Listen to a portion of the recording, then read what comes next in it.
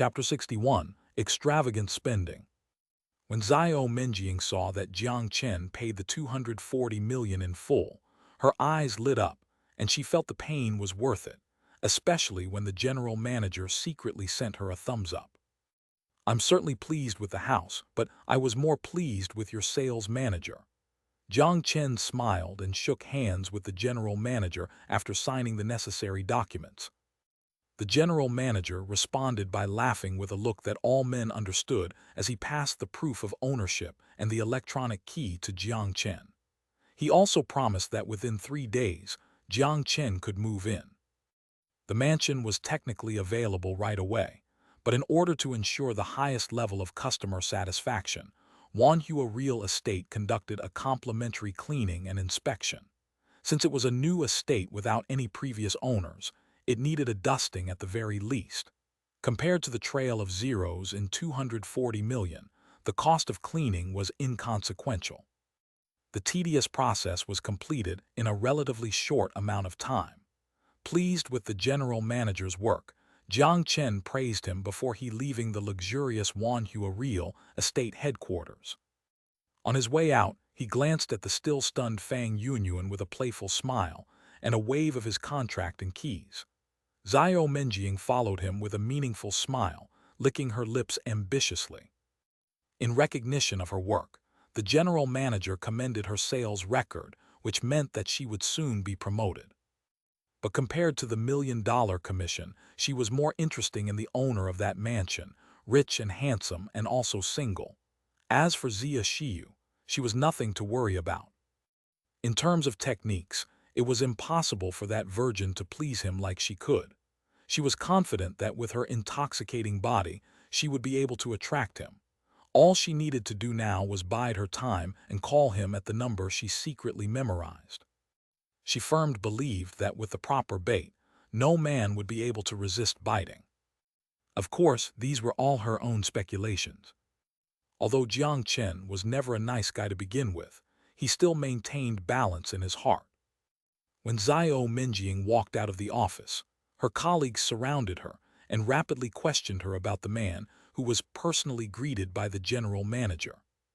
"Be truthful, what trick did you use to dig up that rich man?"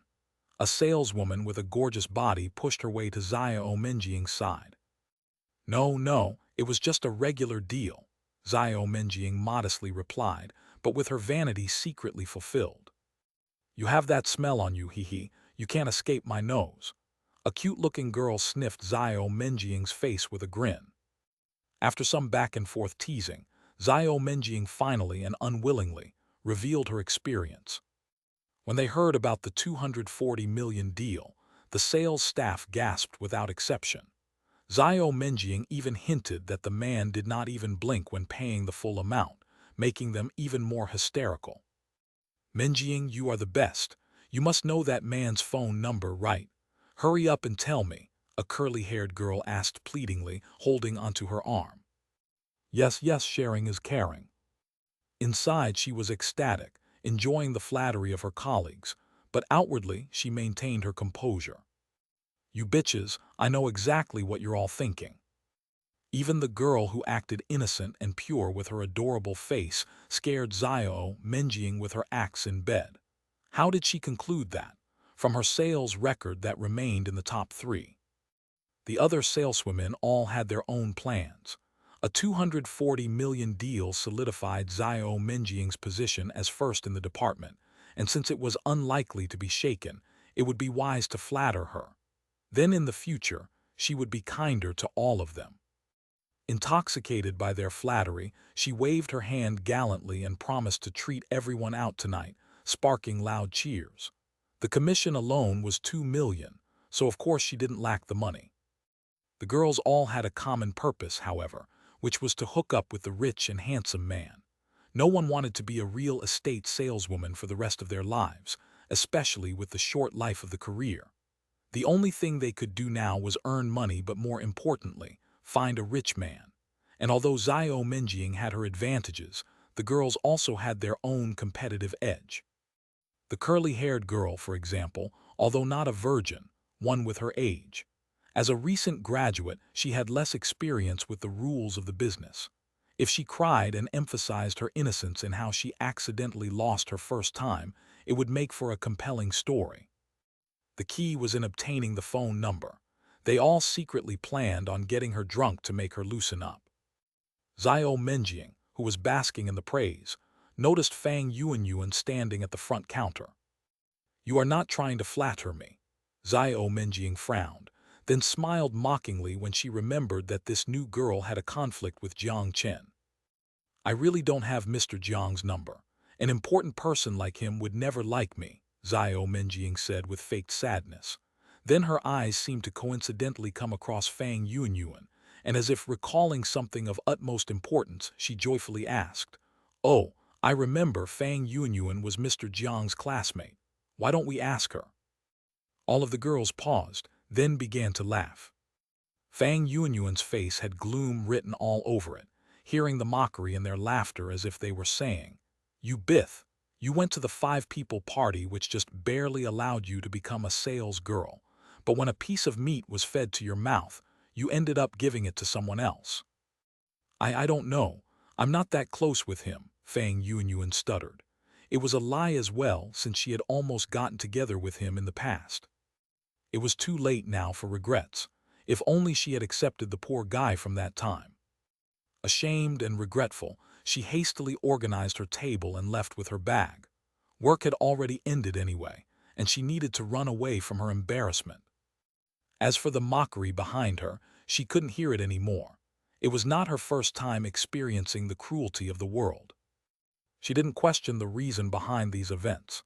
Instead, she hated Jiang Chen, the cocky IHaveAMansion, and even resented the expressionless Zia Shiyu who played no part in this. Her hatred mixed with guilt and regret until it became a poison that gradually overwhelmed her. IHaveAMansion contently observed Fang Yuanyuan's expression without the slightest guilt or compassion. If that girl had managed to get the deal instead, the sales manager would have been someone else. Then it would be her flattering the girl while getting looked down on. The workplace was no less cruel than a battlefield, especially one filled with women. So she didn't need to have mercy, and no one would feel sympathetic for Fang Yuanyuan. They would only use the opportunity to prove their loyalty to their invincible boss. Chapter 62, Base Construction. The thoughts of these strangers were of no consequence to Jiang Chen, who took a taxi and returned to his hotel. When Jiang Chen returned, Aisha, who had been dutifully studying, shyly smiled, transforming her normally expressionless face, almost like a newlywed wife. But the smile made Jiang Chen feel incredibly guilty. Although he hadn't married her yet, he still felt like a cheating husband coming home to a gentle, understanding wife. "Maybe I should control myself more. There's already too much on my plate." He laughed nervously, then brought Aisha out to a nearby restaurant for a delicious meal free of pork. For this lonely girl, he would always treat her gently. He had his own perverted plans for her once she regained her health. Yes, indeed. But becoming intoxicated by many beauties was never a good thing. It was time to head back to the apocalypse he worried about. That night was quiet, without any conversation. The next morning, after seeing Aisha off to her language class, he left a pile of bills beside a note that read, "If I don't get back, don't wait for me to eat," before leaving the hotel to travel back to the apocalypse. "You're finally back. Which girl did you sleep with last night?" Sun Jiao crossed her arms and stared at Jiang Chen with a mischievous smile. Jiang Chen laughed nervously before diverting her attention to the base. Sun Jiao took a deep breath and began explaining the recent developments to the base. Although she had a naughty nature, she understood the priorities. First, it was basic infrastructure. The base's wall had successfully advanced 200 meters in the direction of the underground sewerage, clearing out a plot of land the size of 2 football fields. The dilapidated wooden mansions in the area were bulldozed, but the foundations could be used right away. The small appliances and furniture were then moved to open ground to see if they could be salvaged or otherwise broken down into usable spare parts. The chief architect, Lu Huisheng, organized the construction teams to build 4 simple lounges on the existing foundations.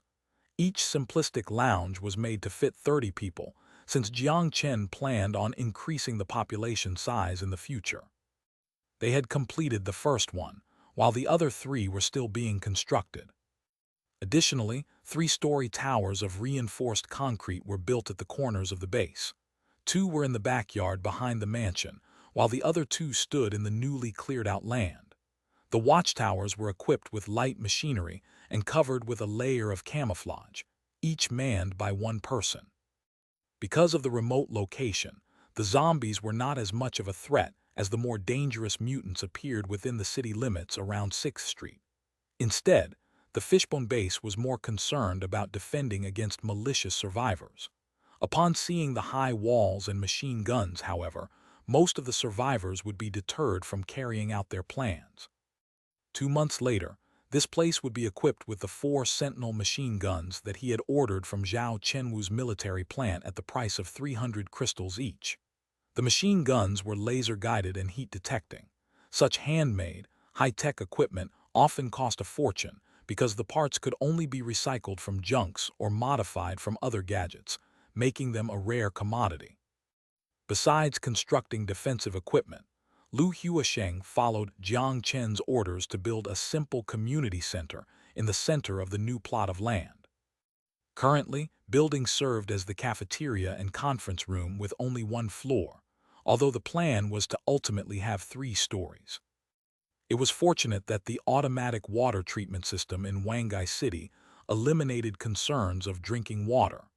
The city's water supply system easily connected to the polyethylene pipe, and as long as there were no accidents, the artificial intelligence at the treatment plant would keep it functional. In terms of power generation, the electrician not only improved the solar panel Sun Jiao had set up, but also installed an additional layer of solar panels on the roof. The base could now generate 30 kilowatts of energy per hour. With proper conservation, this was more than enough to sustain them. The extra electricity was then stored in a K1 battery the size of an oil barrel to provide power for the cold storage. As for the food Jiang Chen brought back, Sun Jiao had to order Lu Huasheng to construct 2 large warehouses in the backyard because the quantity was so substantial. The warehouses were designed to have 2 levels. The first level stored non-perishable food, and beneath it, a basement was dug out to create an insulated space to store perishables. The space was equipped with the refrigeration system purchased from the Zhao Corporation back in early August. It made the entire basement become a glacial land, forcing them to wear several thick layers before entering.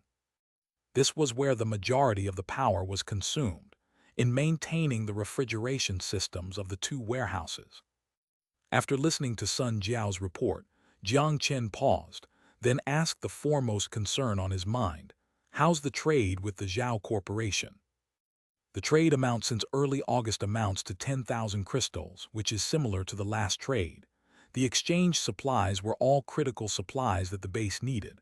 For example, the refrigeration system, the battery and other equipment, as well as firearms and construction materials. After the trades, there was a surplus of 2310 crystals. Sun Jiao took out a tablet and pulled up the ledger, explaining each item thoroughly.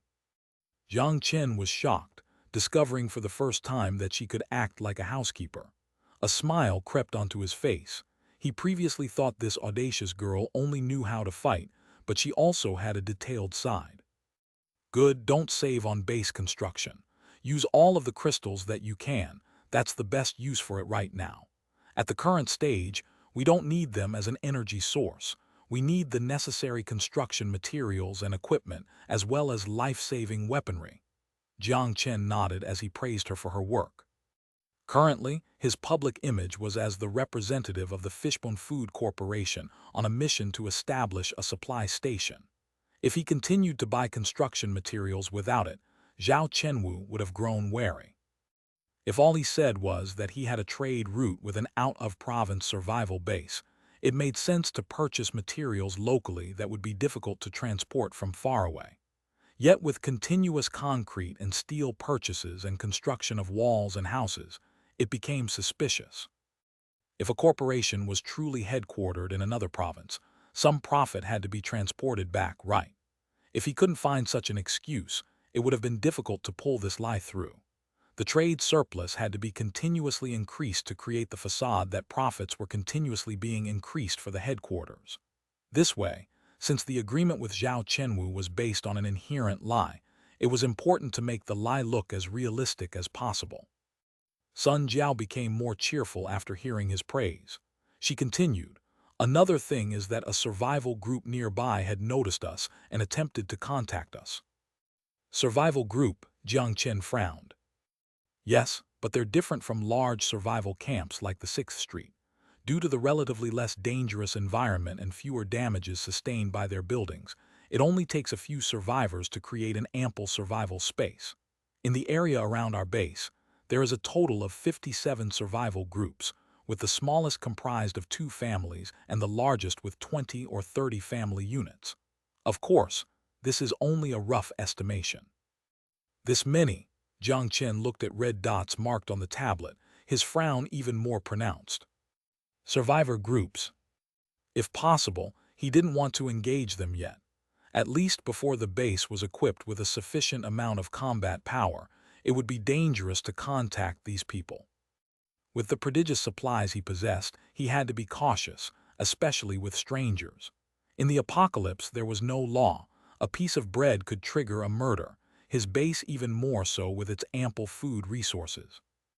Although the Zhao Corporation would not target Jiang Chen, that was because the president assumed it to be a supply station, with the food coming all the way from the Fishbone Food Corporation thousands of miles away. If the ruthless Zhao Chenwu discovered that Jiang Chen was magically creating the food all along, the story would be vastly different. Different from Zhao Chenwu, the typical survivor would never understand the concept of not killing the egg-laying chicken. If they knew there was food that could last them for years in this place, they would immediately arm up and begin hostile attacks. While the survival groups acted harmoniously most of the time, even going so far as to occasionally contact the neighboring camps, once the topic of food and survival was broached, the deception would be torn down. And without any strength to defend, they would face an endless number of raids.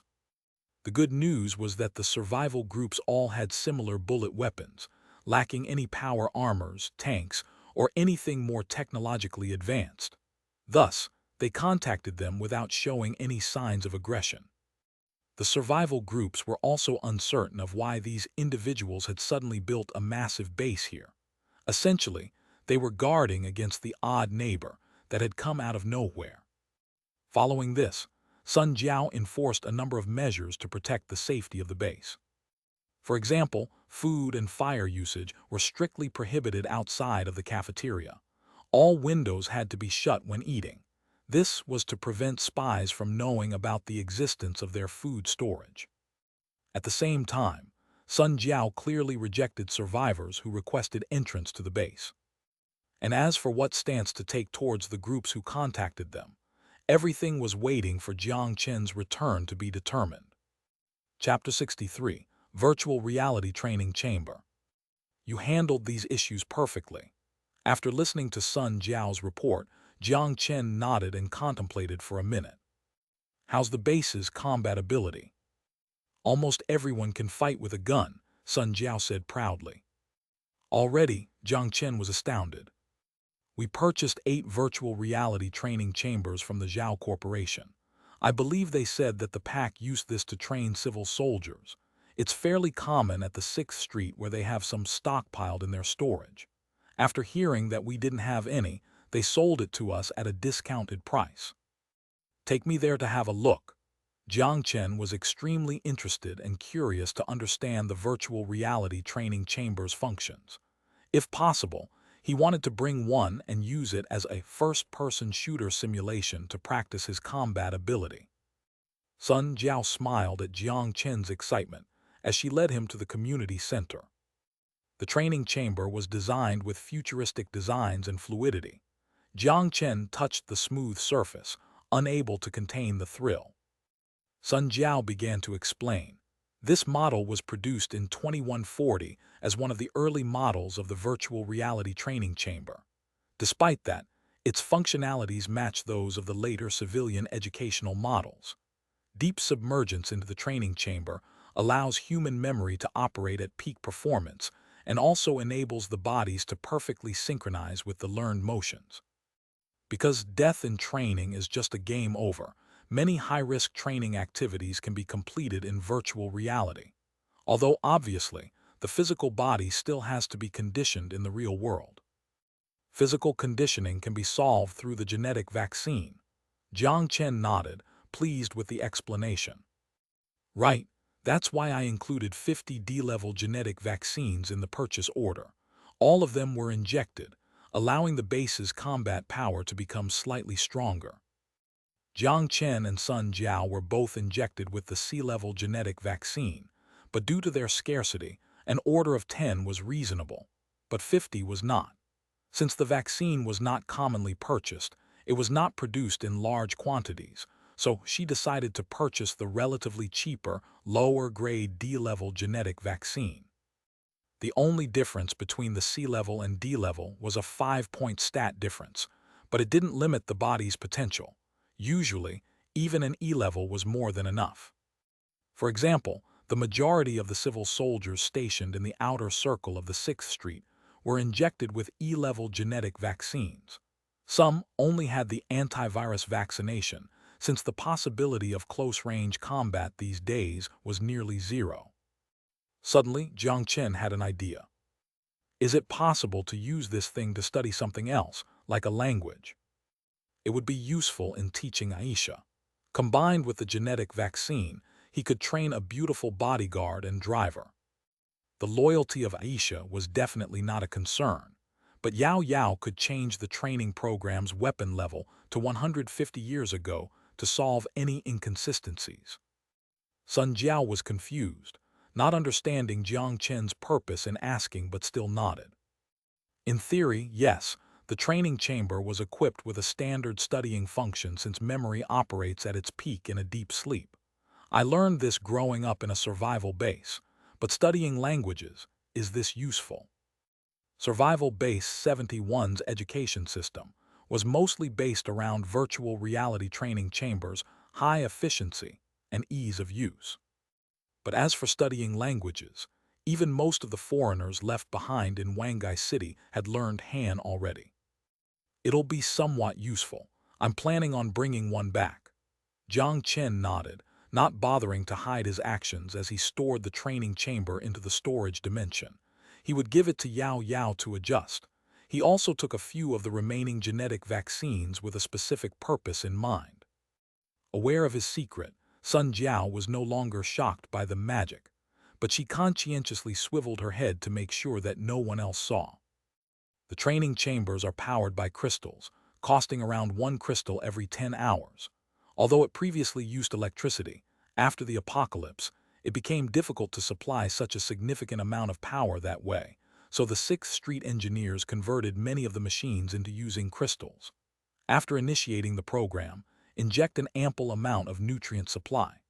I use a ratio of 10 crystals for 50 kilograms to purchase 4 kilograms worth of ingredients. Add 1 liter of water to 0.5 kilograms of ingredient. Understand. Jiang Chen scratched his head as he stored the 4 bags of ingredients into the storage dimension. While each bag was only the size of a pillow, the density of the particle-like ingredient was extremely high, making the 4 bags weigh an astounding 1 ton. Then he changed the topic to external affairs of the base. If the 30 survivors in the base have already completed military training and can protect the base, then why don't we start the next step? Oh, Sun Jiao was drawn into the conversation and waited for Jiang Chen's directions on their future path. Establish a temporary trading station in front of the base and sell compressed crackers to the survival groups, and also allow for the exchange of crystals. He smirked. It was time to get the survival groups involved now. But exchange for what? Sun Jiao didn't quite understand. Electronic parts and construction materials, as long as the base has a use for it. It's not too difficult to find these items in wreckages, so go ahead and price according to the 6th Street standard. We don't have to care how much we earn as long as those people work for us. Once they grow to depend on us, and their weapons can't pose a threat to us, we won't have to worry about their ill intentions. I believe that after some time passes, some small survivor groups will want to join us. Small, independent groups had no need to trust each other and would pose no threat of banding together into an alliance against the Fishbone base in the future. If they had the ability to gather in the first place, they would never have been suppressed by mutants, zombies, and bandits to this extent. Instead, they would have developed into a massive force like the Sixth Street. The goal of most survival groups was survival, and their desire to expand and attack were much smaller compared to large organizations. But these people are difficult to control, Sun Jiao said, unsettled. These survivors were different from the slaves on the base. They had no slavery microchips. That won't be a problem, Jiang Chen smiled, as long as we promote the people with absolute loyalty to management positions. They are the heroes for building the base, so we can't let them remain as workers. Of course, this is only a strategy. For now, we can't allow them to enter the base. All trade must be made at the front gate, and every once in a while, cease the trade to create the illusion that we don't have many supplies. Sun Jiao immediately understood what Jiang Chen meant. The 30 people would gradually assimilate with the foreigners. Also, next time, order another group of refugees. Before we accept anyone from the outside, we need to expand our population base. Let's set it to 60 people and compensate Zhao Chenwu with 30 crystals. We can't always ask him to be the kind person, so we'll give him some benefits in the people trading business, Jiang Chen added. The last time, Zhao Chenwu did them a favor and provided Jiang Chen the people at no cost, but it was too stingy to expect the same again. The business relationship had to bring mutual benefits in order to establish a healthy relationship. And if Zhao Chenwu continued to sell people relying on his political power, he risked impeachment. If one group of slaves could bring him at least 10 crystals of profit, he would be very interested. Looks like you haven't forgotten about all of the matters here. I apologize for blaming you. Sun Jiao saw that all of the important matters were taken of and returned to her usual audacious, naughty tone. She approached Jiang Chen and played with his hair. Of course, this is my home in this world. Chapter 64, Basic Artificial Intelligence. When Jiang Chen and the flushing red Sun Jiao left the training room one after the other, it was already noon. He brought Sun Jiao back into the mansion as he saw Yao Yao, who he hasn't seen in a while. This tech genius stayed in her room everyone to study the highly advanced computer theory, which made her already pale skin even whiter. But this little lowly did grow compared to when they first met. The previous small dimple now required a bra. The bony face without much fat now appeared more rounded, which made her look even more adorable. Yao Yao was obviously excited to see Jiang Chen, as she was no longer her conservative self, and directly dived into Jiang Chen's hug. To be frank, he hasn't been back in a while. He admits that he had too much fun in the other world. Yao Yao, who spent every day and night thinking about the nice big brother, gently pressed her face against his chest. She smiled and rubbed her head. Watching Yao Yao's adorable look, a smile appeared on Jiang Chen's face as he lightly touched her wavy hair. Don't be mistaken, he really was not into lowly. The purity of her smile just made everything feel natural. As long as he hugged her, his stress and anger faded away. However, they ignored Sun Jiao standing beside them. The possessive Sun Jiao gave both of them a dirty, which made Yao Yao jumped away, not knowing what to do. Though Sun Jiao has always been nice to her, she was always afraid of this sister of hers, perhaps because the first impression being too violent, especially after witnessing the embarrassing scene in the living room. Jiang Chen rolled his eyes displeased as he sat down on the kitchen table, as he started to enjoy lunch with the two girls. Juicy potato with fried meat, garlic eggplant, delicious seaweed egg soup. Even with the unhealthy ray of sunlight piercing through the window, it's hard to imagine that such delicacies could be born on this radiation-filled wasteland. This meal was the masterpiece of Yao Yao, as Miss Sun Jiao only ate, never cooked. After trying Yao Yao's cooking, Jiang Chen gave her a raise of thumb. This turned her pale face blushing again. But this somehow provoked Miss Sun Jiao as she jealously kicked Jiang Chen under the table as she looked him displeased. Jiang Chen had to also raise his thumb to praise her ability to eat. Of course, he will never let her know that. After receiving Jiang Chen's recognition, Sun Jiao returned to normal as she happily enjoyed the meal. So bothersome, such a child. Jiang Chen mocked in his mind, but in his eyes it was more affection than trouble.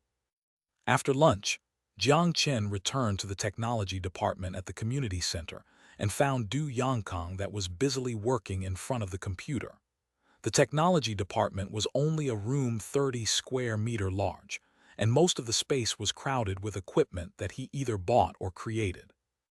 Jiang Chen gave a budget of maximum 1,000 crystals a month for this department, but Du Yangkang instead saved a lot of money for Jiang Chen.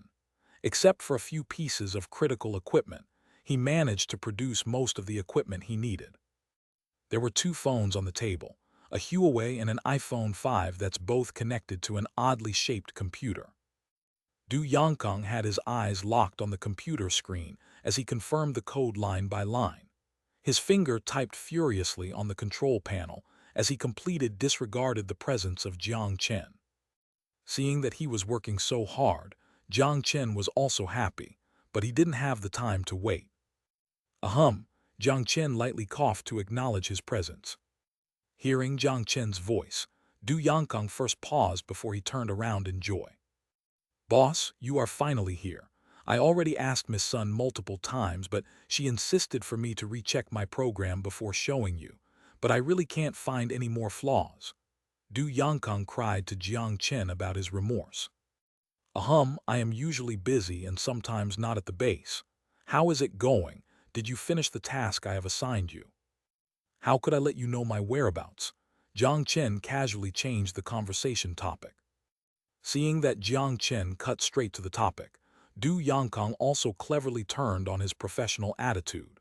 He typed a few commands on the screen as he disconnected the phone and handed to Jiang Chen. "Boss, rather than me explaining, why don't you take a look yourself? I can promise you, anyone using this operating system will master its functions the first time." Could it be this magical? Jiang Chen, with skepticism, took over the Huawei phone as he pressed the on button. The triangle-based triangular prism formed the logo of future technology. The description below said Future 1, 0. Future 1, that's a creative name. The attention-drawing, eye-catching start menu alone was superb. The futuristic-looking simple design philosophy combined with sophisticated-looking icons perfected mesh together. The frame rate was also the exception as it did not lag despite all the special effects. Immediately, an egg-shaped robot caught the attention of Jiang Chen. "Where's the home page?" Jiang Chen was confused. Before Du Yangkang responded, the egg-shaped cute robot already gave him the answer. "Hi, valued user, I'm your most loyal assistant, Little White. Of course, if you don't like this name, you can also change the name for me." The lively-looking robot did look adorable. A curve appeared on Jiang Chen's mouth as he continued to listen to the explanation. "If you need to call out the menu, you can just tell me, or you can touch my belly to achieve this function." Little White blinked its eyes as he patted his belly. Jiang Chen poked his stomach as the egg-like robot suddenly jumped up and brought down a blind from the top of the screen. On the blind was a list of applications. If you need to open an app, selecting through the menu is an option, but I recommend Master to directly tell me. Little White hid in the bottom left corner of the screen as he said while blinking. "Ahem, if you think he is annoying, you can also open text mode by telling him," Du Yangkang added. It was clear he is proud of his work. "No, this is interesting, but in the circumstance where volume should be limited, text mode will be useful." Jiang Chen nodded as he said to Little White, "Open map." "Yes, Master." As soon as his voice died, the map appeared on the computer screen. But because there was no signal in this world, the map focused on Wangai City. "Is there any game?" Jiang Chen said under his breath, but the little guy managed to pick it up. Sorry, master, this is no downloaded game on the phone. But if you want, you only need to tell the type of game you like, and I can search it on the internet for you. Little White sounded like he did something wrong. Jiang Chen was absolutely stunned. There's even this function. Little White could complete actions for users. This includes opening searching engine, entering keywords, scan through results. Also, if you connect the phone to this server, there's the downloaded backup file from the internet from the year 2017 to 2027. It seems like the data in this period is most compatible with this thing called phone. You can give it a try. Du Yangkang passed the connection over. Because there was no internet, he could only simulate a web environment to achieve this function. Jiang Chen connected the phone to the server and then spoke to Little White. Find me a racing game that can operate on this phone with the best visual. Okay, master, I think this Fast and Furious 17 will match your taste. The game description and download link are prepared for you. Are you happy with the result? Less than a second later, Little White carried a few screenshots in front of Jiang Chen as he blinked his eyes looking for praise. Damn, that's fast. This visual graphics, could this normal Huawei really handle this? Jiang Chen hesitated for a moment before he said, Download. Yes, master. Because it was directly connected to the server, so the data transfer speed was tremendously fast. Jiang Chen couldn't wait for Little White to open the game, then immediately stunned by the graphic. The real dust-like particle effects, the movie like Halo, the cinematic like cut scenes. The game's quality was excellent to the point that Jiang Chen didn't even want to comment. He only wanted to express his shocking realization that a Huawei phone could run this. The not yet debuted iPhone 7 probably wouldn't even be able to handle this. Don't look at me like that, I really didn't change the hardware of this. Du Yangkang saw that Jiang Chen looked at him with suspicious as he waved his hands to defend himself. Although he didn't why his boss was determined on this ancient product, he must have his own thought process, so he didn't dare to defy him. Excellent, I am pleased. Jiang Chen nodded with a smile. At this point, he could pretty announce the end of an era between iOS and Android. The future One operating system would no doubt dominate the phone industry. Of course, this has to be done step by step. First, enter as software. Once it accumulates enough user base and dependency, recommend the user to uninstall the original system to save memory. The future one can replace the existing operating system and will not affect the phone's operation. It would be up to Du Yangkang to implement this. That's not all, boss. Take a look at this. Du Yangkang saw that the boss was happy as he then began to show off the other functions of the phone. He touched the tablet with his finger.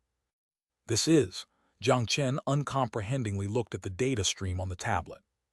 A simulation of an attack. Du Yangkang smiled as he signaled Jiang Chen to look at Little White on the screen. Master, I detected malicious malware attack. Suddenly Little White turned into a full-armed egg with sword and shield as his eyes sharpened. Not long after, before the malware infiltrated the system, it was picked up by Little White's sword and chopped into pieces. The animation was cute, to say the least. The safety level is C, which means that all the attack method between 2000 to 2101 will be useless. Du Yangkang proudly explained. That's enough, Jiang Chen agreed. But the function should be eliminated first if it was introduced with antivirus.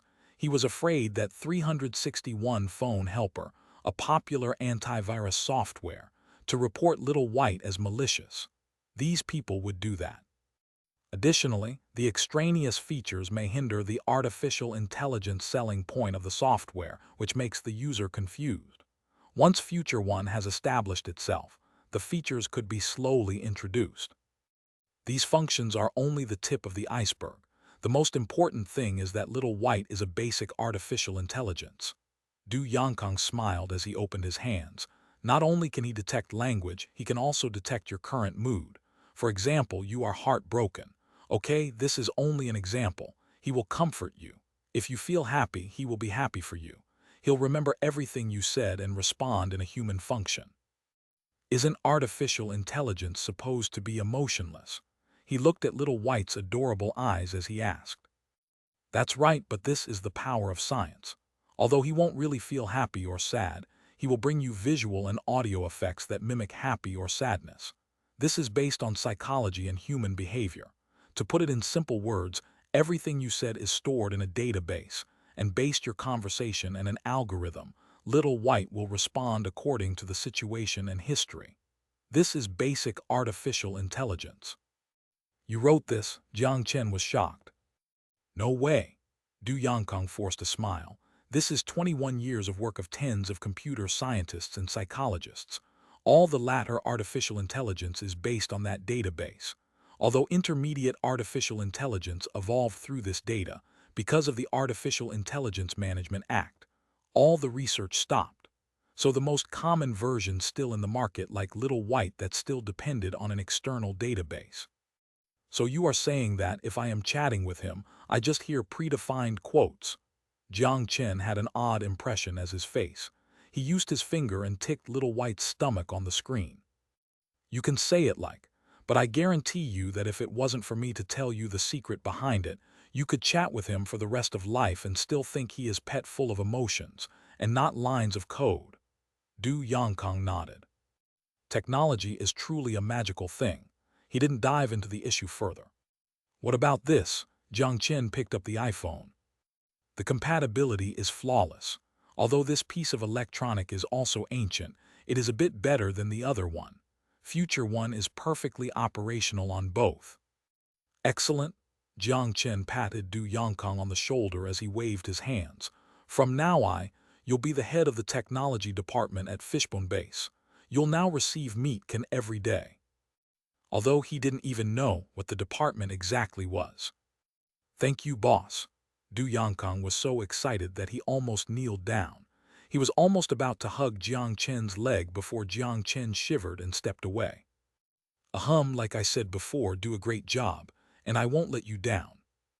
Then Jiang Chen ordered Du Yangkang to limit some of the functions to meet the actual demand. The work was quickly completed as the app size was trimmed down. Under Du Yangkang's sincere gratitude, Jiang Chen proudly retook the USB drive to the mansion. He couldn't wait to go back to the modern world. Future technology's development needs some adjustment. With this groundbreaking operating system, or software, for now, he was confident that he would make the name echo not in Hua, but also around the world. Chapter 65, Her Vulnerable Side. Still at dusk, Jiang Chen stood in front of Zia Shiyu's door. Just as he was about to ring the bell, he paused his finger in midair. Seems like every time I come it is during the night. He shook his head and pushed the weird thought out of his head as he rang the bell. But after waiting a while, no one came to open the door. The light is on, she should be home. Is she annoyed that I come so late every time? Jiang Chen forced a smile. It was nowhere intentional, but the timing just worked out to be this way. He spent the afternoon with Sun Jiao and Yao Yao before coming back to the modern world. After having dinner with them, he brought the USB drive over. Because the office was still being renovated, the employees only consist of Zia Shiyu, so she worked from home. After pondering in front of the door, Jiang Chen scratched his head. Since he was already here, it wouldn't fit his personality to just go back. He thought about it before pulling out his phone. Call Zia Shiyu's number. Okay, master, the phone immediately called out. It didn't take long for Jiang Chen to get used to the clever Little White. He only needed to move his mouth to finish any function on the phone. The phone rang for around 20 seconds before it finally went through. Hello, a weak and hoarse voice came from the other side. Are you okay? Why do you sound so weird? Jiang Chen quickly asked with a frown. Nothing, cough. I just feel a bit tired. Sorry, I fell asleep and didn't notice your call. Zia Shiyu touched her, burning her forehead as she said with ambiguity. I am outside, open the door for me. I'll bring you to the hospital. Jiang Chen left no room for argument. Why did you come at night again? Zia Shiyu's weak voice had a hint of confusion and alertness. Of course I needed to talk about some things with you, but let's not worry about that. I am worried about your condition. Open the door for me and stop asking. Jiang Chen anxiously said. If she became unconscious, it's going to be problematic. After what seemed like a long wait, slow shuffling noises finally resonated on the other side of the door, and the doorknob turned. But when Jiang Chen saw Zia Shiyu, she scared him. Her pale face nowhere resembled the independent woman she was. She looked weak and fragile. What's going on? Jiang Chen immediately held onto Zia Shiyu, who was about to fall. He hasn't seen her for 1 day, and she became this sick. Zia Shiyu bit her lips as she looked at the hand that was holding her. She didn't want to open the door because she was so vulnerable. If Jiang Chen had other motives, there was nothing she could do. But what she didn't consider was that if he really had other motives, she would be vulnerable regardless of her condition. Perhaps it was an impulse, but her perplexed feeling defeated her awareness for self-protection, which made her open the door. The moment when she saw Jiang Chen's face, she suddenly felt calm. Fuck, it's burning. Jiang Chen touched her forehead as the high temperature made him jump. No, something is definitely wrong. I'll take you to the hospital. It's too late, I'll eat some medicine and sleep through it.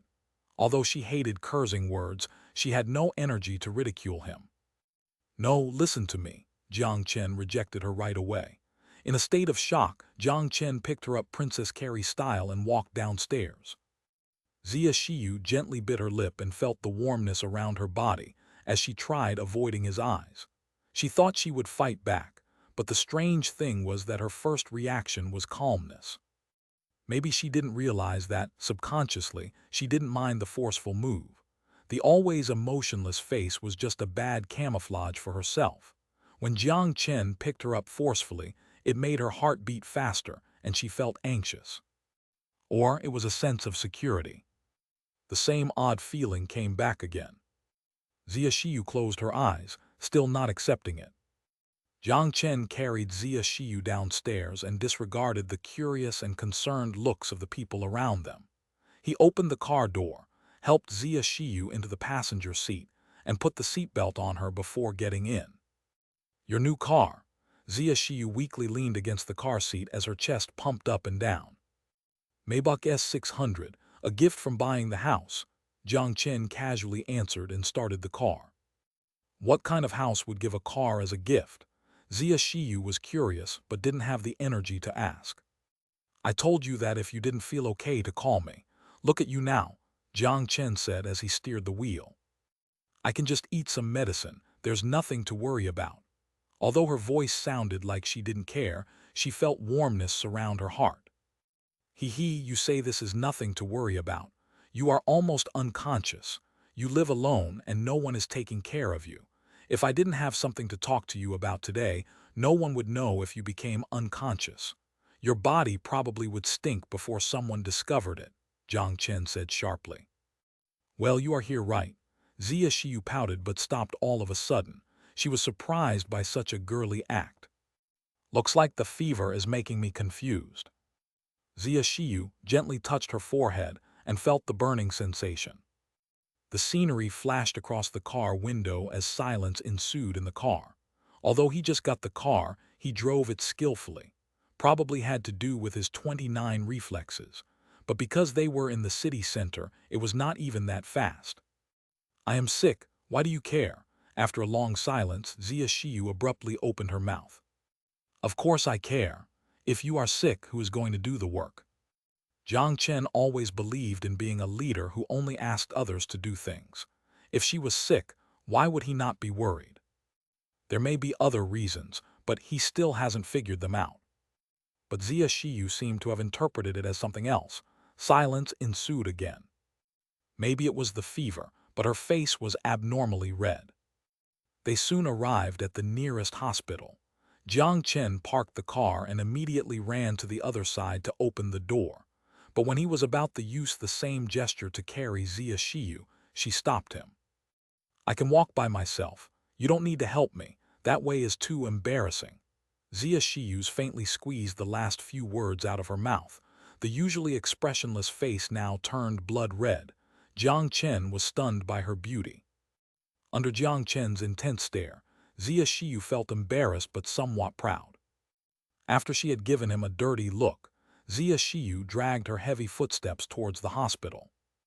But how could he not worry about her floaty footsteps? She walked like this.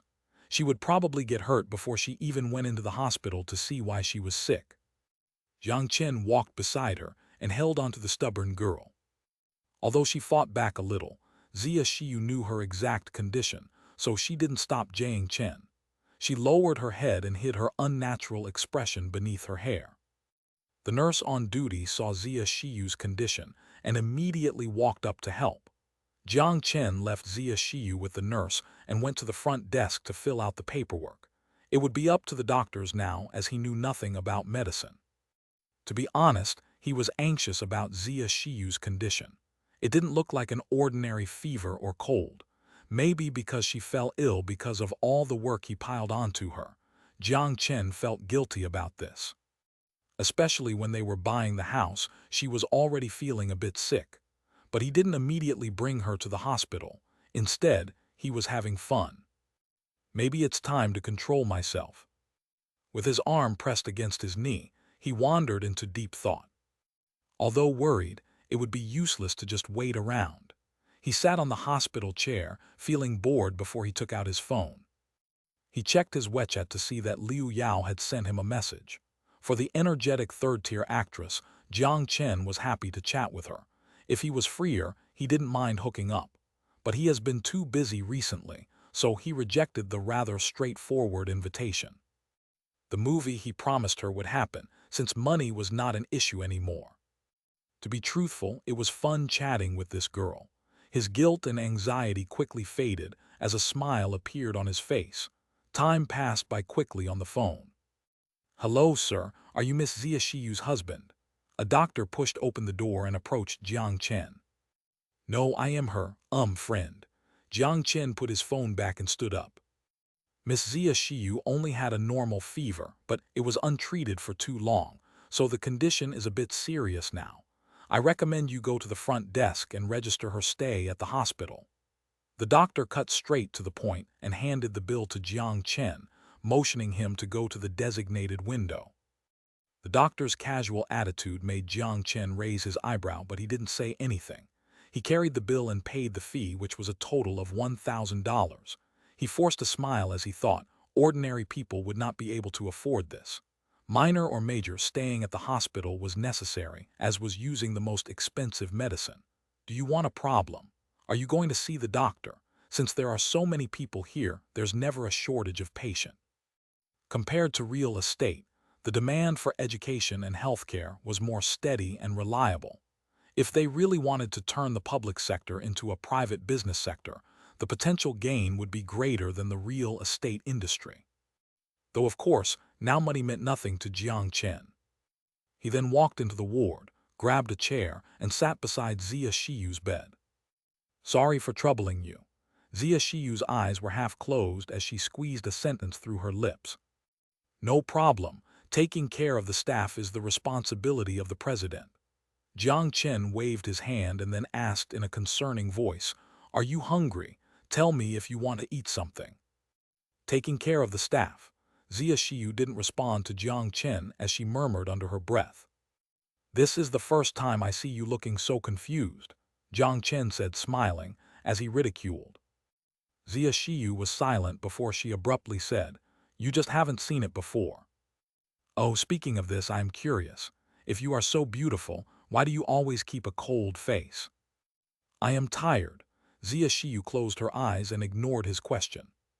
Jiang Chen, with a bitter smile, shrugged and gave up. He looked at Zia Shiyu's now regular breathing and helped tuck her up. Then he let out a sigh and walked out of the ward. "Looks like I am staying here tonight. It would be worrisome to leave her alone."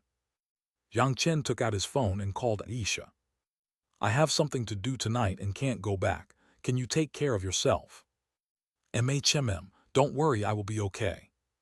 A soft and gentle response echoed from the other side of the phone. It made Jiang Chen feel warm inside. Although the girl looked even colder than Zia Shiyu when she was outside, whenever she was with Jiang Chen, she was gentler than a sheep. "Good night." "Good night." The choppy pronunciation surprised Jiang Chen as a delighted smile appeared on his face. That was Han. Looks like she is making progress. I hope the day I can communicate with her in Han comes sooner. It's still weird to call in English. After the phone call, Jiang Chen stretched his body. Zia Shiyu was already asleep, so he just needed to remind the nurse to change her medicine during the night. Time to find a cup of coffee. Jiang Chen made up his mind as he walked to the resting area of the hospital. Chapter 66, Hospital Conflict. Doctor, how is my father doing? Mr. Wang, we are also worried as well, but rabies. Even if you are at the best hospital in the world, it's still an unsolvable problem. We are really, the doctor's face filled with grievance said.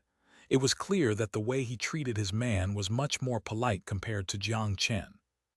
That's impossible. A dog hasn't bitten my father. How could he have gotten rabies? The man's eyes were flushing red, and his fists were tightly clenched. He still couldn't believe what the doctor had said. Yes, we never had a dog before. My dad never came into contact with one. How? The woman standing on the side said, her face pale. Rabies, incubation period could last up to 1 year. If he is not injected with vaccine on time, it's incurable. What the fuck did you just say? Who's incurable? The man furiously grabbed the collar of the doctor and scared frozen the nurse-to-be. Brother, calm down.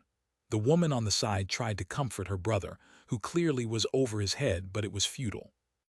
Mr. Wang, that's not what I meant. Please calm down. The doctor that looked annoyingly at Jiang Chen before now had an almost crying expression. For no other reason, but the fact that he couldn't displease the person in front of him. Rabies.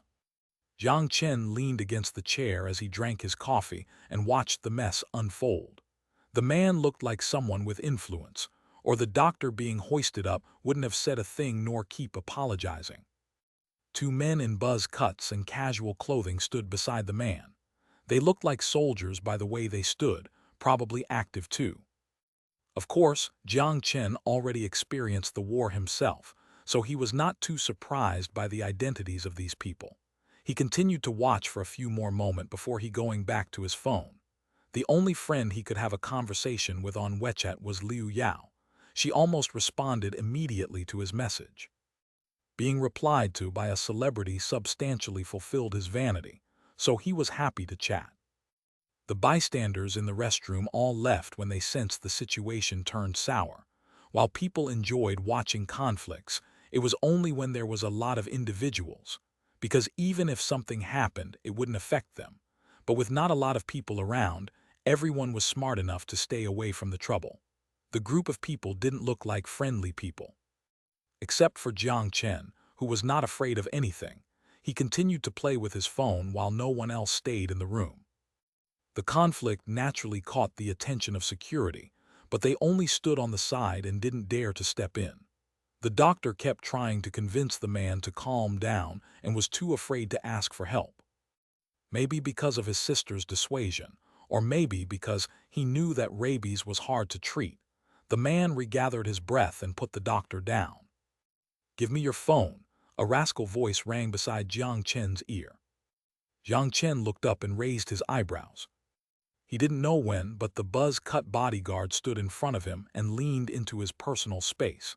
His facial expression looked precisely like that of a bully asking for lunch money, arrogant and shameless. The expression he had looked as if he had Jiang Chen's lunch money already. Oh, give me a reason. Jiang Chen wasn't angry as he started to laugh. Don't bullshit me. If you don't want trouble, then give it to Papa now. The guy didn't want to waste energy on Jiang Chen as he directly reached for Jiang Chen's phone. Most soldiers act entitled in some way, especially close guards of the masters. Li Gangming, eager to demonstrate his ability in front of his boss, didn't wait for his boss to say anything before he took huge strides towards Jiang Chen, asking for his phone. But Jiang Chen's action surprised him. The harmless-looking man just clamped onto his hand. What made him even more frantic was that the clamped-down hand couldn't move no matter how hard he tried. Testing my strength. The stubbornness of Li Gangming also came alive as his dark face turned red.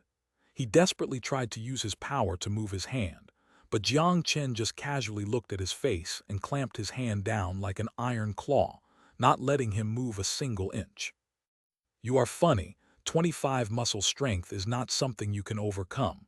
I haven't even used fury yet, or I'd break your bones. Soldiers, I have seen people kill people. People eat people. Why would I be afraid? Li Gangaming, what are you doing?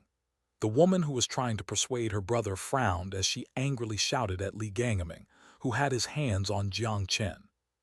Ah no, Miss Wang, this guy. Sweat began to roll down Li Gangaming's face as he explained to the sister of the politician. Let him go, why can't you do things nicely? You act exactly like my brother, always quick to jump into a fight. Because of the angle, she couldn't see the hands of the two people, but it was apparent that brother soldier was bullying people again. But Li Gangaming's face looked like he just ate a fly.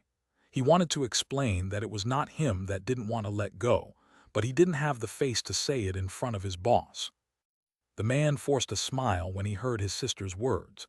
He was about to signal Li Gangaming to stop, but was shocked. Nice move, sir. What martial arts fraction are you part of? A sharp glare shot out from Wang Jiang's eyes as he could clearly see Jiang Chen's power. Li Gangaming is a good fighter in his battalion, but he couldn't even move under the grasp of this man. It was something more than strength alone. In his eyes, he already considered Jiang Chen an inner technique master. Wang Jiang always had a keen interest in martial arts, or he wouldn't have just left the huge presence of his family to join the military. The unfortunate thing was that Jiang Chen managed to do so by just using his strength. In pure strength, only Superman or Batman could be comparable to him. He didn't want to cause trouble, so he stopped when he had made his point. He let out of Li Gangaming's hand and emotionlessly said, "No martial arts, that was pure strength. Martial arts, I don't have time for that." But in Wang Jiang's eyes, Jiang Chen's casual and carefree expression resembled a martial arts master. Impeccable strength, sir. Are you interested in joining the army? Jiang Chen's face twitched. I am already a billionaire. Am I dumb, or are you dumb for me to become your soldier? His eyes moved as he thought about how he should phrase his words. That's okay. I am used to the free life. Brother, are you out of your mind? Father is still lying there. Why is it that every time you see someone who can fight, you want to ask them to join your army? I can't believe you. The energetic girl frowned at her brother as she said worriedly. Wang Jiang's face also turned sour as he thought about his father. His body was perfectly fine, and suddenly he got rabies. Please don't let this bother you. My brother is just an inconsiderate guy. His head is messed up because he watched too many wushu shows at a young age, the girl said while poked her brother's arm. She then lowered her head to apologize. Li Gangaming was only worried that you took a video.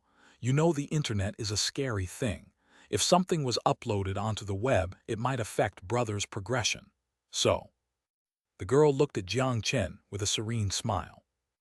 Although Li Gangaming on the side had acted like a bully most of his life, it was based on the context he could win. Now that his boss, sister, already apologized, if he continued to act tough, it would be rude. Resisting the soreness on his wrist, Li Gangaming put his fists together and apologized to Jiang Chen. Jiang Chen smiled as he never intentionally looked for trouble. Since they already said sorry, he happily accepted it. He opened the photo album on his phone and waved it in front of Li Gangaming's face to prove that he didn't take any photos or videos.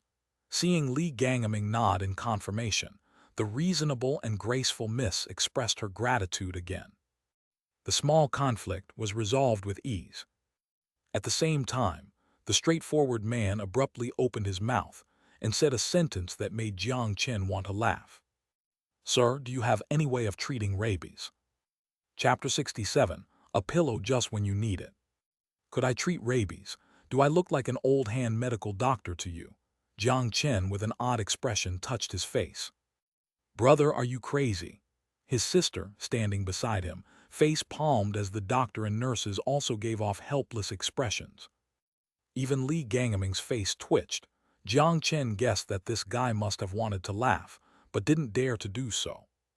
But Wang Jiang gazed at Jiang Chen, full of expectations, as if he was certain Jiang Chen would know a way. Rabies. A smile full of meaning appeared on Jiang Chen's face. Rabies actually was not a problem to him. For the 21st century medical practices, it was an incurable disease, but it was easily solved in the 22nd century. In his storage, there was a D-level antibiotic that clearly stated it would cure rabies, AIDS. He purchased it the first time he went to the 6th Street after he injected the genetic vaccine. Even after Sun Jiao told him that after the injection of the genetic vaccine, his body would be resistant to most of the diseases, he decided to buy it because it was cool.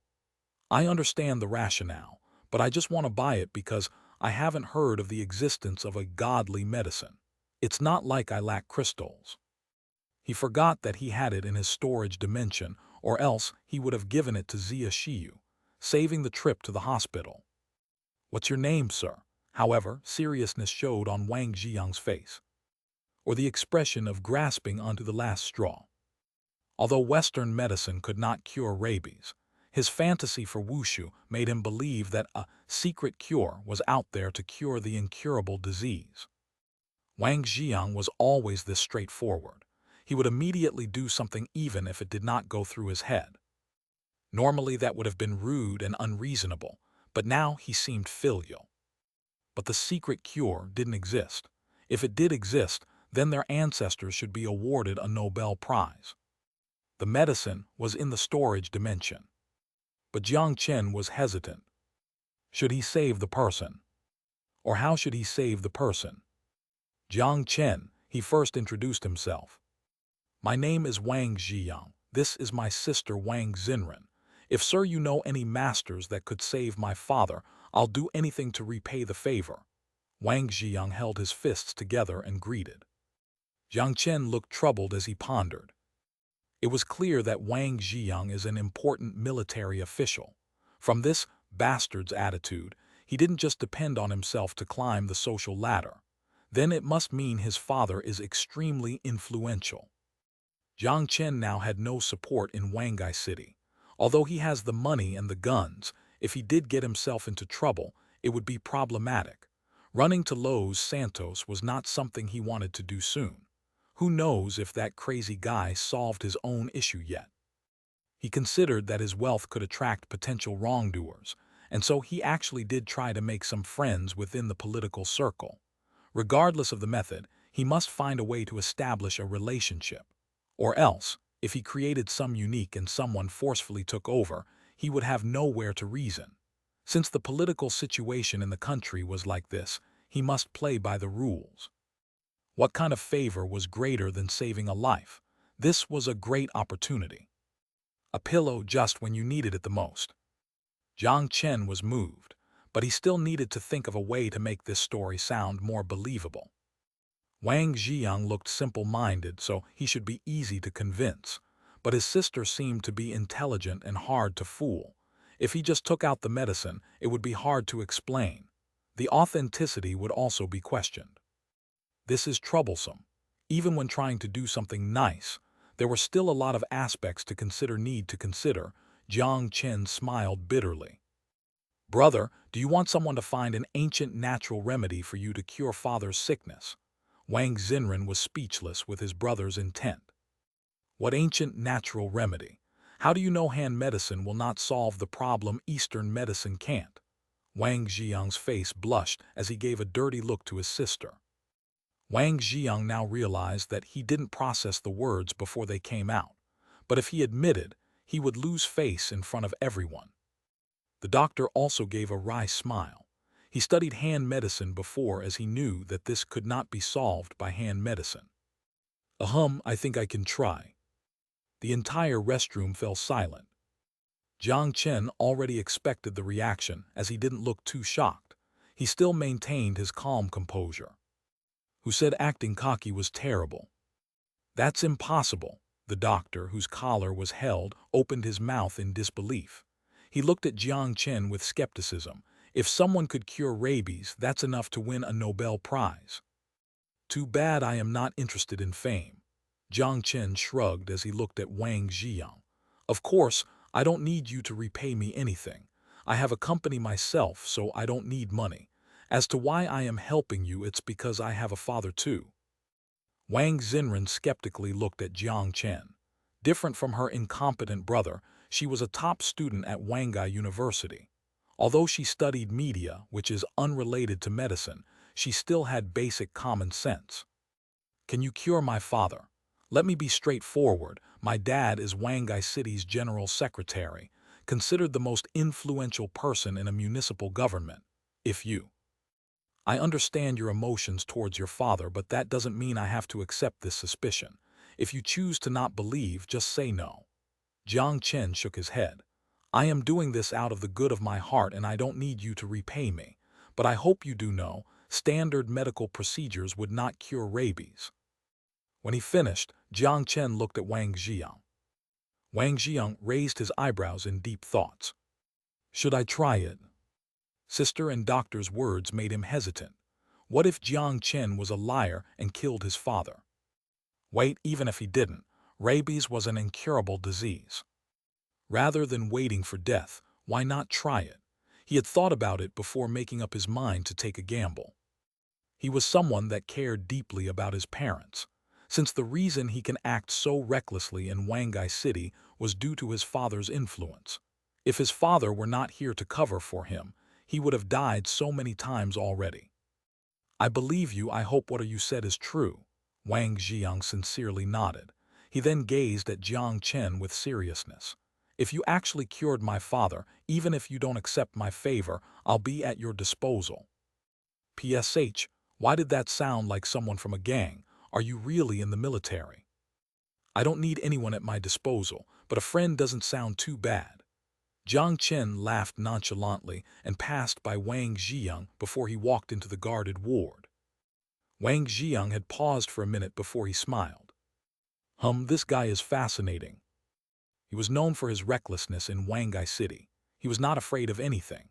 Since he was commander of the army and his father was also a national-level politician, considered second in command even in the central government, the typical silk trousers, referred to children of influential leaders that cause havoc, were no match for him. Although he did create his fair share of recklessness, he still had his own principles. It may have been influenced by the wushu novels he had read. He also has another trait, which is to make friend with people that possessed abilities.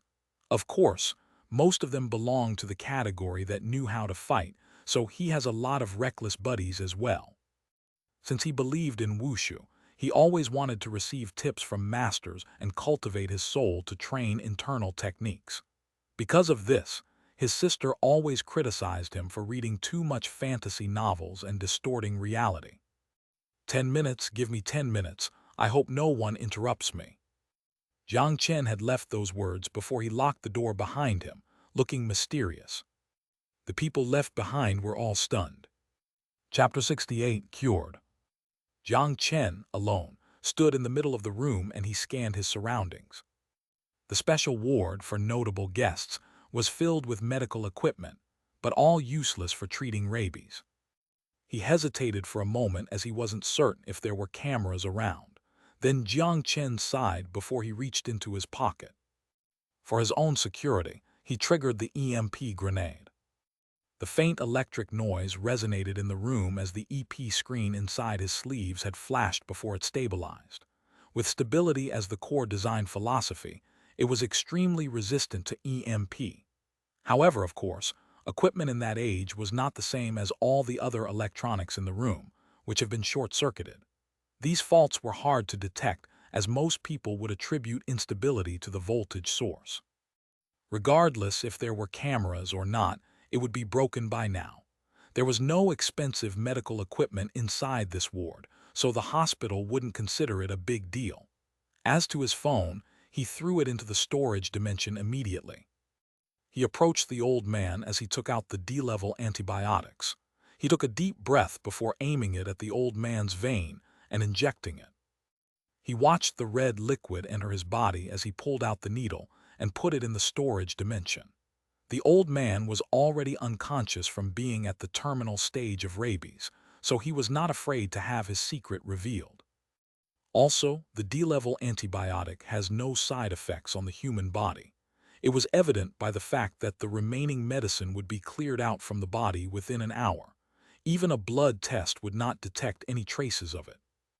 Especially, no one would experiment on the second, in command of the local government. "How's my father doing?" Seeing that Jiang Chen came out, Wang Ziyang immediately walked up to ask. "He'll be okay after some sleep," Jiang Chen smiled as he replied. "That's impossible." The doctor still maintained his stance as he looked suspiciously at Jiang Chen before walking into the ward. He didn't believe that Jiang Chen would cure that important person's disease. He was only worried that if he dies, even if it were not his responsibility, he would also take on some of the blame. "Could I have your phone number, so that if father wakes up, we can express our sincere gratitude?" Wang Xinren said. Although she still looked at Jiang Chen with suspicion, since he had already treated her father, there was nothing she could say. "Thanking me is not the point. It is probably more of a threat to make sure I didn't do anything wrong." Jiang Chen obviously guessed her intention. He shrugged as he pulled out his identification card and flashed in front of her face. "If they want to know, they will find their way." Seeing that Jiang Chen immediately pulled out his identification card, Wang Xinren felt her face burn from embarrassment. She knew that he understood her trick. He did this with good intention, but she was still suspicious till now, which was inconsiderate and unreasonable by any means. But Wang Ziyang, who's straightforward, didn't have any tricks, as he never liked the idea of trickery. "No need for ID. Let's exchange phone numbers. You'll be my brother from now on.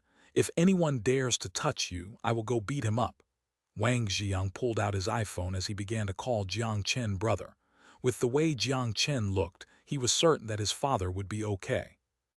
"That's impossible." Suddenly, a shocked shout came from the ward. "What's going on?" Wang Ziyang was confused. "Father," before he understood what was happened, his sister ran into the room. "Your father's health is in good condition. He probably woke up already." Jiang Chen shrugged as he said nonchalantly with a smile. Wang Ziyang was overjoyed when he heard the news as he thanked Jiang Chen and ran into the ward. Jiang Chen smiled. Although this guy was reckless just by how much he cared for his father, it was worth it to befriend him. "Sir, what method did you use?" The doctor walked out as he had no more suspicion in his eyes, only respect. "Secret, sorry, but I can't share." Jiang Chen smiled mysteriously. "Do you know how many people this will save if rabies can be cured? There are 55,000 people a year who die because of this disease. If you publish this secret—" This doctor obviously was not ready to let Jiang Chen go as he started to guilt-trip him, hoping Jiang Chen would reveal the secret. But Jiang Chen, being annoyed, interrupted the doctor. "And give it to you so you can win a Nobel Prize." Jiang Chen's words made the doctor's face turn a vibrant shade of red. He did think about that.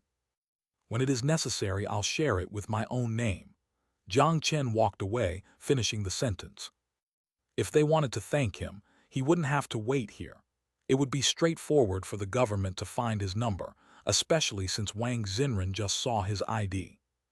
Leaving without saying anything would leave a more memorable impression. Is this the hospital?" Wang Dihai's eyes narrowed as he gradually woke up from unconsciousness. From the sharp edges of his face, it was evident that although he has aged, his body was healthy. But regardless of health, with a disease like rabies, he would die without the proper treatment. "Father, you are finally awake." Wang Xinren had tears in her eyes. She was the youngest in the family and received the most affection from her father. Her father's weak look impacted her feel the most, but her tears were tears of happiness. "I get rabies?"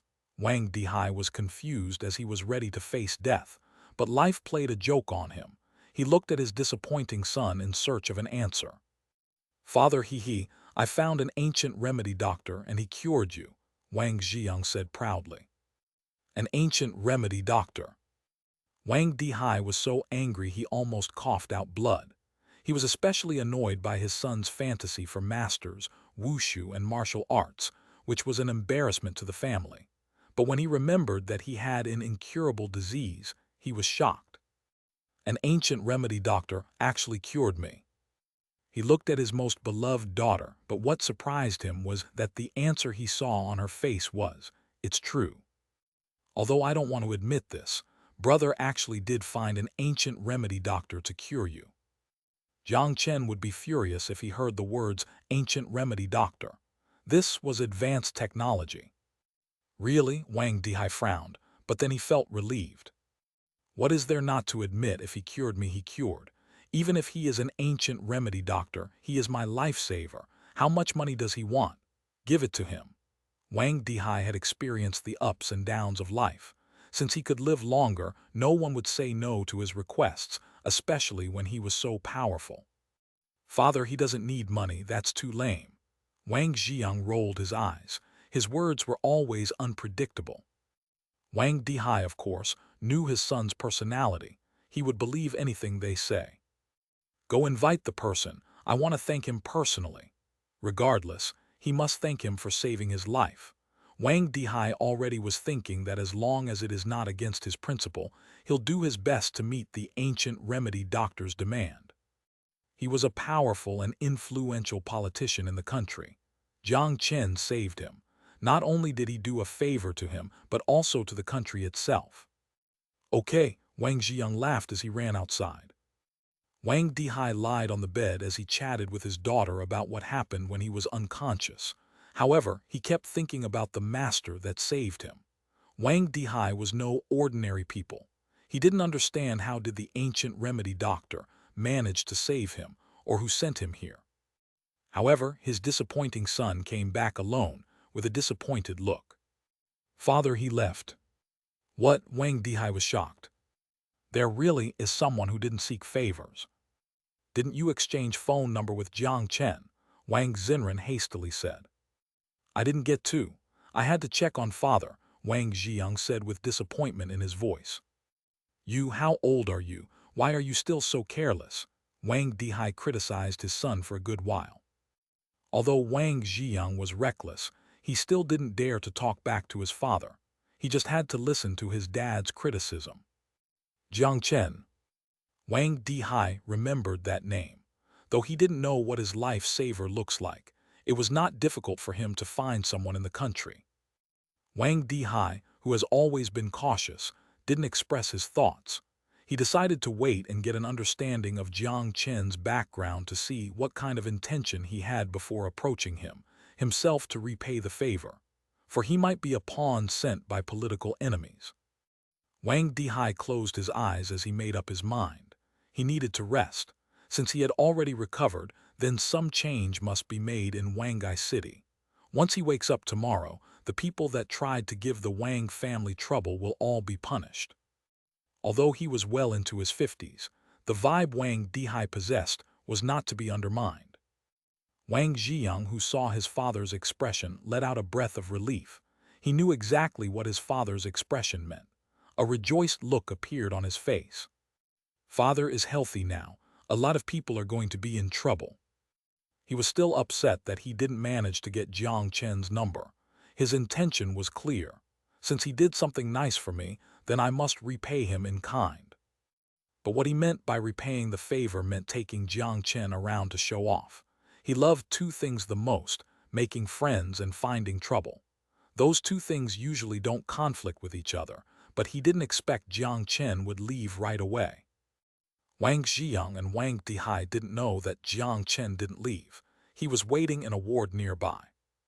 Wang Xinren, on the other hand, was more curious. She didn't know how Jiang Chen saved her father. Li Gangaming, standing in front of the door, had a sour face. He could only pray that they would not remember the conflict. The look of sympathy from the other guard made him want to slap himself. Why didn't he think before he acted? But even if he thought it through, the consequence would probably be the same.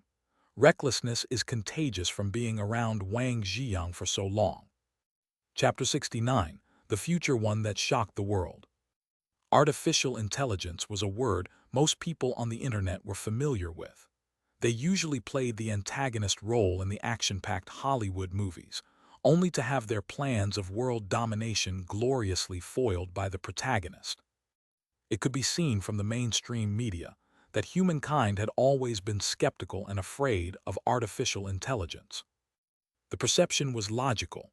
They were, after all, beings not reliant on a physical body, both eternal and wise. There was no reason for such a god to abide by the rules of humans. However, ventures into artificial intelligence research never ceased.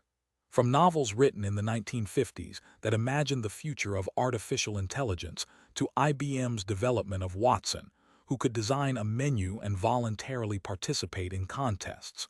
Within 60 years, artificial intelligence had made leaps and bounds.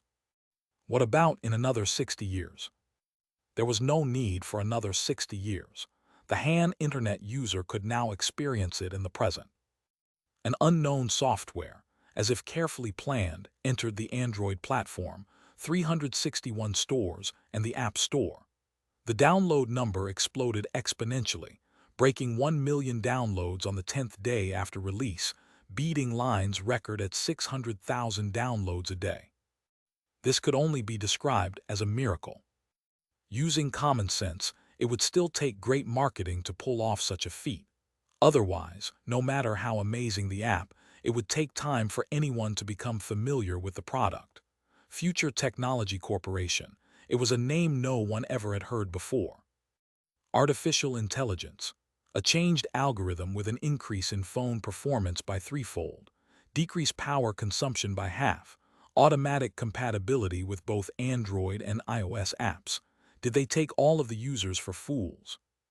Fuck, it actually has artificial intelligence that can speak. Siri is so dumb in comparison. Fuck, it actually increased the phone performance by 3 times. Even cheap phones can play high-end games now without any lag. Fuck, it actually decreased the power consumption by half. My Huawei has a battery span of 2 days now.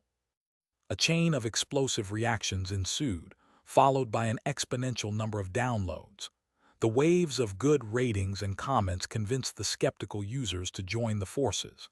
In response to their shocking discovery, they also joined in promoting the app. Future One officially caught the attention of all mobile users. Within 361 Corporation's headquarters. I want to know the developer of this app, as well as the background of Future Technology. I don't care how you do it. I want a detailed report on my table in 2 hours. 361 Corporation's president Zhou Hongwei sat at his office desk, rubbing his forehead in an attempt to alleviate his tiredness as he gave a task to 361 phone helpers project manager Jiang Chen. Yes, the middle-aged man nodded as he hastily walked out of the office. Boss, is the Future One as scary as it sounds? The assistant couldn't resist asking after seeing her boss's gloomy expression. Do you know what artificial intelligence and enhanced phone functionality mean? Zhou Hongwei sneered with raised eyebrows. But based on user dependency and... Don't mention those things. Those are applicable when the software are comparable. Zhou Hongwei rejected the assistant's point right away. Would you continue to use an old flip phone after the introduction of a smartphone? The young assistant was speechless, unable to argue against her boss's point. Even if the book said otherwise, the reality was right in front of her. The introduction of the touchscreen replaced the necessity to have 15 physical buttons, but the Future One replaced the need to use fingers. The increased phone performance also broke through the limitation of mobile game development. The two breakthrough technologies exist on one software. Pity. If even one of them had been born in our 361 phone helper, I have full confidence that I would have been able to replace Penguin and become the new leader in the tech industry. The thought of his horrendous defeat against Penguin in a battle for market shares enraged him to this day. Zhou Hongwei's finger gently tapped against the table amidst the assistant's silence. Less than half an hour later, the door was pushed open. Jiang Chen did not bother to knock on the door as he hastily approached his boss. The information is here. Excellent. Zhou Hongwei immediately began reading the information. Instead of criticizing him for his informality, he was pleased by the efficiency. After scanning through the document with a frown, Zhou Hongwei immediately handed another task to his assistant. Go and contact Gu Cheng from the Technologies Department. I give him permission to use any developers from any project. My only requirement is that I want to see a cracked version of Future One in a week." "Yes," the assistant nodded as she stepped out. Immediately, Zhou Hongwei gave directives to his right-hand man, Zhang Jianfeng. "Zhang Jianfeng, go contact Future Technologies owner Jiang Chen and discuss the possibility of an acquisition. If it can be purchased, then that would be the best option. If he asks for a price within 2 billion, I give you permission to accept right away. At the same time, ask if he is interested in working for 361. "Yes." Zhang Jianfeng nodded, agreeing that the price his boss offered was not too high. As the 361 Phone Helper's project manager, he knew the value of this app. 2 billion RMB. Even 2 billion USD was not enough. Zhang Jianfeng could only hope that Jiang Chen was too new to know the value of his software and would be shocked by the billion-dollar offer. But was that possible? Jiang Chen's own valuation for the company was over trillions USD. At the same time, what happened in 361 was also taking place in Beidou, QQ's headquarters, and even in the overseas Samsung, Microsoft, and Apple technology giants, who expressed significant interest towards the app born in Hua. Acquisition, cracking, joint venture. A series of meetings revolved around the giant bomb that was Future One. Marketing expenditure of 590,000 includes creating impressions on social media, utilizing platforms such as Beidou, WeChat, and QQ, as well as other forms of advertisement. Xia Xiyu had recovered from her cold. In professional attire, she concisely reported the company development before Jiang Chen. The work could have been completed like usual in Xia Xiyu's home, but for whatever reason, the girl strongly opposed this idea. Using the excuse of the newly renovated office, she argued that the company should start on the right track and change the work location to here. The girl's cold attitude made Jiang Chen feel extremely hurt, as he had stayed with her for the entire night when she had been sick. "What's the download number?" Jiang Chen leaned against the chair and asked in a lazy tone. Perhaps used to his complacent work attitude, Xia Xiyu did not look displeased. She took out another report and continued. "Future One's total download has reached 20 million, with the record high reached on the 10th day. "Only 20 million. Jiang Chen frowned as he was unsatisfied. "This is not bad, okay?" Xia Xiyu rolled her eyes at him. As soon as she woke up from her sickness, the first person she saw was Jiang Chen. Afterwards, the way she treated him became ambiguous. "There are at least 500 million smartphone users in Hua, and this is a conservative estimate. I only have 20 million out of this giant market. How is that not a little?" Jiang Chen was trying to prove this point. "It's predicted that the user base will break the 100 million mark by the end of August. Since our user base is too small, this is a commendable result." Xia Xiyu flipped through the document as she explained. "You don't have to be so concerned. I am certain of your ability, Miss CEO." Jiang Chen grinned. "I am not concerned," Xia Xiyu rebutted. But then she realized that arguing with the shameless Jiang Chen was futile, so she took a deep breath and brought the conversation back on topic. "There is a total of 12 companies that announced interest in partnership and acquisition." "Partnership, I am interested. You can arrange a schedule for me, I'll personally chat with them. As to acquisition, you can reject them without asking for my permission." Jiang Chen stretched. "Oh, IBM offered 1.3 billion USD. Xia Xiyu raised her eyebrows as she shoved the letter of intent into Jiang Chen's arms with a smirk. "He, I won't sell it for 13 billion USD. Jiang Chen took the letter of intent and threw it into the garbage without a glance at the page. Xia Xiyu's mouth curved up at Jiang Chen's response. She held the same opinion as Jiang Chen on the value of this software. Suddenly, as if she just remembered something, she hesitated for a moment before she opened her mouth. "Also, President, I have another thing I want to confirm with you." "What? You don't have to call me President, just call me Jiang Chen." Jiang Chen waved his hand. "Please keep business and personal life separate, Mr. President." Xia Xiyu smoothly replied as she continued on the topic. The quality of Future One is without a doubt impeccable. But regarding privacy, do we not need to submit a patent? Privacy? There is privacy for software in this country. Jiang Chen laughed at her rhetorical question. Zia Shiyu was speechless, but she still offered her own opinion. At least we will gain the advantage from a legal perspective. If another company uses our technology without permission, we can proceed with legal action. Submitting the patent means we have to provide a detailed explanation of our technology. To be honest, I don't trust them. Jiang Chen was straightforward. I am confident that within 50 years, no one will be able to crack Future One. Moreover, in a couple of years, Future Two will be introduced. As long as we remain the pioneer of this industry, we don't need a patent. The nature of the patent was to receive protection and exclusive rights in exchange for sharing information. The patent required sufficient disclosure of the technical information, which would allow people to replicate the technology. But that was the last thing he wanted to do. How would it benefit him to disclose D++? He was not some selfless philanthropist. Zia Shiyu remained silent. She didn't know where Jiang Chen's confidence or the 50 years remark came from, but surprisingly, she didn't insist on it and chose to trust him. Okay, since the majority shareholder has already made the decision, then Future One's core technology will be classified as a business secret. The relevant privacy information would require you to discuss with the software developer.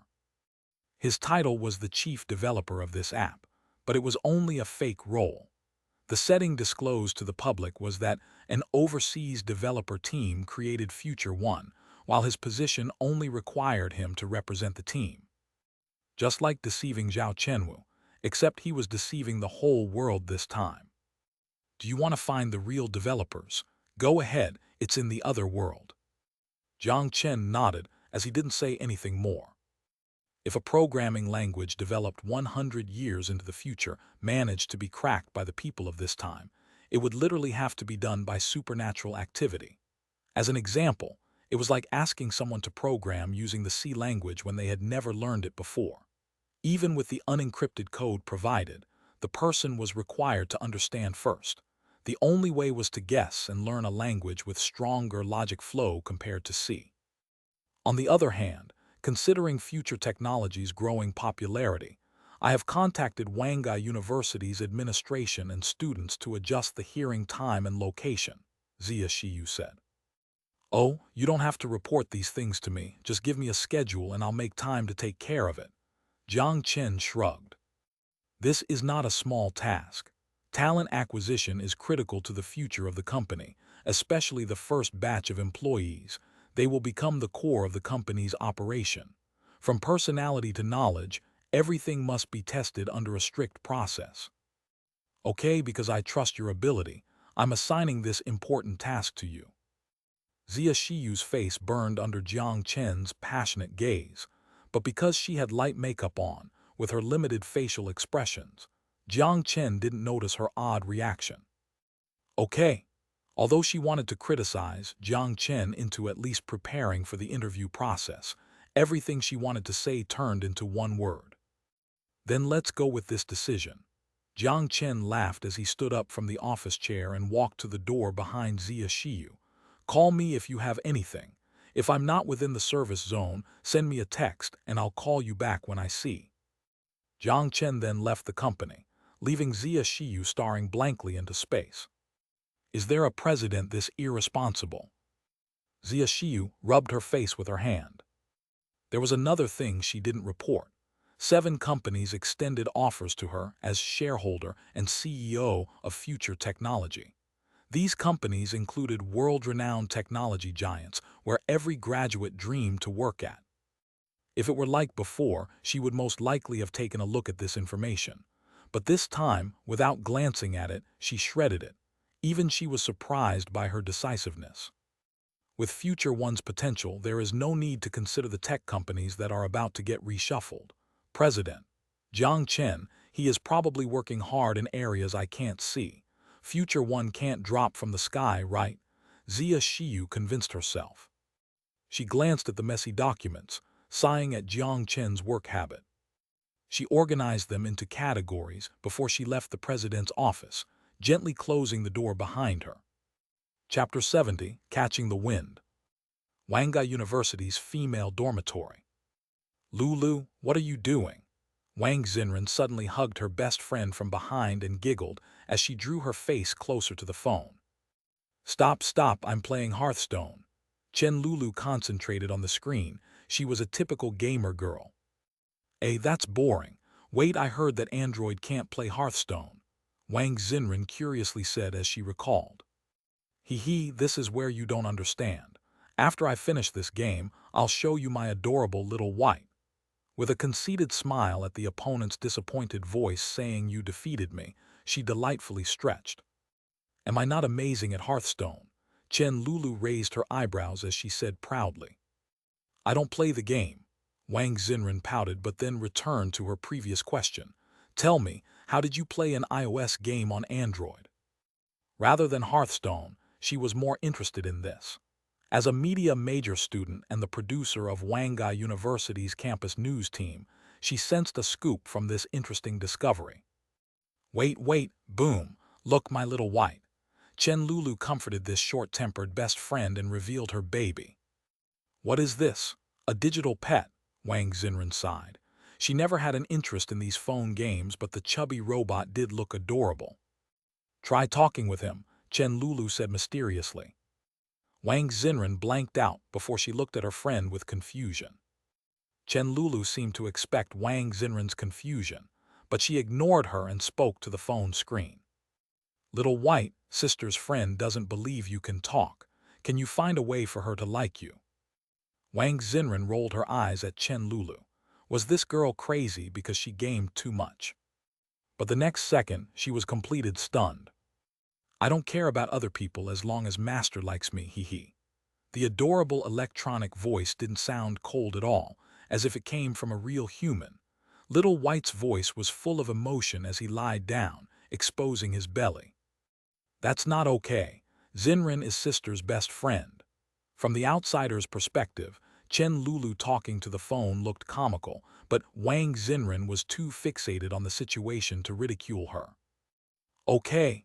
Little White got up begrudgingly and looked at Wang Xinren's direction with a cute blink of his big eyes. Sister Xinren, can we be good friends? Are you customer service? Wang Xinren blankly asked. No, Little White is an artificial intelligence.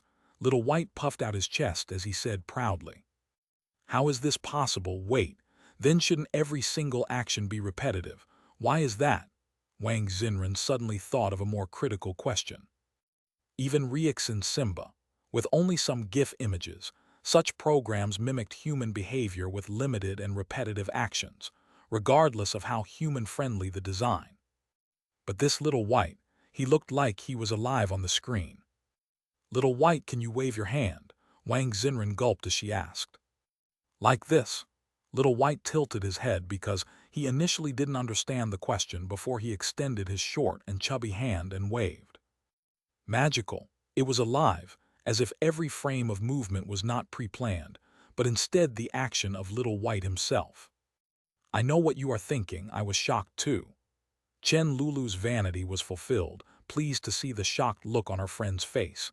The function is not limited to this. Do you know that he can improve the phone processor efficiency by 3 times? I don't even know how he did it. Improved by 3 times. But facts like this didn't even surprise Wang Xinren anymore. Nothing could compare to the existence of artificial intelligence, and the fact that the guy who invented it thought to apply it to the phone industry. What a waste! It could have gone towards industries, environmental protection, aerospace, or even military. She clearly envisioned greater possibilities for Little White. By the way, where did your home screen go? Wang Xinren figured out another problem. Her friend's home screen and apps had disappeared. Oh, those things. Little White surprised her. Chen Lulu didn't even move her finger as she propped the phone on the table at a slant. Okay, Little White adorably blinked. Take a photo of me and my best friend, the type that comes out pretty. Chen Lulu turned her eyes before she suddenly hugged Wang Xinren and kissed her on the cheek. Oh, come on, this is embarrassing. Wang Xinren blushed, caught off guard by her best friend's actions. Catcha. A perfect photo was captured and saved for the best friends. Okay, help me send her a copy and open Hearthstone. I'm going to destroy some people. Hee, okay, master. Little White giggled. Just as the voice died, Wang Xinren felt the phone vibration from her pocket. So that's how it works. If it's like this, then the home screen is really not necessary. Wang Xinren smiled as she began to understand the software, then inquired about its origin. Oh, the software is called Future One. The name sounds pretty sci-fi. You can download it on the Android market. It's only 53 megabytes. But you have to be careful and download the version from Future Technology. There are a lot of fake versions online which include some weird stuff and have nothing to do with Little White. There are already fake versions. Wang Xinren was shocked. She had been preoccupied with family affairs for a time, and she was already so behind. Yes, the software is too popular. It said that the software consecutively broke the daily download record. Chen Lulu proudly said, as if she had made the software herself. Sounds like it's your creation. Wang Xinren mocked her excited friend. I heard that Future Technology's president and the chief developer is an alumni. My friend from software engineering said that their professor praised the product for half the class and predicted that a Bill Gates of the East would be born from Wanga University. Apparently, he made it sound like he personally taught the student. Also, a friend in the student union told me that they would come to our school to hire. Maybe I'll get the job. Chen Lulu proudly raised her small face. You are not even studying computer science, so why would you bother? Wang Xinren poked her friend's head, speechless at her thought process. It was true that she was in her 4th year already, however. It was time to consider either the job market or go on to graduate studies. But I am studying law. What major corporation doesn't have a legal counsel? Chen Lulu rolled her eyes at Wang Xinren and waved her tiny fists. Ahem, my first task there will be to sue all of the copying bastards and teach them a lesson or two. Yes, sue them. Their version made me look so ugly. Little White peeked from the side of the screen and sounded terribly wronged. Wang Xinren giggled. She sincerely wished for her friend's dream to become reality. Also, she was curious about the alumni who developed this magical software. An unshaven computer genius, a top student with glasses, or just an ordinary guy. Interesting. Looks like it was time to report on this godlike person. Jiang Chen leaned comfortably against the chair, the steam from his coffee wafting gently into the air. Zia Shiyu, dressed in sharp, professional attire, stood in front of his desk reporting on the current progress. The feeling was unreal. His previous manager was standing in front of his table as an employee. It didn't matter what she was reading aloud. His own vanity was through the roof. Of course, it was critical to focus on the business. There are 14 fake softwares on the Android platform. 7 used Little White as the main attraction. 3 used our Future Technologies logo, and there are 2 versions of card games that directly used Little White's character. A tall tree catches the wind, a person in a high position is liable to be attacked. Don't worry, the internet user base is not dumb and will be selective in their choices. It's impossible to copy our software. Jiang Chen casually dismissed the issue. Because the Apple Store has a stricter auditing process, there are no fake versions on the iOS platform. Zia Shiyu didn't mind Jiang Chen's interruption, finishing her report as usual before stating her opinion. Just as the president said, our software privacy is impeccable. The current fake versions will never be able to replicate and replace our software, but their negative influence should not be underestimated either. If a user searched for us and saw a screen full of fake products, their first impression would be ruined. My recommendation is to immediately use legal methods to solve the problem. Looks like we need to form our legal team soon, Jiang Chen smiled.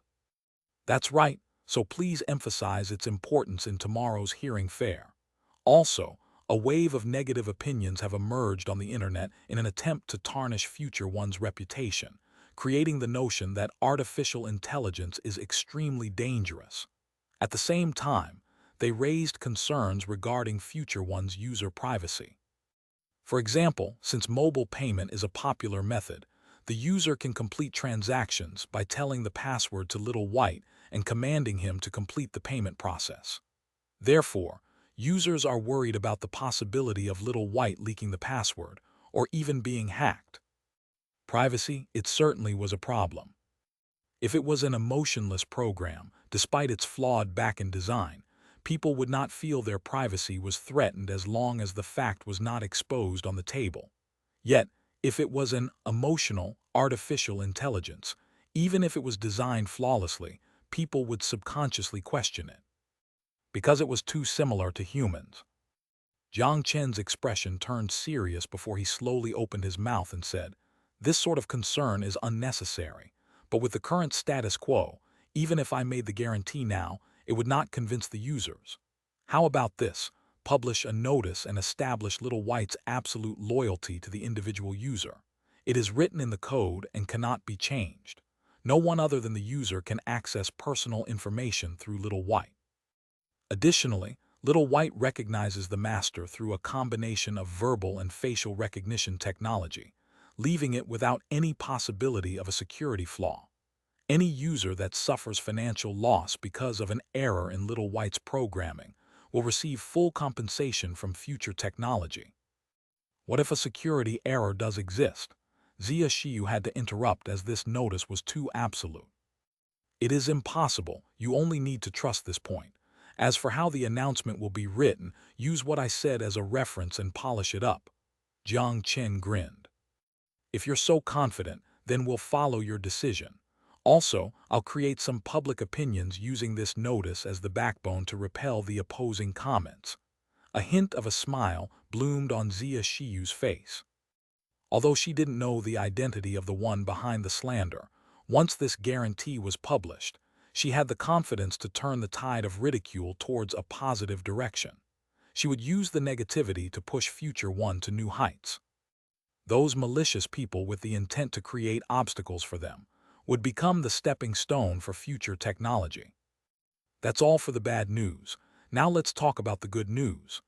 A bright smile appeared on Zia Shiyu's face as she pulled out another document.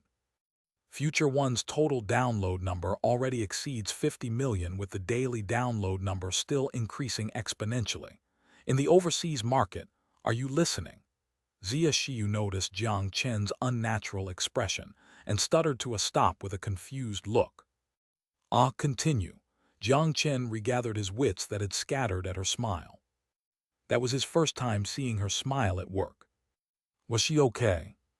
Jiang Chen raised his eyebrows in concern, but Zia Shiyu interpreted it as a signal that he was back on track, so she cleared her throat and continued without requiring an answer to her question. IHaveAMansion, President, please focus on the task at hand. In the overseas market, Future One has also achieved a substantial number. However, because Little White has yet to be compatible with another language, it cannot interact with international users.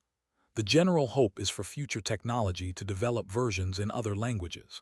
Lastly, Google and Microsoft both extended queries for a partnership in developing artificial intelligence. Zia Shiyu finished and glanced at Jiang Chen. Because of the software's encrypted nature, the only version on the market was in Han, leaving international users excited and unable to wait to get their hands on it. That's not a problem. It will be available shortly.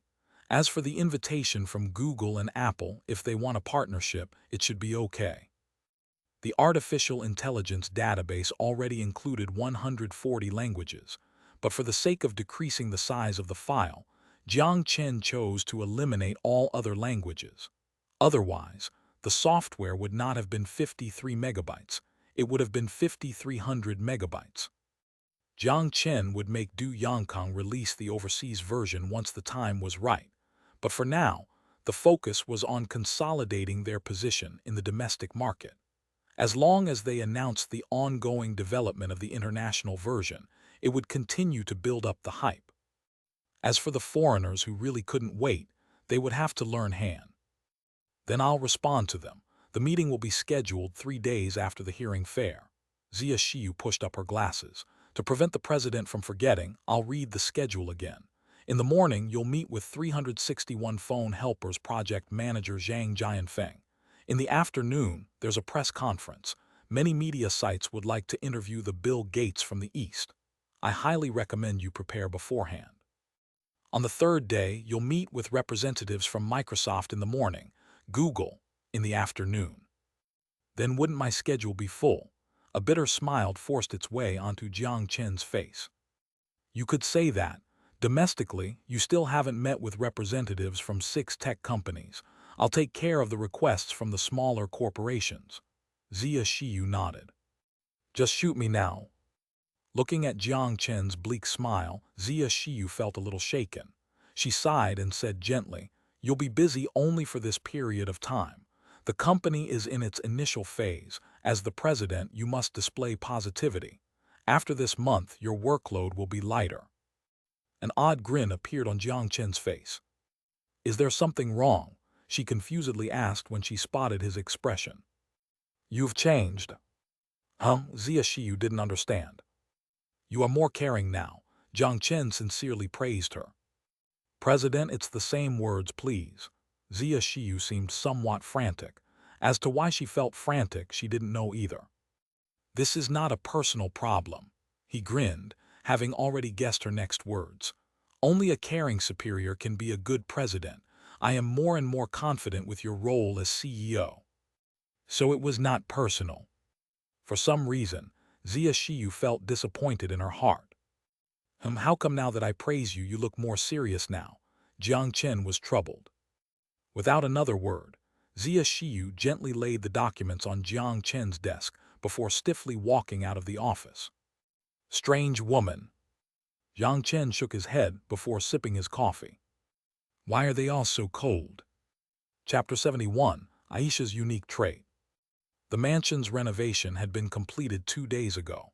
After checking out from the hotel, he brought Aisha to the mansion. With only 2 people, the massive estate did feel empty, but he was confident that one day it would be filled with people. He. At night, Jiang Chen drove his Maybach S600 back to the mansion. He hummed as he parked the car in the garage, then realized that Aisha was already waiting for him. He smiled as he walked towards her after closing the door. "You don't have to wait for me at the door. I have the key," he said as he gently touched the dark brown hair. "You are my husband. As the wife, it is my duty to wait for you to come home." Jiang Chen forced a smile at the hand words that came stiltedly from her mouth. Husband. The unexpected event had been his fault, but who could control themselves under the influence of alcohol? Aisha's lack of resistance means part of the responsibility lies on her as well. No, a man must take responsibility. Worst case scenario, I'll have many wives. What rich guy doesn't have a mistress or 2? The only difference is whether it's been documented or not. She did say that she doesn't care too much about the procedures. At this point, Jiang Chen no longer contemplated the matter as he always lived by his desires.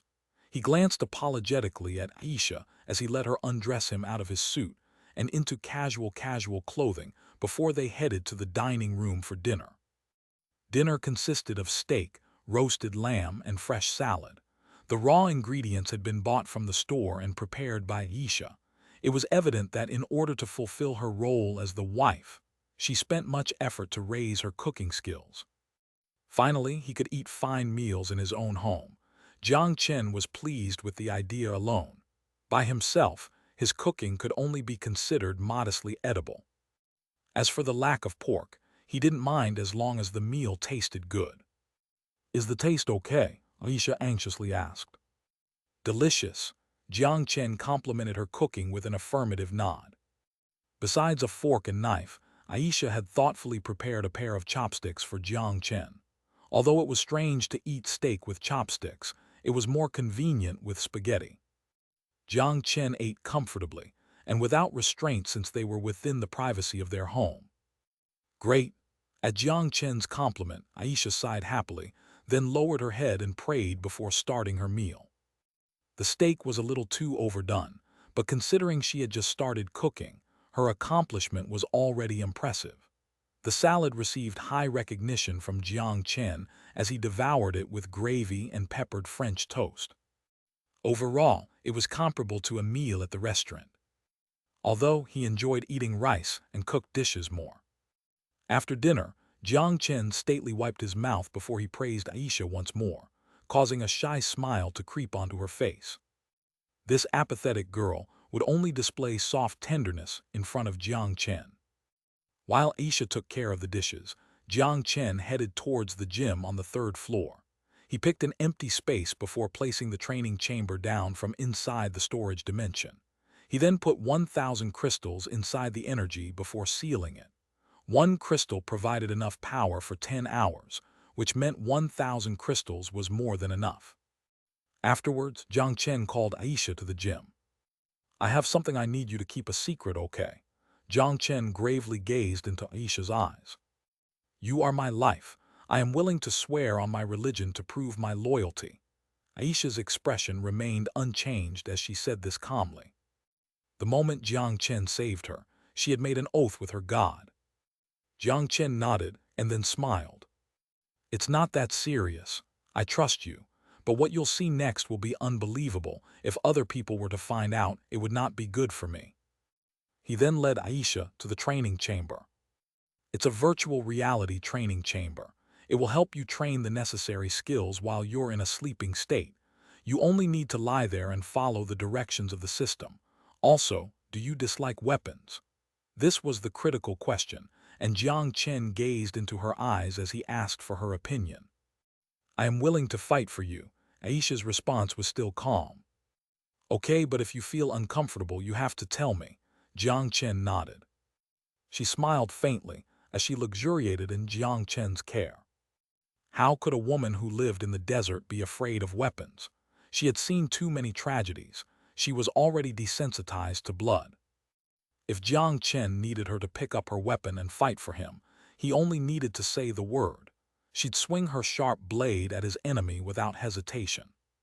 Sensing the bloodlust in her eyes, Jiang Chen gave a strained smile as he attempted to adjust her mentality. "I think you're mistaken about something. I don't want to train you into an assassin. I only need you to learn some combat abilities to use in dangerous situations as a bodyguard. For this, you need to learn how to drive, and combat skills. As for the weapons guide in the training chamber, take a look only if you're interested. If not, there's no rush." "IHaveAMansion," Aisha nodded. Although she didn't voice it, she had already made up her mind to learn everything. Jiang Chen was delighted seeing Aisha understand his intent. A beautiful driver and bodyguard. The idea alone sounded fantastic. "You don't have to go to class anymore. This training chamber is much more efficient to learn with. Also, you can first lie on that yoga mat." Jiang Chen scanned the room, only to find that it was the only viable location. Aisha's face turned red and prepared to unbutton her clothes. Seeing her action, Jiang Chen immediately realized the miscommunication. No, not that.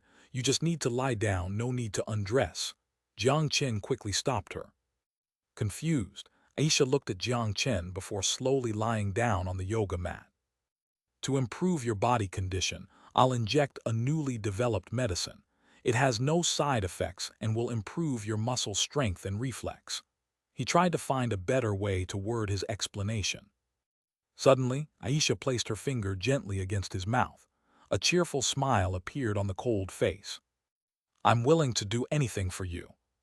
Jiang Chen paused and then grabbed her hand as he sincerely said, "Thank you." By saving him the trouble of coming up with an explanation, she was showing her tenderness. Jiang Chen took out the sea-level genetic vaccine. Recalling the injection procedure, he gently raised her arm and slowly pushed the needle inside her soft skin. The pain was like an ant's sting, making her voice a small shout as her eyebrows tightened. Jiang Chen took a deep breath before carefully pushing the vibrant red liquid into Aisha's body. Done. Relieved, he pressed the prepared cotton swab on her arm and signaled that she could get up. What he didn't understand was why her face had turned so red. Within 3 days, the effects from the vaccine will start to appear. Every morning and night, train in the gym for an hour before going into the training chamber to study. The liquid in there can also enhance your skin and body condition. Once you're submerged in the liquid, don't be anxious as the machine will ensure your breathing. And also, Jiang Chen couldn't bear to approach the uncomfortable topic coming up. IHaveAMansion. Aisha concentrated on Jiang Chen as she waited for him to finish. Ahem. It was too important to be skipped. After a moment's hesitation, Jiang Chen forced himself to say, "After you lie down, the nervous connection system will prompt an option for you to select. When you press initiate, a catheter will be inserted into your body. It might feel odd, just don't move." In the end, the English words flew rapidly out from his mouth, surprising even himself. Aisha's face immediately turned red as she unnaturally grabbed her clothes. In the end, she still obediently nodded. IHaveAMansion. Soldiers who used the virtual reality chamber could not completely remove the sensation of pain. If they underestimated injuries, their ability to survive would be drastically decreased, so the military's version of the training chamber simulated real wounds as long as it was not over the pain threshold. The issue then was that when experiencing pain, often due to the intense stimulation, some unexpected consequences would crop up, such as excreting waste. Nobody wanted to stay in nutrient supply polluted by human waste, so these training chambers were designed with excretion systems that solved the user's biological needs. Due to the unique material of the ergonomic pipes, they would be inserted into the appropriate places. The comfort level differed based on the individual, but it would not hurt so much as feel odd. After each use, the part inserted into the body was replaced. The back would be okay, but from the front, although the body would be secured in place, it would still be dangerous for people to struggle against the process. Sun Jiao had emphasized this point several times before looking mischievously down at his lower body. Naturally, Jiang Chen had to tell Aisha, who was about to use the equipment, to prepare her mentally. But it was embarrassing, especially from guy to girl. In the gym, Aisha hesitantly touched the training chamber. Pass through there. Just thinking about it made Aisha's face blush from embarrassment. It was a necessary biological function. Her legs felt weak, but she dragged her steps to the training chamber and then stopped. She took several more deep breaths, which made the outer covering that looked like clear fluids fog up with a fine mist. She bit her lips as she made up her mind, and then took off her clothes before she carefully stepped into the training chamber. The chamber closed on her, making her anxiety spike. Claustrophobic, unable to move. It was difficult to pinpoint the reason, but Aisha's usual calm heart kept pounding and pounding. The nervous system structures connected to the base of her neck and gradually pushed her head backwards. A soothing electric pulse passed through her, and she felt a movable mouse focus on her pupils. The training chamber was user-friendly and allowed language customization. She waited for a few more minutes before finally moving the mouse to the initiate button. Initiate. The edges of her conscience grew fuzzy, as though she was about to fall asleep. Aisha relaxed her body. A soft material pressed against her joints as a protection mechanism that would be removed once she entered deep sleep. The level of the nutrient supply in the chamber gently rose, making her feel comfortable. The only part that worried her was the object pressed against her lower body. The back was okay, but the front. The tube-like object seemed to be the excretion system Jiang Chen had talked about. Despite her mental preparations, when it began to search like a thread entering a needle, she tensed up again. It would be okay after a few tries. Aisha constantly comforted herself, then made up her mind and chose the deep sleep button. IHaveAMansion. A cold sensation. Her limbs tensed up in response to the suspense. Aisha bit her lips hard, trying to ignore that odd feeling. It feels weird. This is not right. This feels... no. Warning. Due to the user's excited state, deep sleep mode has been terminated. User, please adjust emotion. Deep sleep mode will be reset in 30 seconds. She stared blankly at the warnings on her pupil, regathering her breaths that came in short pants. She felt the odd wetness that left her completely dumbfounded. That can't be, but how? Chapter 72. I have only 2 words for you. Disregarding Aisha, who had entered a state of confusion, Jiang Chen brushed his teeth and lied comfortably on the soft bed. It felt different from sleeping in the mansion. The elegant chandelier, the calming decorations and wallpaper, and the soft bed that you could almost sink into. In the 10-square-meter bedroom he previously occupied, either way he rolled, he would hit the wall. But on this enormous bed, 2 extra inhabitants could easily fit onto it. Enjoying the luxurious environment, he grabbed his new iPhone 6 and clicked on the cute little white on the screen to open WeChat. To be fair, once the trend died down, he switched back to the simple screen function. Perhaps this was Future One's shortfall. People could download the 53-megabyte app out of curiosity, but once the initial excitement cooled down, people would discover the inconvenience of word commands. For example, speaking to themselves in public could be awkward and playing with the phone in class difficult. Du Yangkang didn't belong in this era.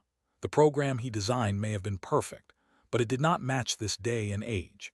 Jiang Chen missed this point as he previously thought having the technological edge alone would be enough, but he forgot that any software must be combined with creativity to be successful. Minecraft was a good example in that, although the game was simplistic with pixelated images, the playability was comparable to most AAA games. It was by good fortune that Little White managed to fit another demand by coincidence. A companion that would never betray you, always at your side to comfort and encourage you, and always on your computer. As an electric pet, Little White would respond with his full attention to whatever was said to him. Any secrets could be shared without worry, and in this technological world where people were growing further apart, burdened by the pressures of life, they often lacked a listener. If he didn't know that artificial intelligence lacked any true emotion with reactions based on a database, Jiang Chen would gladly chat with this little guy.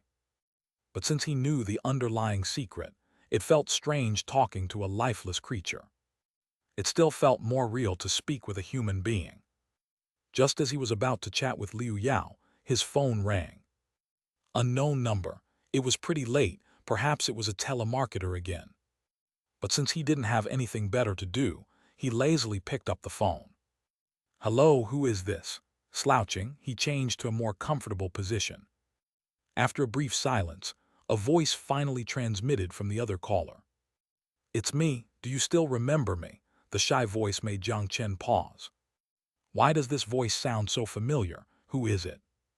Fang Yuanyuan took a deep breath to try and make herself sound more natural. She had already deleted Jiang Chen's number a long time ago, but when she found out the poor guy who tried to date her had become rich and handsome, even living in a 100 million RMB mansion, Fang Yuanyuan couldn't sit around any longer. The arrogance of IHaveAMansion also made her especially disgusted and jealous. Whenever she thought about IHaveAMansion, she became enraged. The 2 million bonus slipped out of her hands just like that.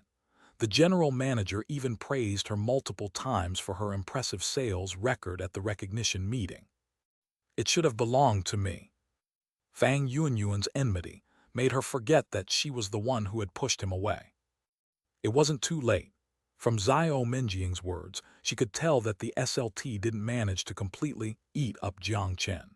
Realizing that she still had a chance, she used all of her efforts to finally get Jiang Chen's phone number from a university classmate.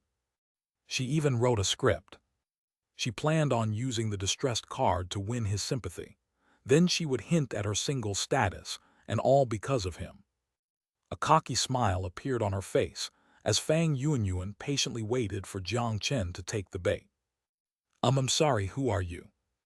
The words that came from the phone frustrated her, making her curse Jiang Chen's dullness. She adjusted her mentality to sound as if she'd been wronged. This is Fang Yuanyuan. Have you forgotten me already? Fang Yuanyuan, Jiang Chen frowned. Why is this girl calling me? Did I not embarrass her enough? He wanted to hang up right away out of annoyance, but then smirked at a thought that occurred to him. After spending too much time with Sun Jiao, He had turned into an evil person as well. "Oh, Fang Yuanyuan, what's up?" Jiang Chen casually answered. Using a gentle voice would have the best effect, and he was confident that he had the acting skills to pull it off, but he didn't want to waste too much effort on this green tea bith. He was only looking to have some fun. Were you sleeping?" Fang Yuanyuan heard Jiang Chen's response and couldn't help but feel delighted. She could sense an opportunity, but instead of cutting straight to the point, she carefully asked if Jiang Chen was asleep. "Not yet. Is there anything you need? I'm about to sleep." His tone lacked any sign of the frustration that he felt. "Last time, sorry," Fang Yuanyuan gently said. "Oh, what are you referring to?" Jiang Chen responded. "The last time when you came to buy a house. It's my fault for misunderstanding you," Fang Yuanyuan said remorsefully. Apologizing, Jiang Chen wasn't so sure anymore. If she wanted to apologize for her actions, there was nothing he couldn't forgive since it was not a big deal to begin with. But just as Jiang Chen was about to express his understanding, Fang Yuanyuan continued speaking. "Do you know, the second you showed up, my heart was beating so fast." This sentence almost scared Jiang Chen into flinging his phone away. "What the fuck? What are you trying to act out? A Korean drama, you?" He resisted the urge to throw up, forcing himself to not hang up and instead listen for the sake of hearing out the entire story. "I was afraid that you hadn't forgotten about me. Do you remember? When I rejected you, you were so sad. Watching you in secret, I felt troubled as well, but at the time, I couldn't be with you." Fang Yuanyuan masterfully controlled her sorrowful voice as she told the story sincerely. "I really wanted to say yes, but my father didn't let me, wanting me to marry his friend's son with whom I was promised to at a young age. I was always resentful of the idea, and in the end, I realized that the person in my heart is—" "It's me, right?" Jiang Chen mockingly interrupted. He couldn't bear it for a second longer. Why did she need to find an excuse to be a bith?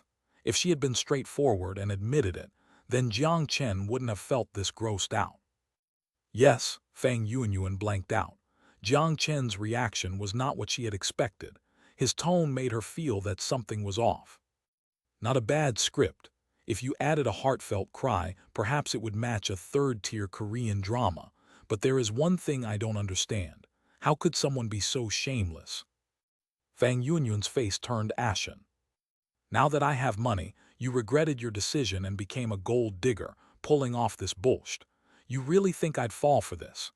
Jiang Chen grimly stared at the ceiling as he spoke emotionlessly into the phone. "You really think I'm only after your money?" The voice was almost whimpering. "Is it not?" Jiang Chen burst out laughing. "You rejected me. I don't blame you. Everyone has the right to say yes or no. I only blame myself for being incompetent, too blind to see the truth. You only used me when you needed me and ignored me when you didn't. I thought I liked you, but I was too naive." A mocking smile curved on Jiang Chen's face. He remembered that in his first year, he ran through the rain for several kilometers just to give her an umbrella because he thought her sweet smile was worth it. The reality was that everything had been an act. His best friend from the same class told him that Fang Yuanyuan already had 2 boyfriends between first and second year, even getting an abortion for a rich and handsome man. Everything had been hidden away from Jiang Chen at the time since his buddy didn't have the heart to tell him, afraid of ruining their friendship. But after seeing Jiang Chen's sorrows after his rejection, the truth came out. Jiang Chen remembered that he started laughing when he heard it. At that moment, it no longer seemed to matter. "Who hadn't been hurt by a bith before? And now you still expect me to accept you, to care for you like I did before. I only have 2 words for you, dumb as." Jiang Chen harshly hung up. A gloom cast itself over Fang Yuanyuan's face as she bit her lips to the point of turning white. Her eyes were filled with overwhelming shame. "Is this still the same foolish guy? That's impossible. He rejected me, embarrassed me." Hatred, humiliation, and no longer any regret. Negative emotions began to overwhelm her conscience as if everything was Jiang Chen's fault. She selectively ignored her despicable actions in the past and how awful she had been at Wanhua real estate. A crazy thought occurred to her. Fang Yuanyuan's finger trembled as she opened her contact list and found a name that made her shiver just by looking at it. Perhaps the devil erased her conscience. She made up her mind and called that number. "Oh, girl, do you miss me?" The flirty tone frustrated Fang Yuanyuan, but she couldn't show the slightest contempt for this man. "Pervert, I'll tell you something. I have a friend that made some money. No, he is clean with no background. I know that guy, he just got lucky." Fang Yuanyuan used a coquettish voice that even she was disgusted by. Hearing the confirmation on the other side, a smile bloomed on her face. After praising some more, Fang Yuanyuan hung up and flung the phone far away. As if drained by the phone call, she leaned against the cold table. Liu Shikyang, the son of Hong Yi gang's head in Wangai City, and also the gang prince who had forced her to play with 5 people. A shameful tear rolled down Fang Yuanyuan's face, soon twisting into a wicked expression. "Jiang Chen, you despicable pig, I want to see with all of your money if you can mess with the gang." Chapter 73, Career Fair. Jiang Chen woke up early the next day. It seemed Aisha stayed in the training chamber for the entire night, but still managed to wake up before he did to make breakfast. Although he was eager to ask about her opinions on the virtual reality training system, as he opened his mouth, Aisha's face became a dusk red. Jiang Chen figured it was better not to ask, so he gave up. After breakfast, he pestered Aisha to avoid focusing so much that she forgot her meals before heading down to the garage and driving his luxury Maybach to the company. When he arrived, Jiang Chen saw that Zia Shiyu was already waiting for him while constantly checking the time. He smiled grimly when saw the thick briefcase. The girl was too much of a workaholic. The day had just begun. "You're late by 2 minutes." Opening the car door, Zia Shiyu settled into the front passenger seat. Isn't the first sentence supposed to be good morning?" Jiang Chen tried to crack a joke before he started the car. She put on the seatbelt and after a brief pause murmured, "Because it is work time."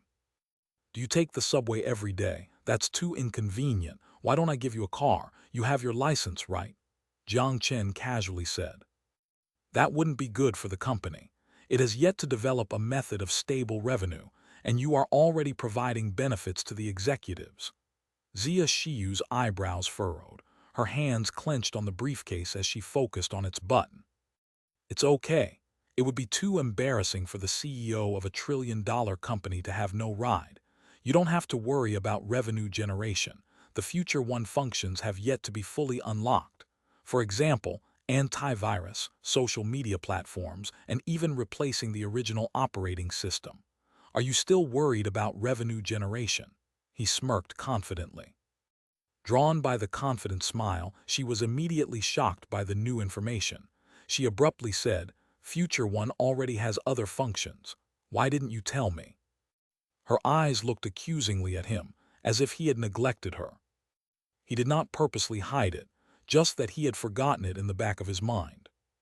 Of course, it's based on strategic considerations. Future One can grow right now because we are not in a direct competition with apps under other tech giants. That means we can still work with them given the opportunity. It was no wonder Zia Shiyu was made to be a CEO. She immediately understood his intention.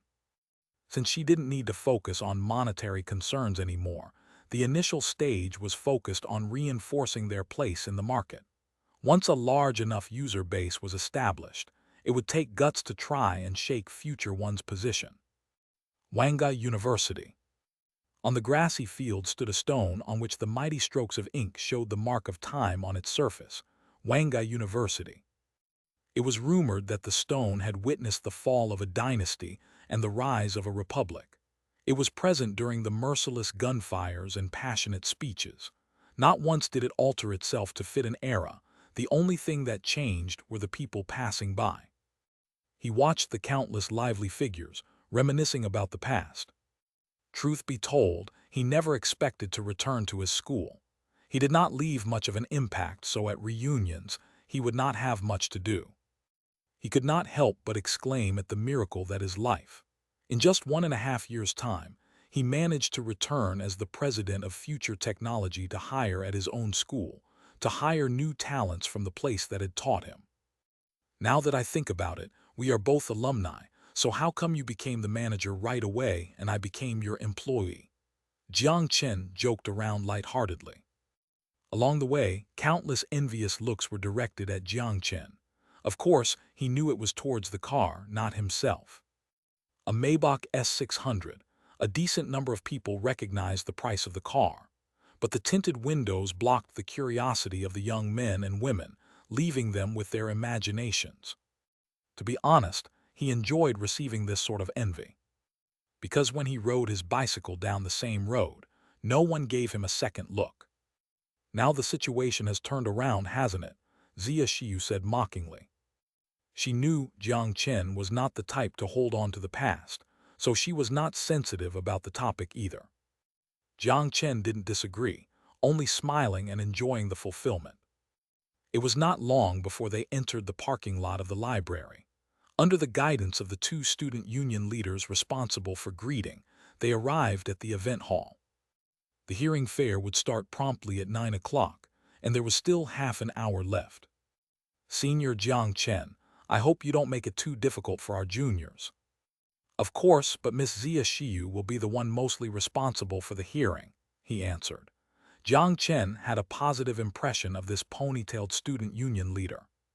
Many seniors who are applying today are your fans, student union leader Zhang Bingley said as she blinked. Oh, my fans, Jiang Chen sat up interested. IHaveAMansion, especially the seniors in mechanical engineering, they are your juniors. Jiang Chen forced a smile when he heard it was the mechanical engineering major. Although it was considered a technical degree, the employment was higher in nearly all other majors. It was not that the major itself was useless, but too many people studied under it, depreciating the major's value. Don't be surprised, Senior Jiang Chen, but there are a lot of people applying together, the student union leader joked around. Jiang Chen shrugged as he smiled, indicating that he was more than prepared for it. Half an hour passed quickly, and the hearing fair officially commenced.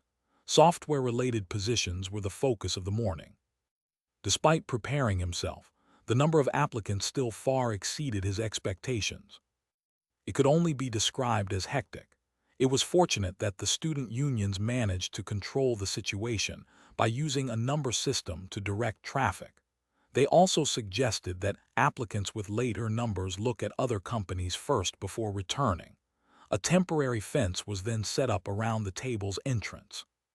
Despite these efforts, Jiang Chen continuously received resume after resume. The new generation of future leaders made up the largest portion of Future One's user demographics. Therefore, the company had a significant influence on these young individuals who were at the forefront of new ideas. Everyone saw the potential of the artificial intelligence software. It would not take long for the relatively unknown future technology to become the current Tencent or Ali, stunning the domestic industry and eventually the global technology sector. Even their professor professed that he could not understand the theory behind the artificial intelligence called Little White. Hello, Mr. Jiang. I have always looked up to you. I am a computer engineering major. You're not even trying when you suck up to me. I was unemployed half a year ago, and you say you've always looked up to me. I am a graduate, with experience as a recognized student governor, and performed well within the organization. Then why don't you go apply to become a politician? Why are you here? I am a graduate from the Software Engineering International Partnership class. I wish to apply for the program development position. Also, I have a question for you, if you don't mind answering for me. How did future technology develop artificial intelligence? From my understanding, internationally, the best in the field is IBM Watson. Am I interviewing you or are you interviewing me? Also, why do you sound like those critics on the internet who always compare Little White to the half-finished Watson? However, this was not what gave Jiang Chen the biggest headache. If you are a software major and you apply, that's fine, but why are you here if you are a singing major? Assistant, I don't need an assistant right now, Jiang Chen asked in confusion. The tall, gorgeous beauty smiled mischievously with her vibrant, red lipstick. Ignoring Zia Shiyu and the other interviewing students, she leaned on the table and came closer to Jiang Chen. As the president, you will need an assistant. My work will make you truly satisfied. Afterwards, she shook her cleavage under her V-neck dress at an angle that only he could see. The confident beauty then gently waved her hair and winked at him, a meaning that all men would understand. Jiang Chen didn't know how she had managed to get in. This was one of the few times he wanted to focus on work, and he didn't come here to do those things. Before Zia Shiyu could shoot a despising glance over, Jiang Chen, with a stern face, rejected the girl who obviously wanted to experience the implicit rule. He promptly kicked her out, shock still showing on her face. You are funny, am I this easy to get? Do I look like I would want to bang every beauty I see?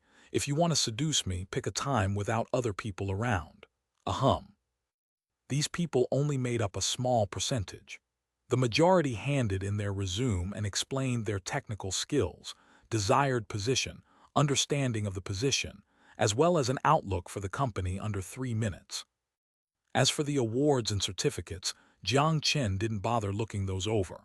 One reason was that he had always hated to take tests, and the other was that he didn't believe these papers would bring any quantifiable revenue.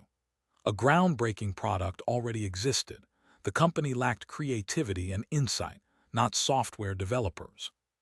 Creativity and insight could be discerned in a few sentences.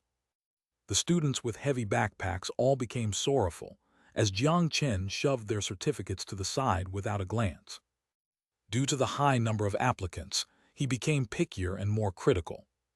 By noon, the morning interviews had finally ended. Jiang Chen stretched, glancing at Zia Shiyu, who was organizing the resumes. She didn't seem the slightest bit tired. How are you not exhausted at all? I am used to it. Only 2 hours are left in the afternoon, which will focus on legal and marketing positions. There should be fewer applicants. Zia Shiyu organized the papers as she pushed up her glasses. Lunch was provided by the school cafeteria free of charge. The school generously donated their services for the corporations participating in the hearing fair. The student union members from before worked tirelessly to put the steaming meals in front of the hearing managers. Jiang Chen, who was already hungry, began to devour the meal that tasted familiar.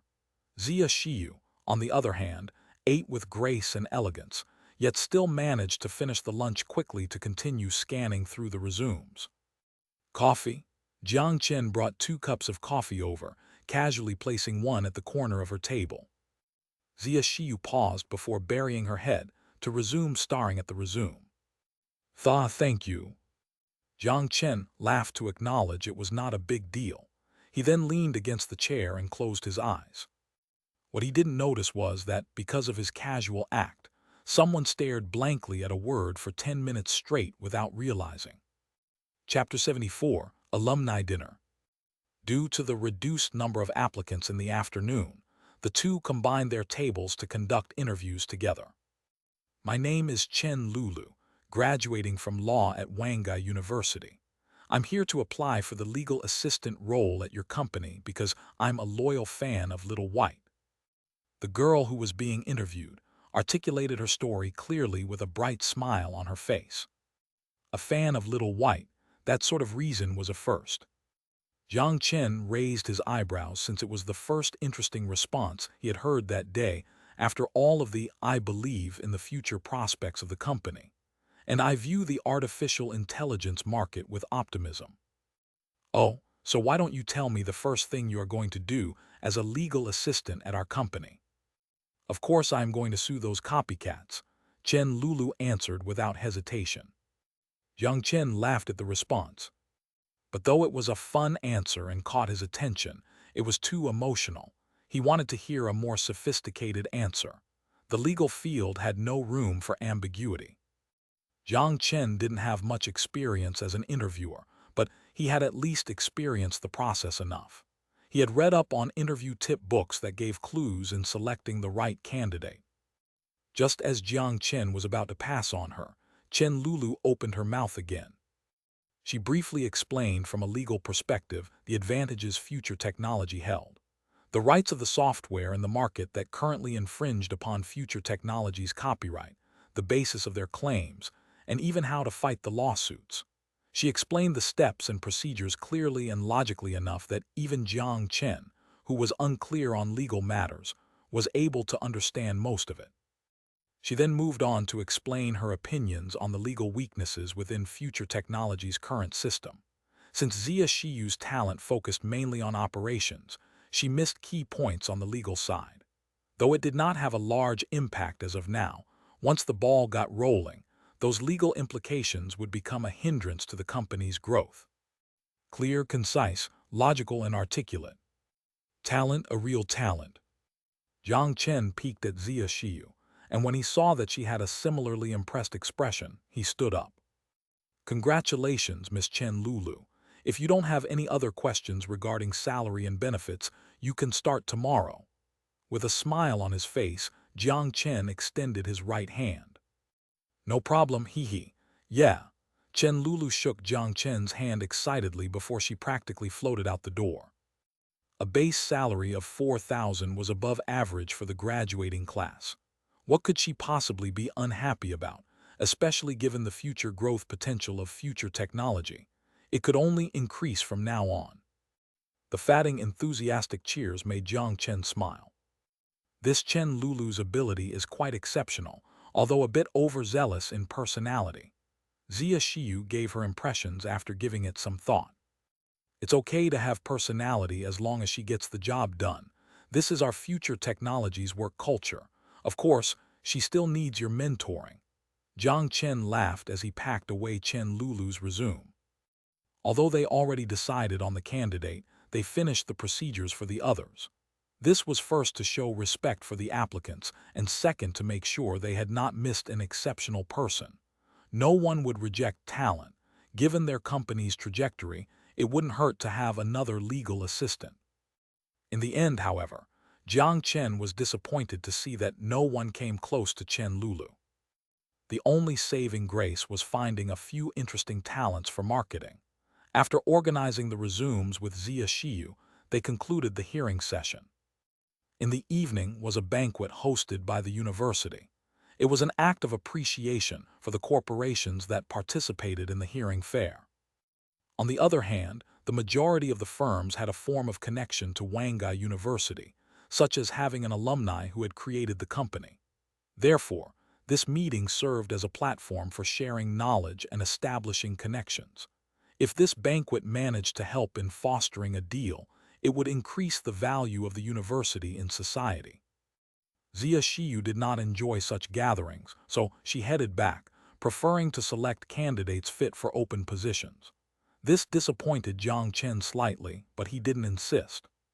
This girl is working so hard, perhaps it's time to give her a raise, he thought to himself as he watched Zia Shiyu leave. Because the majority of the corporations were still in the startup phase, their operations differed substantially. Among these companies, the bright star at the center of attention was future technology. Not many companies could draw such significant publicity in the initial stages. What shocked many, however, was that the rising star of this new tech company was only a 23-year-old recent graduate from the university. The student recruiting office had already begun to consider potential advertisements for the next school year despite the semester just starting. Without a doubt, Jiang Chen would be the poster child, displayed as a distinguished and successful businessman and alumnus. After the principal's opening remarks, people already began to approach him before the student representative had a chance to announce the start of the banquet. People were greeting and flattering. Some wanted to establish a connection, but most pulled up the topic of a partnership. The distinguished alumni, who were looked up to by the juniors, were not so well off. Not every startup company made money. This became evident looking at the sparse cars parked in the parking lot. Many presidents were too poor to afford a car. In fact, the people working for major corporations were most likely better off financially. Regardless, having their own companies was worthy of praise. A low period didn't mean too much in the long run, which was why all of the founders continued to persist. Jiang Chen accepted the greetings, but to the proposed partnerships, He gave a chuckle and a show of consideration before he turned them all down. The reason for his laughter was that some of these proposals were comical. For example, an alumnus who had graduated 2 years after him was operating a decent-sized clothing plant. He first introduced an idea pushed by the government called Web Plus, then steered the conversation towards a potential partnership after some flattering words. As for how the partnership would go, it would be called Web Plus Clothes. He went on to talk about producing merchandise using Little White as a platform for e-commerce. Jiang Chen initially displayed interest as it was not a bad idea.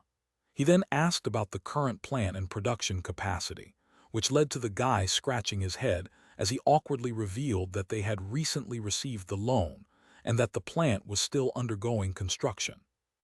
If I can't even see it, what's the whole point of this conversation? But that was not the funniest one. A software service company with some success had the audacity to do an equity swap to form a win-win partnership and push Future One to the world. It's an excellent plan, but why would I need your company? I can do that by myself. Jiang Chen rejected him right away, but the guy refused to give up. He shamelessly pushed his business card at Jiang Chen before asking him to carefully consider the idea, as it would be a monumental partnership for both companies. He clearly didn't eat his medicine before he left his house. But out of respect, Jiang Chen accepted the card. All in all, the banquet mood remained cheerful all throughout. The theater students performed creative plays to demonstrate their acting talent to the graduated class. Some of the performances were on par with those of professional celebrities. Wangai University was indeed a breeding ground for talent. At the banquet, Jiang Chen was happy to meet his mentor Zhang Peng, who had taken care of him in the past. They had a few drinks like they used to before the mentor, who had no alcohol tolerance, started to spill out his difficulties. The graduating class this year is giving me a headache. Every year we battle to get from last place to first place in employment percentage. They all ask me for advice. What advice can I give? This is the job market. I even founded a mechanics shop, but what can I even do? Jiang Chen, why didn't you create a mechanical production company?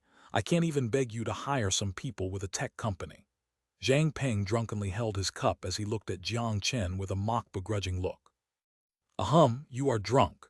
Jiang Chen felt sad to see his mentor act like this. Zhang Peng used his efforts to find him a job back when he was unemployed, and no one thought him a talent. Although he felt compassion for his teacher's situation, there was nothing he could do besides comfort him a bit more. I am not drunk, I can still drink. Zhang Peng reached for the bottle. Of course, no one allowed him to drink any more.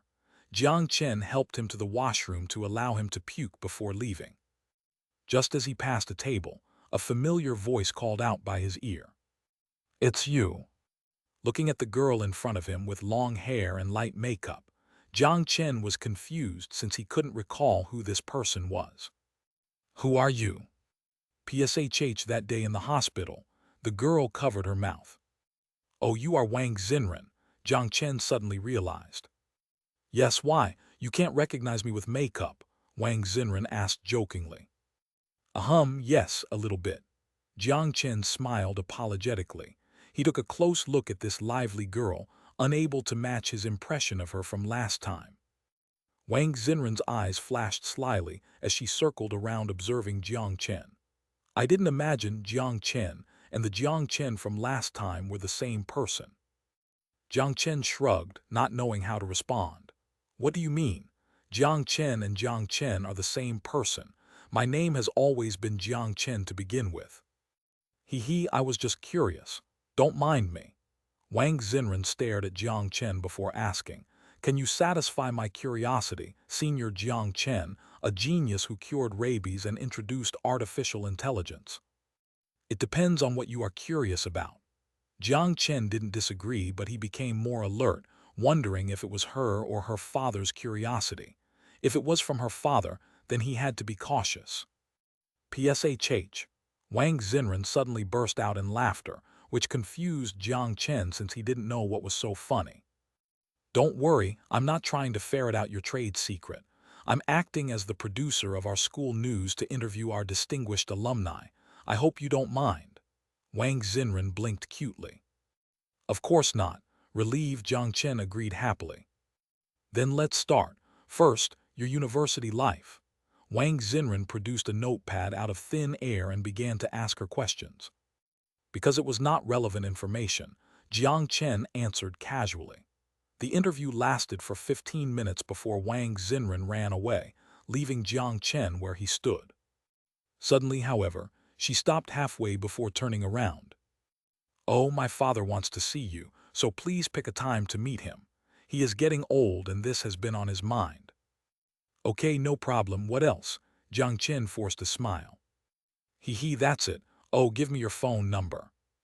Jiang Chen rolled his eyes, writing his phone number down on her notepad to finally get rid of this overly energetic girl that he could not seem to say no to. As for her father's position, he had already investigated into it.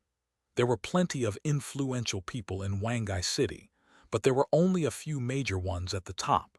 The only one among these with the last name Wang was the General Secretary Wang Dihai. Jiang Chen held a cautious attitude towards meeting this influential politician, but he had no valid reason to say no. A general secretary held authority in the central government. Regardless, for future technology, Wang Dihai's attitude was crucial. Jiang Chen didn't need to do much, as future technology alone could grow without government assistance. As long as they didn't cause trouble for him, it was more than enough. Chapter 75, Because of Regret. The banquet concluded with thunderous applause accompanying the school management's closing remarks. Jiang Chen dragged his slightly intoxicated body to his car before stopping in his tracks. "Fuck, how can I drive if I drank? This is going to be a problem." A troubled smile appeared on his face. Although his body condition was stronger than an ordinary person's, enabling him to cleanse alcohol from his system at a faster rate, he was not like the masters in wuxia novels who could instantly dissipate the alcohol from their bodies. The police would find it hard to believe that he was not drunk. Key in hand, he hesitated, not knowing if he should take the chance. In the end, he sighed. He grabbed his phone and slid his finger across the screen, but didn't know who to call. Zia Shiyu just headed home. It would be inconsiderate to call her back. Liu Yao. When he saw that name, his finger paused before he pressed it without further thought. "Hello?" From the other end, a slightly lazy voice sounded, as if the speaker had been about to fall asleep. He pondered for a moment before opening his mouth. "It's me." "Jiang Chen," came the ecstatic response. "You have caller ID, right? Where are you right now?" She was lying face down on her bed, her smooth legs swinging back and forth in the air. A smile crept onto her face as she propped her chin up with her hand. "I'm home. Why? Do you miss me?" It was the first time Jiang Chen had called her. Jiang Chen was silent, not knowing how to answer. In the end, he awkwardly chose to ignore the question. "How far away is your home from Wangai University?" Liu Yao pouted with disappointment. "Not that far, 2 subway stations away." I drank a bit and can't drive. Could you come and pick me up? I'm by the lake in Wangai University," Jiang Chen said shamelessly. The pristine moon cast its light from the night sky and reflected off the glowing lake's surface. A light breeze drifted by the lakeside, rattling the leaves to the sound of the wind. The September air already carried a slight bite. He embraced the chill on his arms as he leaned against the marble fence, staring blankly at the hut sitting in the middle of the lake. When was the last time he had visited this place? Behind him was the English corner and a bench in a grassy field, an ideal place to practice recitations. But it was also the perfect date spot, referred to by students as the Lover's Hill. "What are you looking at?" "Zoning out." Jiang Chen turned around smiling but stalled, stunned by the glimpse of a beauty. A white dress paired with high-heeled sandals, the pure white color. As soon as he managed to regather his thoughts, he said, sounding troubled, "If people didn't know better, they'd think you a first-year student." The slight curvature of her lips showed a girl's pride, while the gorgeous face under the lamppost carried a hint of innocence. Did I drink too much? Jiang Chen rubbed at his temple. Of course, I even met a senior when I was walking over, and he volunteered to walk me home. Liu Yao examined Jiang Chen's face with a smile. Oh. Dissatisfied with Jiang Chen's calm reaction, she asked, "Are you not jealous?" Jiang Chen smiled, his eyes locked onto the gaze as limpid as the lake's surface. The words of "why would I be jealous" were stuck in his throat. Perhaps a little. He turned away from the attractive face to look at the grass field dotted with bright lights. Liu Yao's smile grew larger, her mouth shaping into a crescent. Then I told him I already have a boyfriend, and he walked away blushing. Jiang Chen shrugged, chuckling. Why are you so direct? They didn't even say that they were going to chase after you. The way he looked at me said it all, but I can't accept anyone other than you. He fell into silence, which was soon broken. Do you want to be my boyfriend? While we're on the topic, did you purposely dress like this? Jiang Chen diverted the topic with a troubled smile. The pristine white dress, the gorgeous face without makeup, and the eyes as bright as the stars in the summer night. Liu Yao also didn't answer the question as she straightened her back and strolled around the rock path. She turned to look at him with a gentle smile, her dress blooming with her motions. Am I similar to that girl who watched the movie with you? He fell silent, then started laughing hysterically. Perhaps it was due to the alcohol's influence. She is not a good person, so why are you copying her? Jiang Chen also straightened up from leaning against the fence, his laughter dying away. Am I like the girl in your imagination? Jiang Chen stopped again and after a while spoke with confusion. Is there a difference? Just as he finished speaking, he already had an answer in his heart. The girl in his imagination was pure, innocent, and adorable. In the end, he realized that everything had been a facade, but he still held feelings for Fang Yuanyuan. Liu Yao smiled, looking at Jiang Chen. Although she didn't know the girl he met in the past, she could guess. So with her cunning, she changed into a dress she had worn back in her university days. Like a traveler in the desert, heading to the imaginary kingdom, strolling alone, he murmured as he gazed at the loving couple on the faraway grass field. PSHHH, you can write poems. No, just the complaints of a bored person at a boring time. For some reason, he missed Sun Jiao, that evil and naughty girl. Perhaps this was why he liked her. The courage to love and hate, the straightforward way of expressing her emotions, and the naughtiness to act on the wrong ideas. She was becoming more civil, but Jiang Chen had the urge to tell her that this was okay too, because such a girl was nearly extinct in this world. Here, what remained genuine? Suddenly, a softness gently blocked his mouth, his eyes staring at a closed pair of eyes. Lips parted. Silence ensued before Jiang Chen eventually asked, "Can I ask you a question?" "MHMM. Apart from material needs, why do you like me?" If it was just about money, there were plenty of rich people. A delighted smile blossomed on her face, maybe because of respect. The smile was beautiful, but also helpless. I see. Perhaps she sought after respect because she was not respected. He paused and after thinking a while asked, "Do you know why I accepted your invitation for a vacation?" Because of regret. Jiang Chen looked down. He didn't say no or yes. Take me home. Liu Yao looked slightly disappointed, but she smiled and nodded. MHMM. He leaned back against the soft passenger seat and let out a long sigh. He then pulled at the collar that made him feel stuffy. Minxin Area Mansion Community, the innermost plot. Do you know the way? There's always GPS. Liu Yao forced a smile as she really hadn't been to that area before.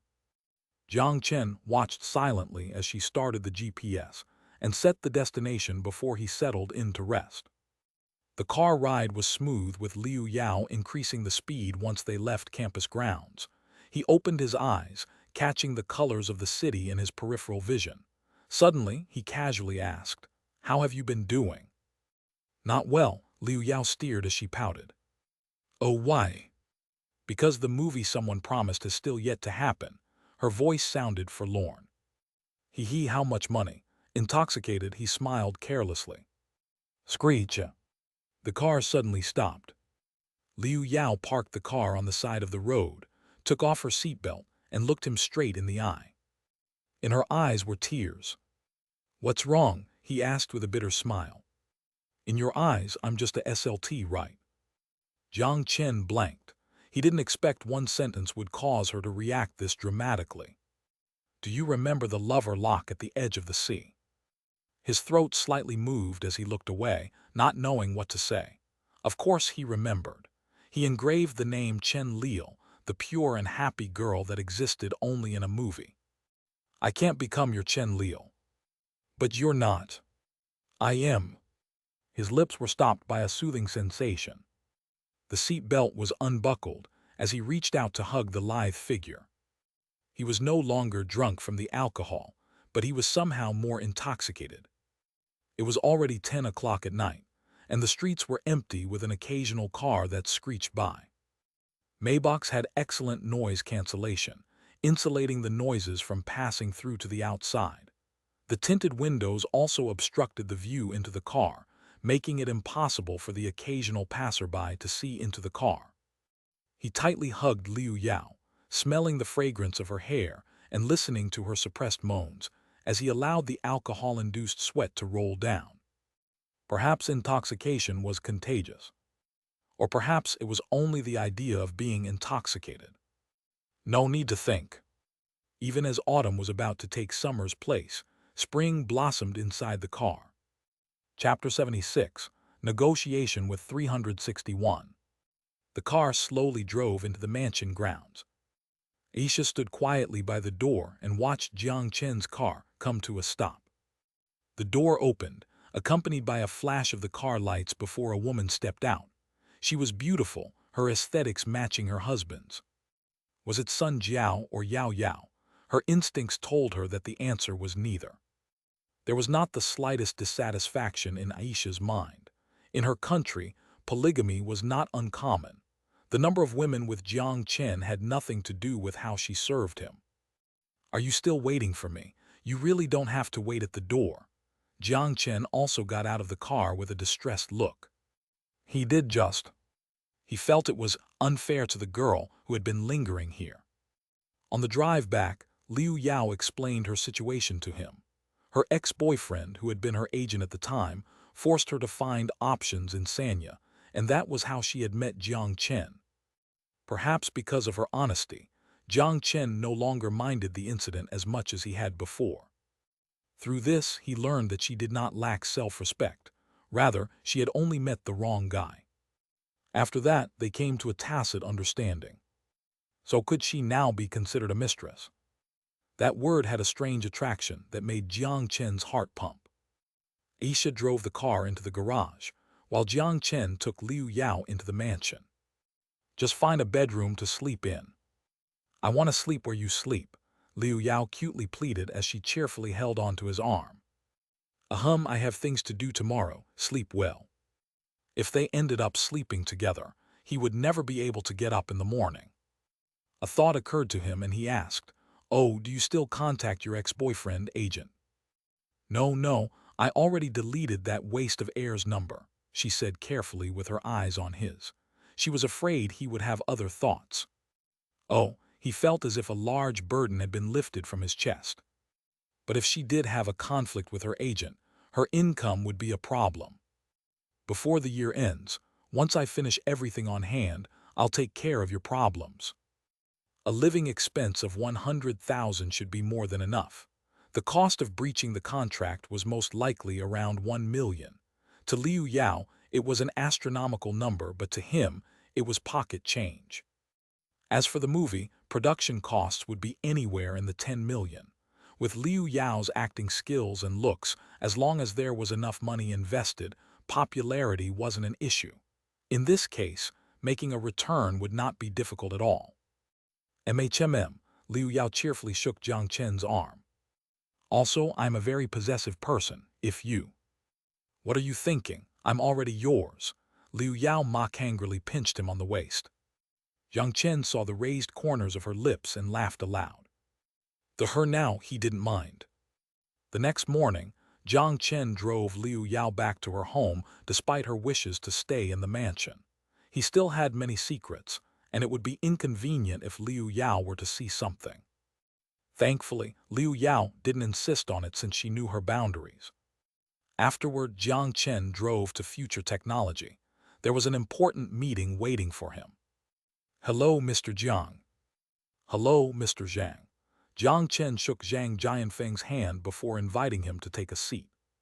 A clean haircut, a well-tailored suit, he had the sharpness of a company executive.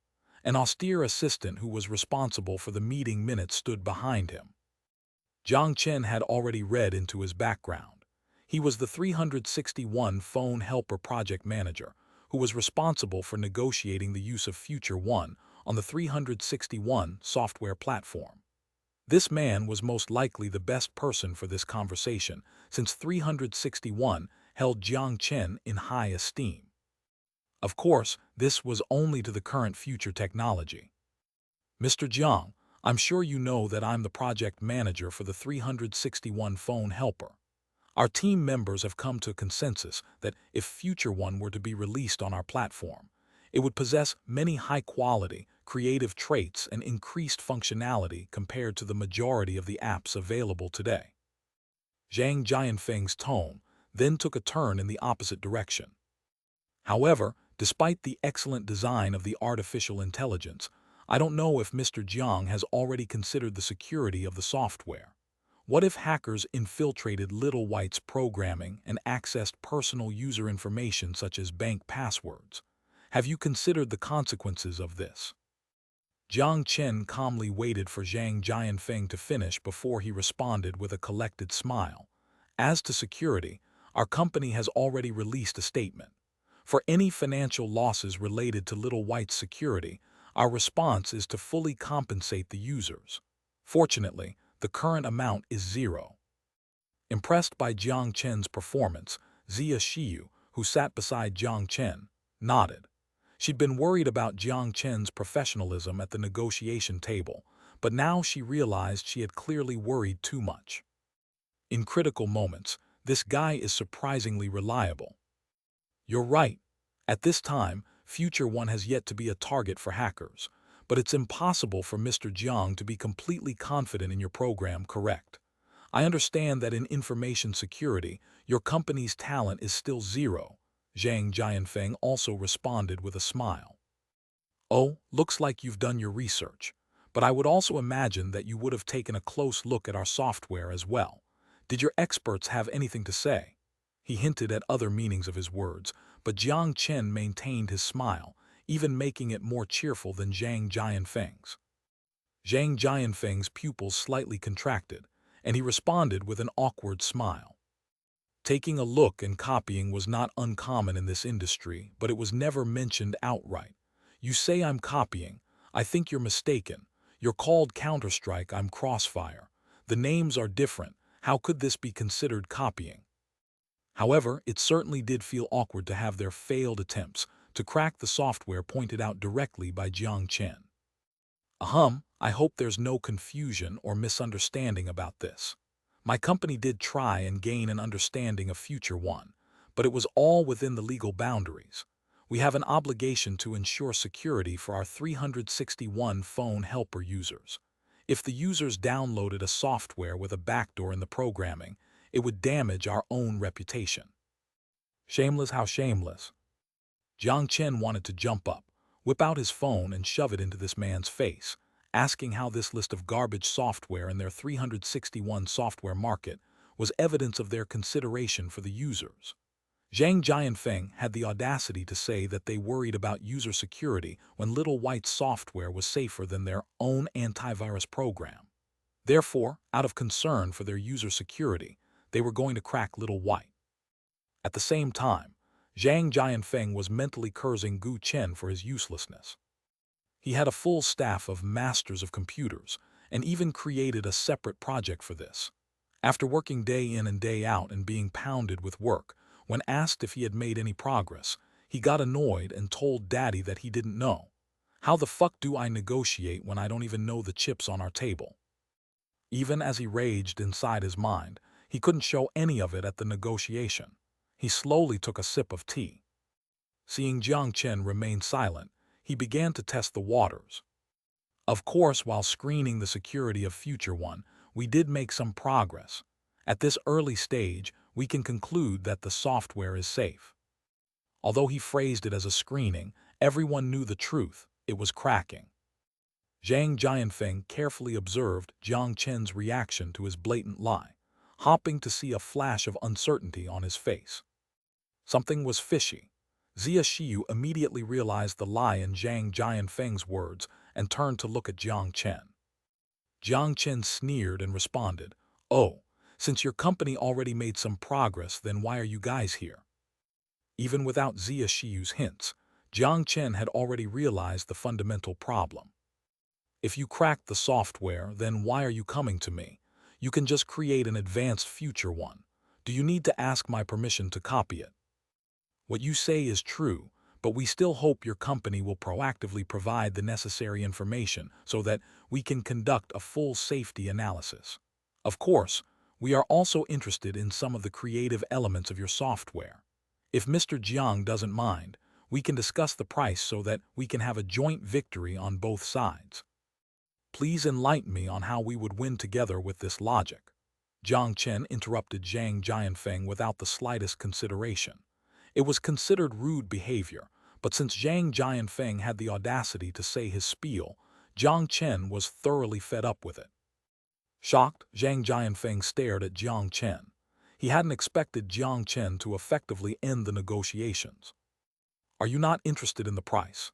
Zhang Jianfeng was a skilled negotiator, able to hide his anger. Instead, he smiled genially at Jiang Chen. Well, we can talk about it. 1 billion. Zhang Jianfeng calmly gave the conservative figure. As someone with a tech background, do you really believe that it's worth only 1 billion? Jiang Chen sipped his tea as he leaned back against the chair. Mr. Jiang, although the technology is a part of it, you and I are both in the business field. Don't you think that we should talk about the business value? From my understanding, you don't even have a channel of revenue from this free software. I would have to say that your financial statement for this month shouldn't look too great. Zhang Jianfeng couldn't hold in his laughter. We have sufficient funds. You don't have to worry about that. As for revenue generation, if you're looking forward to it so much, it may come to exist tomorrow. A smile full of hidden meanings appeared on Jiang Chen's face. Zhang Jianfeng took a moment to think. Based on what he knew, Jiang Chen's company only had 500,000 of invested capital. Could a venture capital have already invested in them? Zhang Jianfeng couldn't be blamed for his lack of information. The registered capital was indeed 500,000, but the following equity infusion was not released to the public. As a privately held company, the information would not be disclosed, and therefore, they had no obligation to give information on their assets. Since Mr. Jiang is so confident, I don't think there is much more we can talk about. Zhang Jianfeng sighed as he stood up. The negotiation fell through, though it was a result he had expected. What you say is correct. If your company genuinely wishes to form a partnership with us, please provide us with a reasonable proposal, and we will reciprocate with the same respect. Zia Xiyu, who hadn't spoken until now, nudged her glasses up as she slid a document forward. This outlines the potential area we would consider forming a partnership with. If Mr. Zhang is interested, you should take it with you. Zhang Jianfeng was caught off guard, but he soon regathered his thoughts. Is this how a small startup treats large corporations? Future technology is this confident. He picked up the piece of paper. Virus database sharing, phone security partnership, arrogant. The next second, however, he felt something he had never felt before. It was a hint of fear. What if they did have the ability? Artificial intelligence plus an antivirus. There were countless possibilities. What else could artificial intelligence do? Since the negotiation has fallen through, could I ask for your evaluation of Future One? This way, I can go back and give my boss an answer, Zhang Jianfeng casually asked as he placed the document into his briefcase. From a programmer's perspective, What do you think a finished artificial intelligence would be worth? Instead of answering, Jiang Chen half-jokingly threw the question back at him. Zhang Jianfeng considered it for a moment before he smiled and said, 1 trillion. Ha, around that range, except even for 1 trillion I wouldn't sell it. Jiang Chen laughed as he walked beside Zhang Jianfeng. Do you want to work for me? I'll cover the cost of breaching your contract. Zhang Jianfeng laughed jovially. That's an interesting way of acquiring talent. I haven't even asked if you're interested in coming to 361, and you already asked me to come work for you. Zhang Jianfeng's mouth twitched on his way to the door. For a brief second, he had been tempted. Before he achieved his current position, he began as a programmer. Witnessing the impeccable technology behind the software, how could he not be tempted? Except temptation didn't necessarily translate into actions. Upon returning to 361's headquarters, Zhang Jianfeng reported the day's events in its entirety to the president, Zhou Hongwei. 1 trillion. Haha, I wouldn't sell it for 1 trillion. Looks like the president holds high regards for future technology. He lightly asked Zhou Hongwei upon seeing that he did not criticize him for his inability to close the deal. High is an understatement. Zhou Hongwei shook his head as he laughed. If any one of you could develop artificial intelligence, what if I gave him 10% equity? 10% equity. Zhang Jianfeng uncontrollably gulped. 361 was listed in the UA. With an average share price of 60 USD, the current market cap already reached an astounding 10 billion USD. 10% was equal to 1 billion USD. The assistant also gulped with wide eyes. Looks like it's impossible to acquire them. Zhou Hongwei shook his head sighing. How about we do something with our platform instead? The assistant suggested. Zhou Hongwei glanced at her before chuckling. If Future One can't be downloaded from 361, won't users just download it from the Android market? And if the Android market doesn't work, why wouldn't they just make an official site? The assistant was speechless. Why don't we wait first and see Microsoft's opinion? Frowning, Zhang Jianfeng put forth his own suggestion. Zhou Hongwei considered it for a moment, then nodded. That's what I had planned to do. It's a much more conservative approach. It was no secret that Microsoft and 361 had an alliance. When 361 fought for market shares with Tencent, it was all under the orders of Microsoft from across the Pacific Ocean.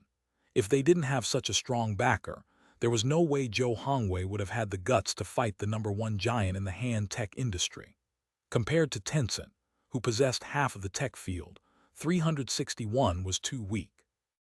On that day, the number of MSN installations increased to 7 million, revealing the true instigator behind the scenes. Zhou Hongwei could choose to blacklist Future One using 361's antivirus and suppress its ability to thrive. Currently, 361 did possess high market shares on the mobile platform. Even if they were faced with a lawsuit, the settling amount would be negligible. 300,000, that was nothing. His real concern was whether this move would push future technology to other tech giants, such as Tencent or Baidu. Then it would become even more difficult for 361 to survive. All tech giants shared the same concern. Everyone understood the value of artificial intelligence. However, if they were too forceful in pushing it away, it would only hurt them in the end. The best way was to balance power through a partnership. At least for now, Future One had yet to touch anyone else's cake yet. It was because of this that Jiang Chen restrained himself from releasing all of Little White's functions. If Little White suddenly possessed all of the functions of QQ, Baidu, and 361 together, it would face the backlash of the entire internet industry, as he would have just touched everyone's cake. Translator note: Hello everyone, this is Min. I apologize for the unstable update for the past while. We were transitioning into a new system and finally completed the process. I'll be releasing 7 chapters in the next 24 hours as my apology. Please comment and let me know how I can improve the book. Chapter 77, Press Conference. Suit does not feel comfortable at all. Jiang Chen remembered wearing it only once during his graduation debate and a couple times in interviews. But looking at Zia Shiyu in her black office attire, she certainly possessed the professional and sharp vibe. Her silky black hair was tied up and her black-framed glasses were perched pertly on her nose. On her face, she put on light, natural makeup. To be honest, he previously thought that she looked bad with a ponytail, but now she seemed more mature and professional. "Are you ready?" Zia Shiyu was anxious upon seeing his casual demeanor. Jiang Chen shrugged and smiled. "Don't worry." That certainly did not make her any less worried. Although Zia Shiyu wanted to make fun of him, she did feel calmer with a composed Jiang Chen as opposed to a nervous one. She let out a breath and nodded. "You can do it." "Of course," he confidently smiled. "What's so scary about being in front of cameras? I was in front of God knows how many guns. Not exactly something to be proud of." On the first floor of Future Technology was a public conference hall bustling with people. The conference room had an elevated half-circle in which the invited press had all taken their seats. As usual, the cameras were placed in the back, and because seatings were numbered, the hall was not too chaotic. The media frenzy surrounding Future One exceeded Jiang Chen's expectations. The 100-square-meter conference room still felt crowded. The curtain slid open, commencing the start of the flashing lights. With a bright smile, Jiang Chen waved his hand, his heart pounding as he noticed the CTV, CNN, and BBC symbols. "Damn, it does feel different now that cameras are pointing at me. I'm even feeling nervous now." After collecting his thoughts, he read the opening address amidst the media's heightened expectations. "First, I would like to thank the media present for taking time out of their busy schedules to attend Future Technology's press conference. I believe everyone seated here has already had the chance to learn about Future One. To save time, I won't go over each of the functions. The purpose of this press conference is to address and answer any rumors or misunderstandings about Future One. Therefore, the most efficient method is for me to give the time to the media. Please, following the sequence of seat numbers, ask your questions, and limit them to one per person to ensure that every outlet has an opportunity." Zia Shiyu, who was standing backstage, almost fell down as she was dumbfounded by Jiang Chen's decision. Who would pass the questioning to the media right away without saying anything first? Without giving a simple, comprehensive explanation, if they come to ask an extremely tricky question, would you be able to handle it? The media was also shocked that Jiang Chen skipped right into the media's questions without playing his role first. It certainly caught them off guard. They'd seen press conferences without a question and answer session before, but never one without a speech. Also, questions were based on seat number, which made them feel uncomfortable as they were used to having to fight to ask questions. But Jiang Chen didn't concern himself with the rules, instead choosing the most efficient method. If he had to pick people, he ran the risk of offending certain individuals, so the best way was to create boundaries and make people ask one by one. The reporters who usually had to have their hands up for an entire conference without getting picked were certainly appreciative of Jiang Chen's decision. It didn't matter that they were seated in the back so long as they had the opportunity to ask questions. Jiang Chen kept his composure. He had his own considerations in making this decision. "Ultimately, you guys will be asking about security and privacy anyways. Even if I clarify first, you'll only pick holes in my word choice. If I let you ask beforehand, I only need to answer." After weighing himself internally, Jiang Chen knew that he would not be able to outwit these veterans. Regardless of Zia Shiyu's competency, her script would be picked apart by these reporters who were hungry for headlines. Although they were surprised by Jiang Chen's decision, the reporters had already done their research beforehand and came prepared with a list of questions. The reporter in the first seat stood up and read out what was written on his notepad. "I am CTV's reporter. There has been controversy surrounding the topic of artificial intelligence security, especially little whites. Mr. Jiang Chen, could he really be a ticking time bomb in the user's phone concerning private information like people said he would be?" The young man clearly articulated. That's a great question. First, I'll have to refer back to the guarantee our company has made recently.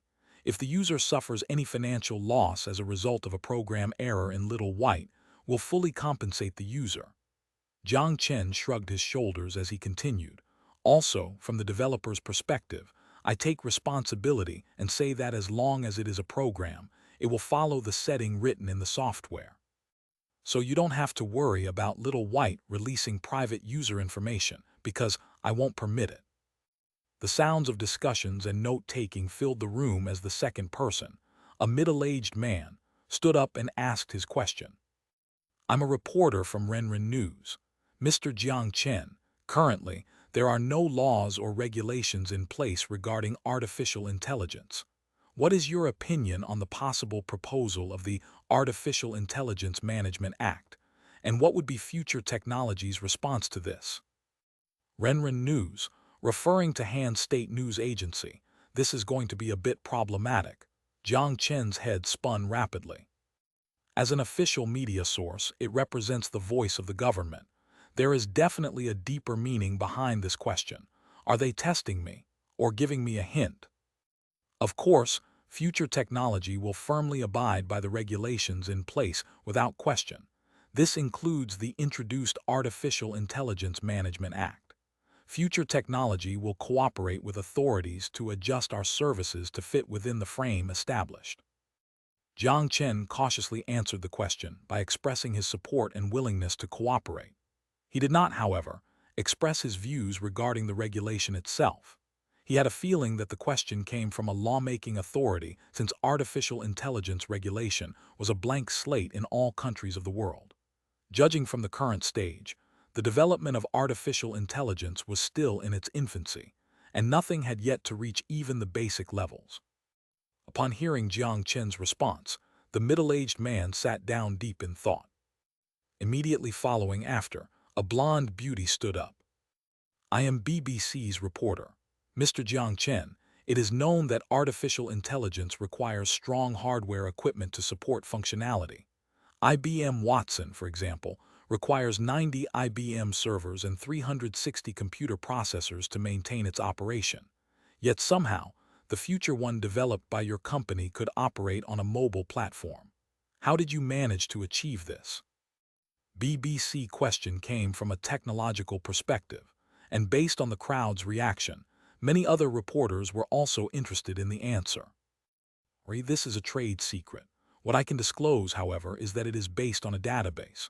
The core of the artificial intelligence that we developed is not the hardware, but rather the software.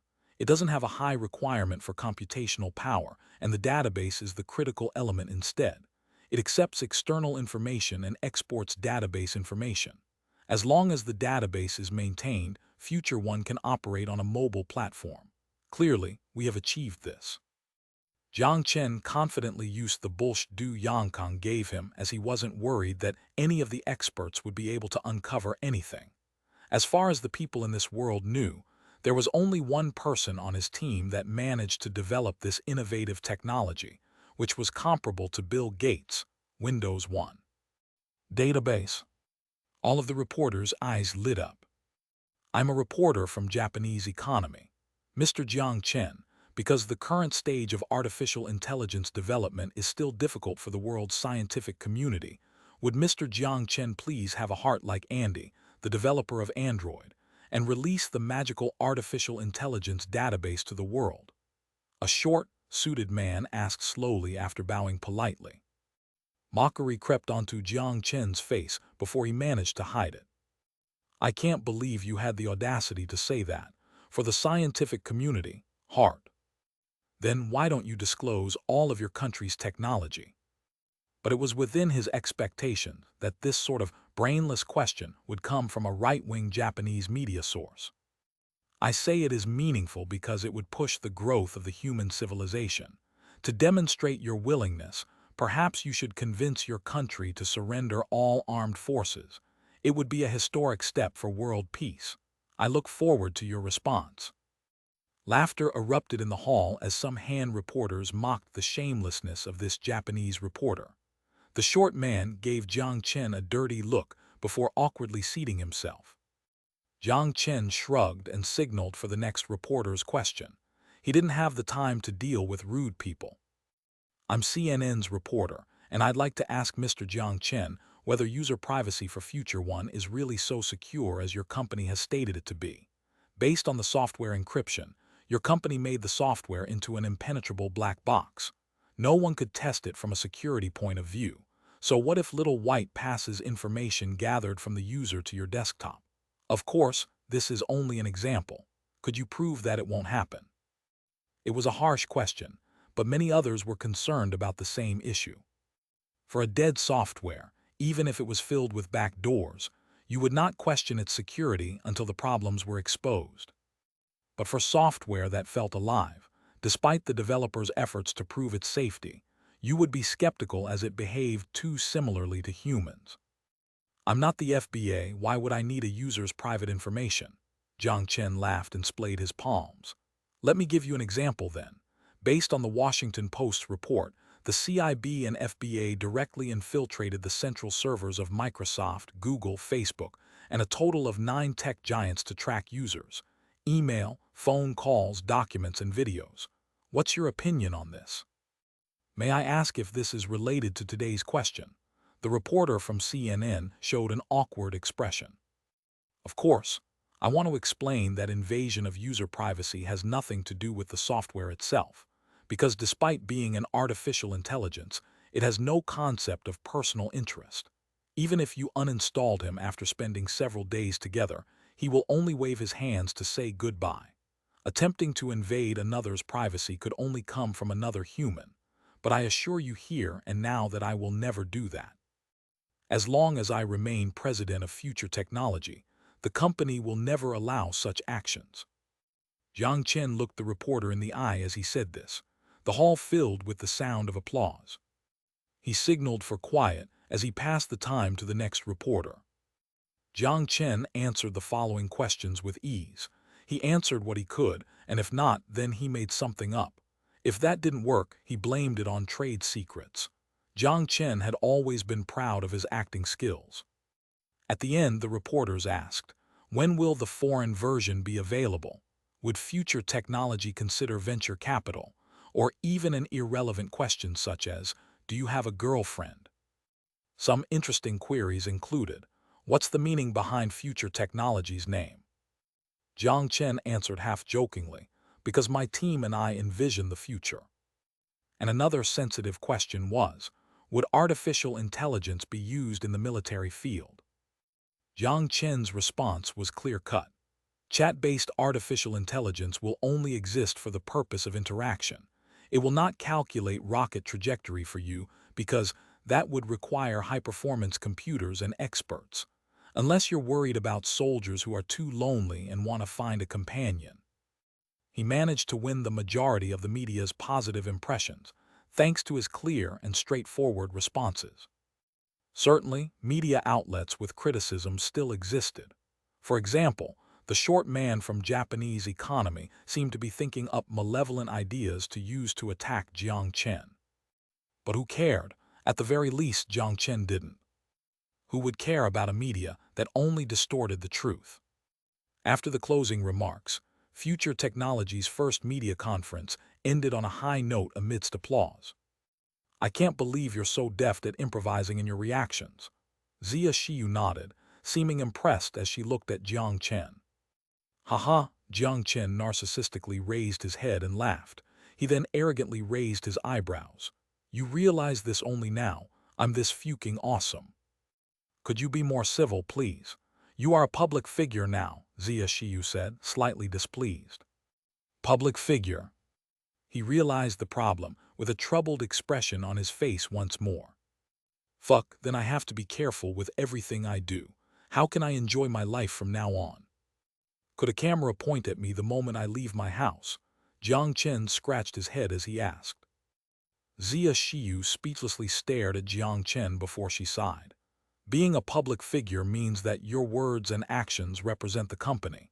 If you do any uncivil acts, this would directly influence the public's impression of our company.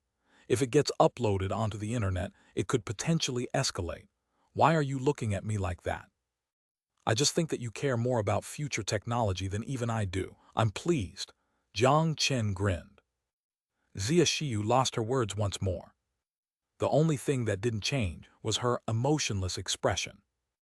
Jiang Chen was eager to change out of his uncomfortable suit. Oh, right.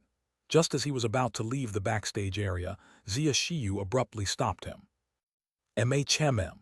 Jiang Chen turned around looking confused. In consideration of the company's publicity. Of course, it is not right to interfere in your private life, but do you really not have a girlfriend? Zia Shiyu didn't look in Jiang Chen's direction. Instead, she stared blankly at the ground as her finger twirled the tips of her hair. Her voice remained calm as usual. Jiang Chen was shocked, and his face took a particularly odd tone. What if I do? He probed to see her reaction. You are about to rip your hair out. But in reality, no, Jiang Chen immediately added. Her mouth curved up. At this moment, even as dumb as he was, he realized. In this case, it'll be okay. But you should still be careful about your private life. If news got out that you're still single, some people with ill intentions may, anyways, just be careful. Jiang Chen locked his eyes onto Zia Shiyu, who was being unusually chattiness, with the same peculiar expression. Do you like me? Chapter 78, Test. Do you like me? Jiang Chen recalled the conversation backstage as he scratched his nose with a troubled smile. Why am I so charming? He said to himself with a cocky flair before becoming overwhelmed by embarrassment again. He turned the car radio on in an attempt to drown his awkwardness in the noise. Zia Shiyu was the type to be shy, easily embarrassed by anything. Even with her emotionless face, she was cold only on the outside, warm on the inside. The atmosphere had been intimate. Her mouth half open, she had been completely at a loss with the situation. Just at that moment, however, an untimely phone call with an explosive ringtone broke the delicate closeness. Jiang Chen, realizing it was his phone, was about to hang up when Zia Shiyu quickly gathered her wits and then fled the room with her head buried. Fine, perhaps that phone call had perfect timing. Or else he wouldn't have had a clue on how to disengage from that awkward situation. He wasn't sure about his attitude towards her either. He used to masturbate to her image long ago for quite some time, but he hadn't had such thoughts for a while now. Perhaps his mentality had changed.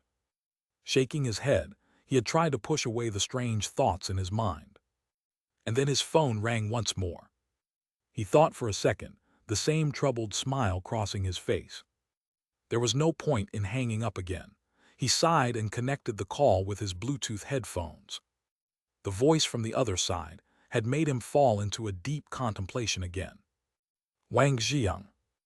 Jiang Chen was now on his way to the home of Wang Dihai, the general secretary of Wangai City. The elder wished to invite him over for dinner to express his sincere gratitude for saving his life. But the phone call had been too timely, coming not long after ending the press conference.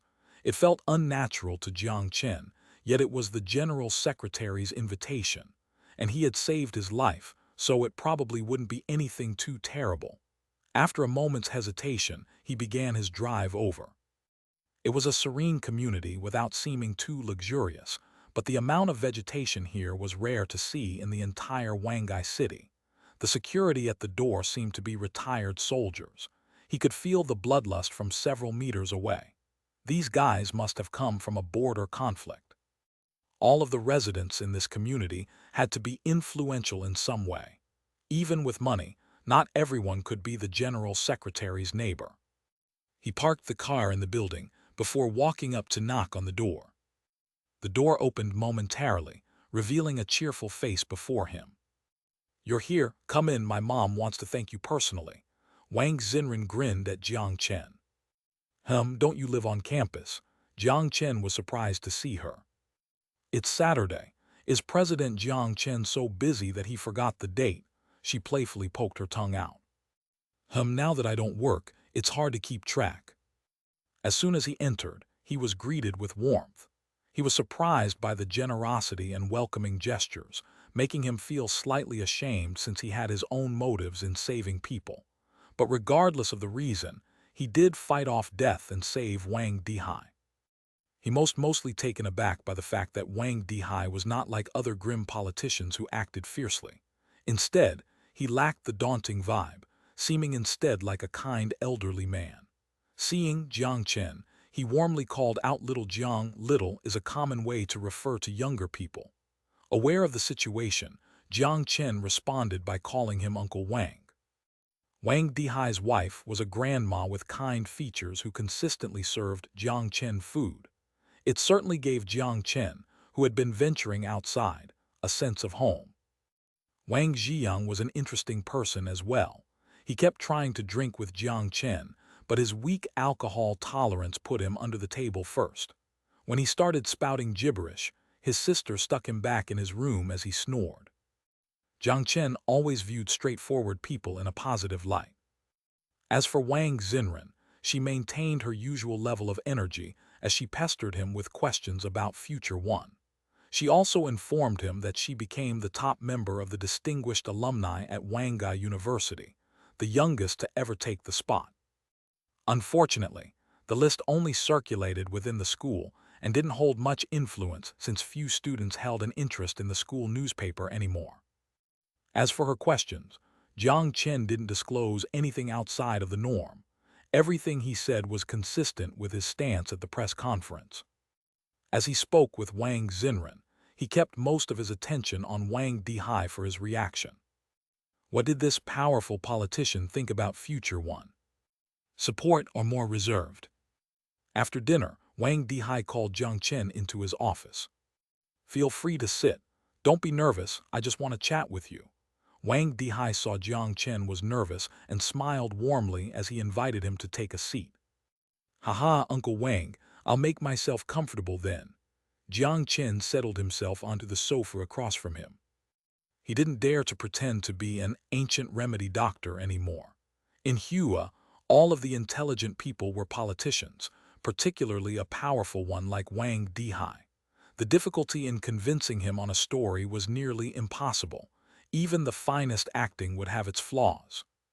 Say as little as possible. But Jiang Chen had clearly overthought the matter. Wang Dihai didn't pry into the matter of how he cured rabies. Instead, he started talking about his childhood anecdotes. My rabies was probably from the 60s. I was young, my dad was being punished, and I got bit by the dogs of those crazy politicians. I remember the bite was about this big on my leg. I initially didn't think it would be a problem after so many years, but it still turned out to be worse. Haha. Wang Dihai used his hand to show the size of the scar. Jiang Chen smiled, but didn't respond. He knew it was better to listen since elders enjoyed telling young people their stories. They didn't need comfort or praise, only an audience that was willing to hear them out. Although he didn't know what Wang Dihai was planning, since he treated Jiang Chen as one of the younger generation instead of as a subordinate, Jiang Chen's impression of him was not too bad. He heard many stories from Wang Dihai. Until the end. Now we are finally powerful. Good, good, good. In a nostalgic tone, Wang Dihai repeated good 3 times as he looked in Jiang Chen's direction with a look full of hidden meanings. The show had finally started. Jiang Chen's focused as he waited for this powerful politician to speak. Little Jiang, is it feasible for artificial intelligence to be used in the military? Wang Dihai casually asked as he sipped his tea. Of course, Jiang Chen responded without hesitation before sternly saying, it would be a disaster to the country and even the world. Oh, Wang Dihai was quite interested by Jiang Chen's response and waited for the context. Artificial intelligence is not human.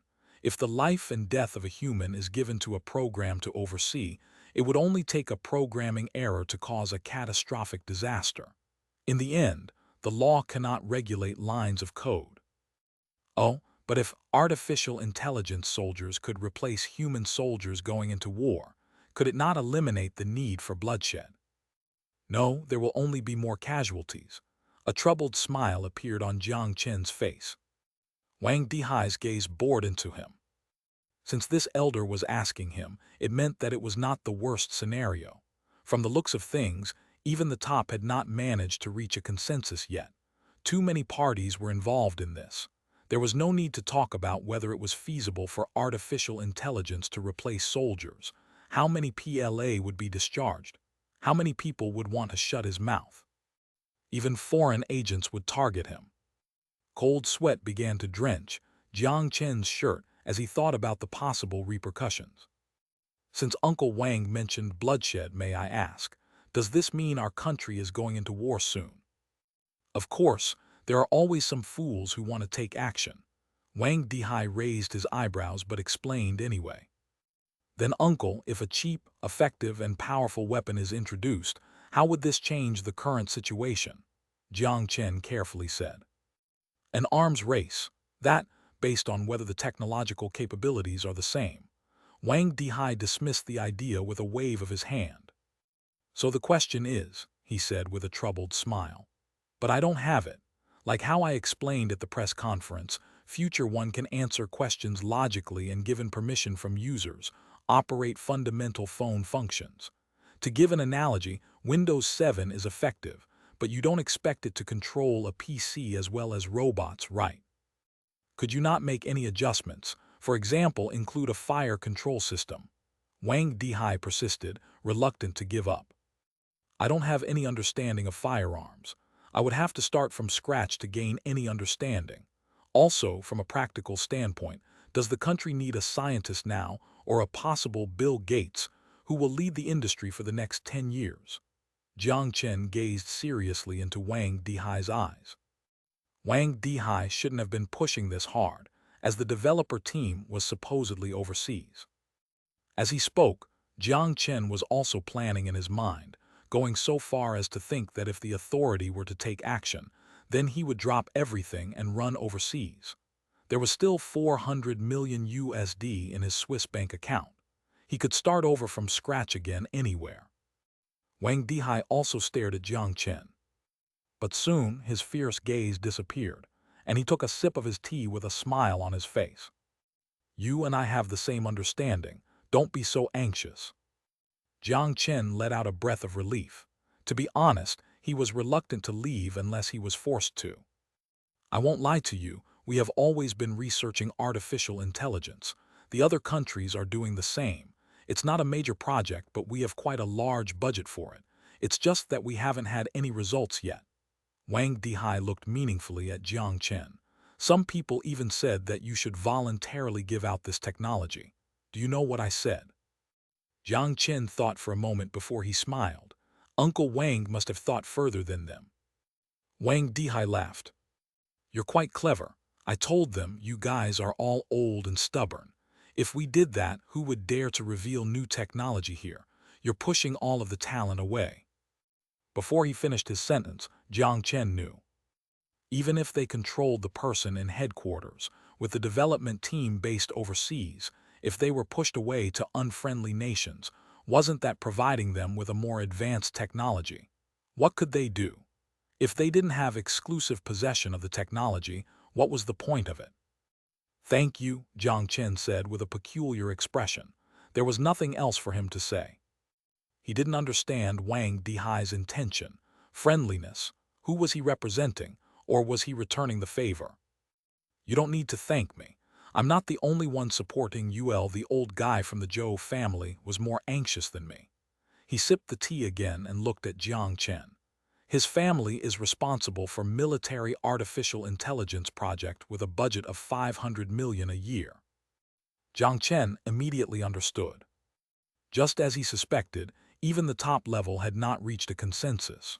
Or perhaps a better way to put it was that collectively they were unified, but when it touched their own cake, the situation became much more complex. Or else the authority would not have waited for him to finish the press conference. The moment Future One was released, trouble would have ensued. Once it came into the world's spotlight, it would be too costly to work from the shadows again. It was related to the country's attitude. They were already having difficulty retaining talent. If they proceeded with the plan, they would be chasing away the talents. The key now was not to be stronger, but to become more stable. I'll ask only one more question. What's the value of Future One in the military industry? And be truthful. Wang Dihai locked onto Jiang Chen's eyes. In his aged gaze there was less kindness and more ferocity. It's not the right time to go into the military. There are too many personal interests attached to it. Thoughts flashed through his mind as he firmly answered the powerful authority figure. 0. Wang Dihai nodded, a smile appearing on his face. Then, as the General Secretary of Wangai City, I hope you are able to contribute substantially to the city's economic development. I also wish to see future technology significantly benefit the lives of the people and do even greater things. With a genuine smile he answered, of course. Is he hinting at me to not overreach the limits of civil usage? Looks like Wang Dihai was not trying to convince me, but rather test me. The Wang and Zhou families probably wear the same pants. Thinking about this point, he was not afraid, but he still felt a chill run down his spine. He originally had the ambition to take future technology to the military field, but now it seemed as though he had been overzealous. Did Wang Dihai help me? Of course, since the Zhou family did not go after him right away. But would he have repaid Jiang Chen's favor if the interests of the Wang and Zhou families had been on the line? Probably not, since then it was no longer a personal issue. If Jiang Chen showed the slightest interest in military, or if Future One had the possibility of encroaching into the field, Wang Dihai would not do anything, but the Zhou family would not let him walk free either. At that time, they would threaten him into giving up the technology before getting rid of him, or they would get rid of him right away without even asking for the technology. It would of course result in Jiang Chen's escape, but he would have a hard time returning home again. Would it be beneficial for the country? If they truly cared, then they would not have been so greedy. All of the smart people were in politics. Throughout history, the motivated and the honest died on the battlefield, the knowledgeable avoided politics, and the intelligence belonged in the forbidden city. It was better for the simple to stay away from the intelligent. Jiang Chen didn't reveal any of his thoughts. As soon as he left, he inhaled deeply. He suddenly realized that the past few days had been more tiring than living in the apocalypse. Why do I tire myself out? Am I missing the purpose here? Jiang Chen mocked himself as he shook his head. Regardless of whether he thought too much or not, he didn't consider Wang Dihai to be reliable. Favors were like bills. Once used, it was gone. But it was almost more complex than that since items had a set price. At least you knew how much remained. The only good news was that Future One would not receive too much hindrance from regulations. This danger faded in its infancy. Chapter 79, Game Online. Artificial intelligence will be the prevailing trend in the progression of modern society.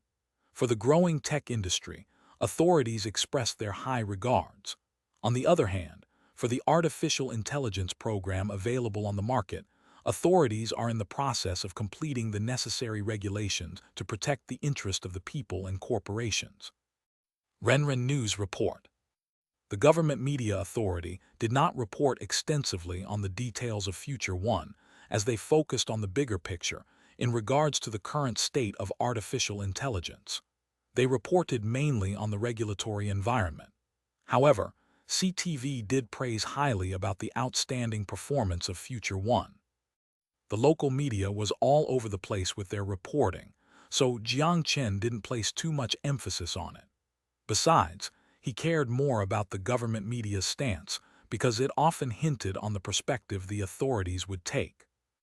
But now, after the conversation with Wang Dihai, there was no need to pay attention to it.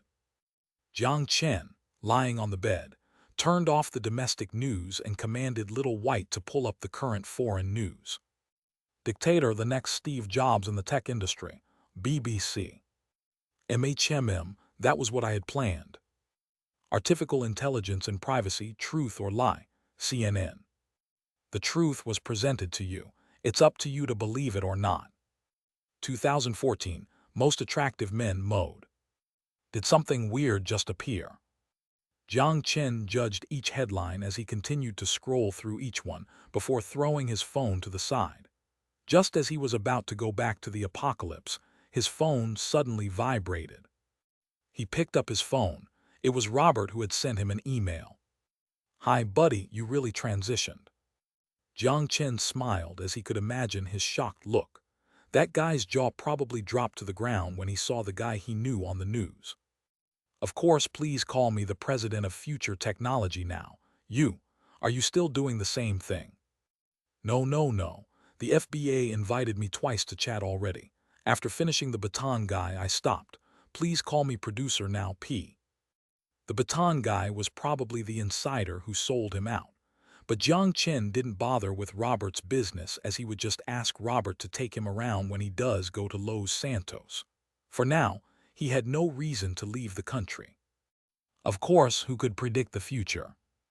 Just as Jiang Chen was about to put his phone down again, the phone rang. "Zia Shiyu." "Hello, do you miss me?" Lazily, Jiang Chen picked up the phone. "Are you not coming to work today?" She cunningly reacted to her superior's harassment. Jiang Chen nodded, pleased with the reaction, and continued. "I have already given you the permission on the specific tasks. Can you not let me be a relaxed billionaire? IHaveAMansion. If you have time today, drop by. I had a feeling that you were about to leave for a long time. I still have some things that I need you to decide on." Jiang Chen was shocked. This girl is psychic. How did she know I was about to leave? Jiang Chen sat up from the comfort of his bed. "Wait, I'll be there soon." Different from the usual emptiness, Future Technologies headquarters already began to feel busy. Because of the need for people, training was halted and people learned on the job. The employees apparently recognized the president as they cheerfully greeted him. Jiang Chen smiled and didn't interrupt their work. Instead, he walked directly towards Zia Shiyu's office. What do you think is the relationship between the president and Miss Zia?" The cute girl at the front desk poked at her colleague. "What, if Miss Zia heard you, she'd cut your bonus. But if I would guess, it's not that simple." He had knocked before he was given permission to come in with, "Please come in." You are here." Zia Shiyu's tone was rather stiff as she dodged his eyes. A forced smile appeared on Jiang Chen's face. "Is it because of yesterday? If it is awkward from now on, it will be problematic." He didn't know why he asked that question. But business first. If he didn't take care of things now in the modern world, it would be hard to take care of the issues after he comes back from the apocalypse. He cleared his throat to break the awkwardness, and then spoke as if nothing had happened. What is the current user base of Future One?" Zia Shiyu saw that he didn't bring up yesterday's topic, so she secretly felt relieved. Then she picked up a report on the table. Future One's user base already broke through the 200 million mark, but the growth speed is slowing down. She pushed up her glasses as she reported to Jiang Chen with professionalism. "Not bad. Then we can go to the next step. Is the application procedure for the game finished? Is the operations team familiar with the game now?" Jiang Chen asked as he flipped through the document Zia Shiyu passed over. "The application procedure finished a while ago. As to the operations team, they are familiarizing themselves with the game. Because they only started yesterday, it is still being completed. However, the game you provided has a perfect backend, so the task is almost complete." "Looks like Yao did an excellent job." Jiang Chen smiled with the cute girl in mind and continued. "What about marketing?" "It's been ongoing. We have done advertisements and cinematics. Based on the feedback from our official site, the users have high hopes for the landmark mobile game. The post with the highest upvote even said that he is waiting for us to create virtual reality helmets that come from fictional novels," Zia Shiyu said half-jokingly, but it scared Jiang Chen. "What did I say? I was going to develop virtual reality? Was this person reborn?" "Based on this, users have extremely positive opinion about our company's technology. President, are you okay?" Zia Shiyu looked Jiang Chen's puzzled expression, confused. She had a trace of worriedness in her tone. Nothing. I just think I should control how much I show off." Jiang Chen forced a laugh. Maybe I am being too sensitive. Zia Shiyu ignored his nonsense words and continued. Then should we introduce the game now? Jiang Chen thought for a moment. I think it's about time. Start the registration and pre-download tonight. The official release will be within this month. You can decide the exact strategy. The bug system in the game is also advanced, so the employees only need to troubleshoot based on the description provided by the system. The operation of the game should have no problems. This is the decision then. New era will come online. Jiang Chen was confident about this game. The introduction of Future One freed the hardware limitations of the mobile plant, which would foster a series of the high-quality mobile games. This would fundamentally change the mobile game industry. The original popular masterpieces would not necessarily get replaced by the new generation of games, but they would definitely be impacted and forced to make adjustments. It was the perfect opportunity for future technology to enter the mobile gaming market. Zia Shiyu nodded as she also believed it was time. The release of the game would also turn the company's current income statement around, which was now in the red. Another key aspect. Do you have any recommendations for the direction of the game? Zia Shiyu had to ask Jiang Chen about the macro development strategy of the company. You can make your own decision. I know you are a lot more knowledgeable than me in regards to operational strategy. Jiang Chen smiled. No, I mean the bigger picture. It is extremely difficult for a mobile game to balance KPI and ACU. Wait, what is KPI? Jiang Chen was at a loss. Zia Shiyu was at a loss too. KPI, Key Performance Indicators. Jiang Chen embarrassedly scratched his head as he realized he was an amateur in business. However, what about ACU? He gulped as he shamelessly asked. Average concurrent user, President, maybe it would be a good idea to learn some fundamentals, Zia Shiyu said, sounding worried.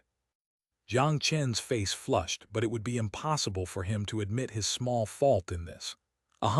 Why didn't you just put it in simpler terms? Profit and user base, right? Zia Shiyu's eyes twitched as she sighed.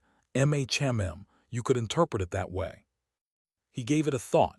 You don't have to worry about profit for now. We don't lack cash. Compared to short-term profits, I care more about long-term sustainable growth. If we have to sacrifice the lifespan of the game for profit, it will undermine the quality of our game. Understood. President and I share the same thought. Since we already have the advantage in technology, no company can copy our game. Therefore, we don't have to worry about the lifespan of new era for now. Once we establish the first group of users, we can then consider the profit. Zia Shiyu agreed as she took out another piece of documentation. Jiang Chen scanned it as it revolved around the details of the game's operation. For example, the purchase method and game model. It had nothing to do with the game content. Should be okay then. Now that everything is cleared up, I need to go somewhere far away in the next few days. Jiang Chen put the document aside as he was getting ready to leave. Where are you going now? Zia Shiyu sighed as she rubbed her head. Maybe I will tell you one day.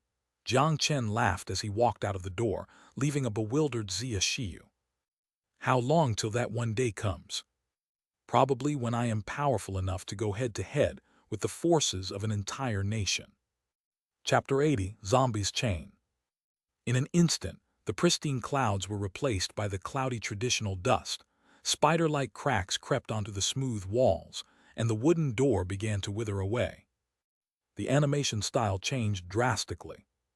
The comfort behind his back was the same, but he was on the other side. It was his room in the apocalypse. He sat up on the bed and scanned the clean bedsheets as a smile emerged on his face. There was not the slightest dust. Although he didn't know if it was Yao Yao or Sun Jiao, someone cleaned the place up every day. He picked up the PK-200 resting against the wall, and as if reunited with an old friend, he motioned a few positions with it.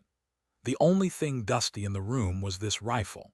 He picked up a towel to wipe it clean before he threw it into the storage dimension. When he pushed open the door, he tiptoed from the corner of the wall. Then he quietly walked to Sun Jiao room to give the person he hasn't seen for a while a surprise kiss. The surprised voice accompanied by a long-awaited hug. He felt her pounding heart as Jiang Chen hugged Sun Jiao with a smirk. He then followed her to the expanding outer circle.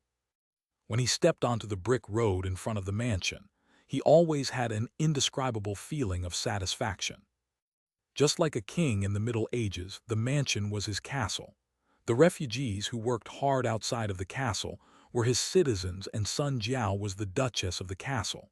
Yao Yao in the castle, let's talk about that later. When he stood there before, he could only smell suppression in the air, but now he felt relaxed. No conspiracy and no need to guess, as everyone's heartbeat was captured on his EP. If it was not for the tedious injection procedure and the lack of equipment, he would love to bring a set of slavery microchips to the real world. But just as he pushed open the mansion doors, he was shocked. Why did the expansion stop? Jiang Chen looked at Sun Jiao, troubled by what he saw. The construction material was stacked up on the open ground as the expansion came to a complete halt. The zombies outside were acting weird. Sun Jiao had a stern face as she took Jiang Chen onto the watchtower. Jiang Chen followed the direction Sun Jiao pointed to, and a look of shock appeared on his face. Those zombies. Yes, all of them seemed to be on some hard drug. Sun Jiao picked up a rock and threw it into the distance. The rock made a clunk sound as it hit a car's roof. The zombies nearby immediately turned around and howled and dashed at the car. The car door was deformed by the group of zombies as their dirty hands penetrated through the car window and flipped open the engine cover. After only a while, the zombies realized there were no living creatures and they gradually dispersed. This was in broad daylight. What can we even leave then? Jiang Chen stared at the hysterical zombies. Now, the zombies finally had a feel similar to Resident Evil. The fierce and bloody pupils seemed to foretell that any living creature who dares to appear in front of them would be ripped to pieces. Or even more vicious than that. The unknown bacteria level is rising in the air. Maybe it's because of this bacteria that the zombies have become so ferocious. There's a possibility that it has blocked the UV, but it doesn't look like it as the vegetation didn't get affected. Sun Jiao frowned as she took over the terminal from the patrolling guard and showed Jiang Chen. Unknown bacteria concentration level, 13. What is this? Jiang Chen asked, feeling puzzled. The terminal is connected to the air detection tower. We bought it from Zhao Corporation. The 6th Street also experienced a similar situation, so Zhao Chenwu thought we would need this. The unknown bacteria that's floating in the air has a similar mechanism to the original zombie bacteria. It could be eliminated by vaccination or through the immune system of people injected with the genetic vaccine. But if the bacteria level passes a certain threshold, it could only be avoided with protective wear. So I bought 150 protective wear, just in case. He followed the direction Sun Jiao pointed to, and Jiang Chen noticed a pitchfork-like detector on top of the residential building.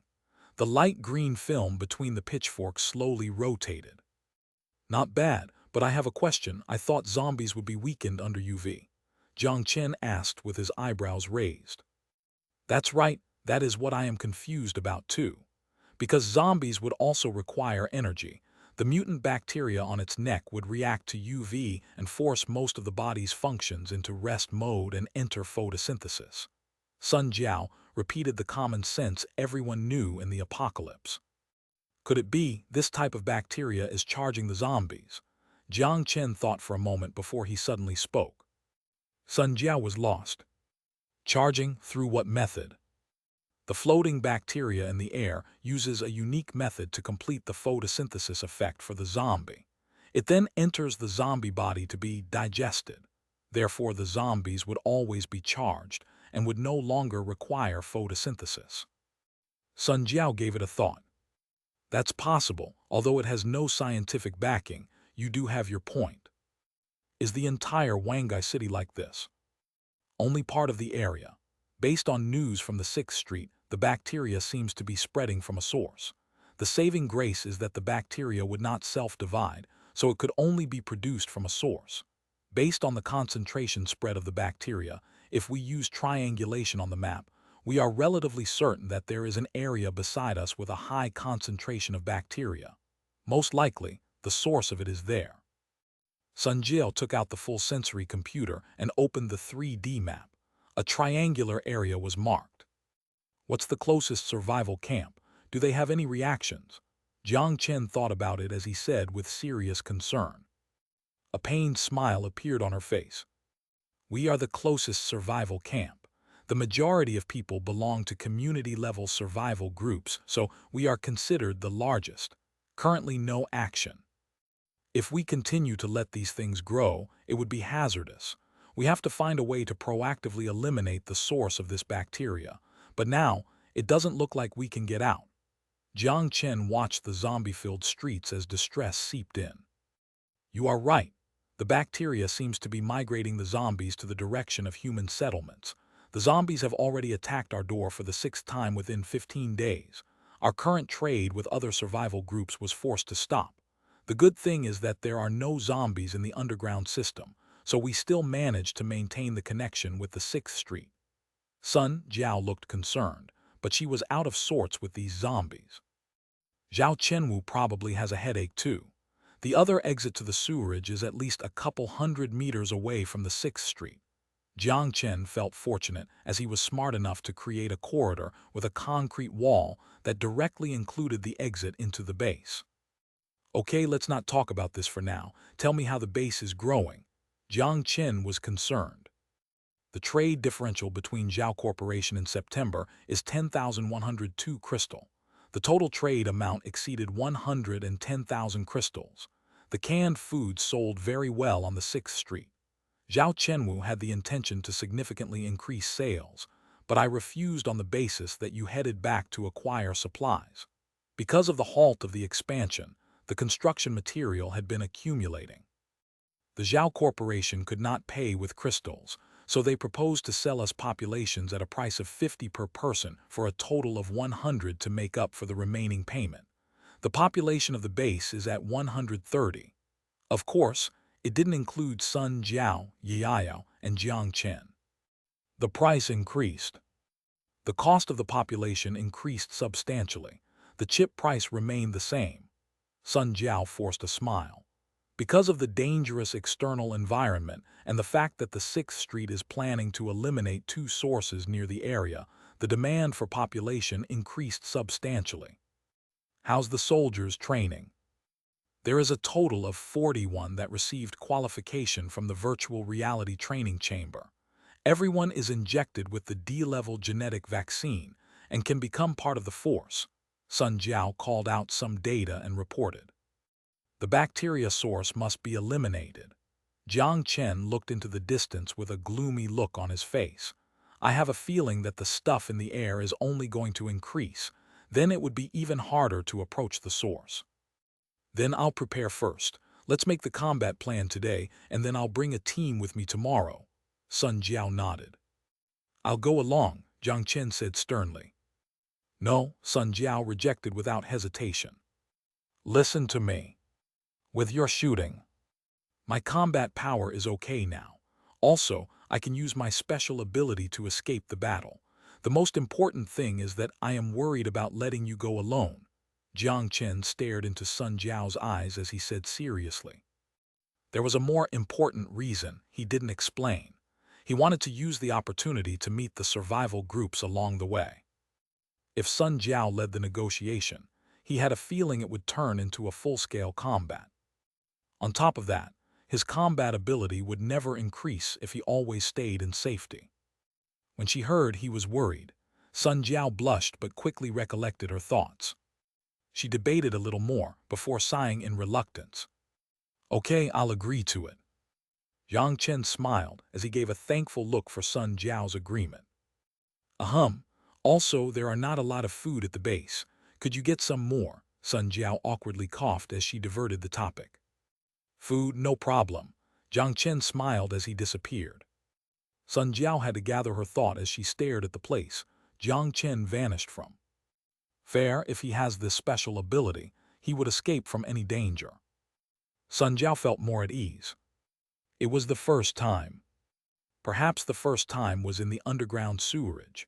The feeling when she knew he was okay, the time when she placed someone else's life before her own.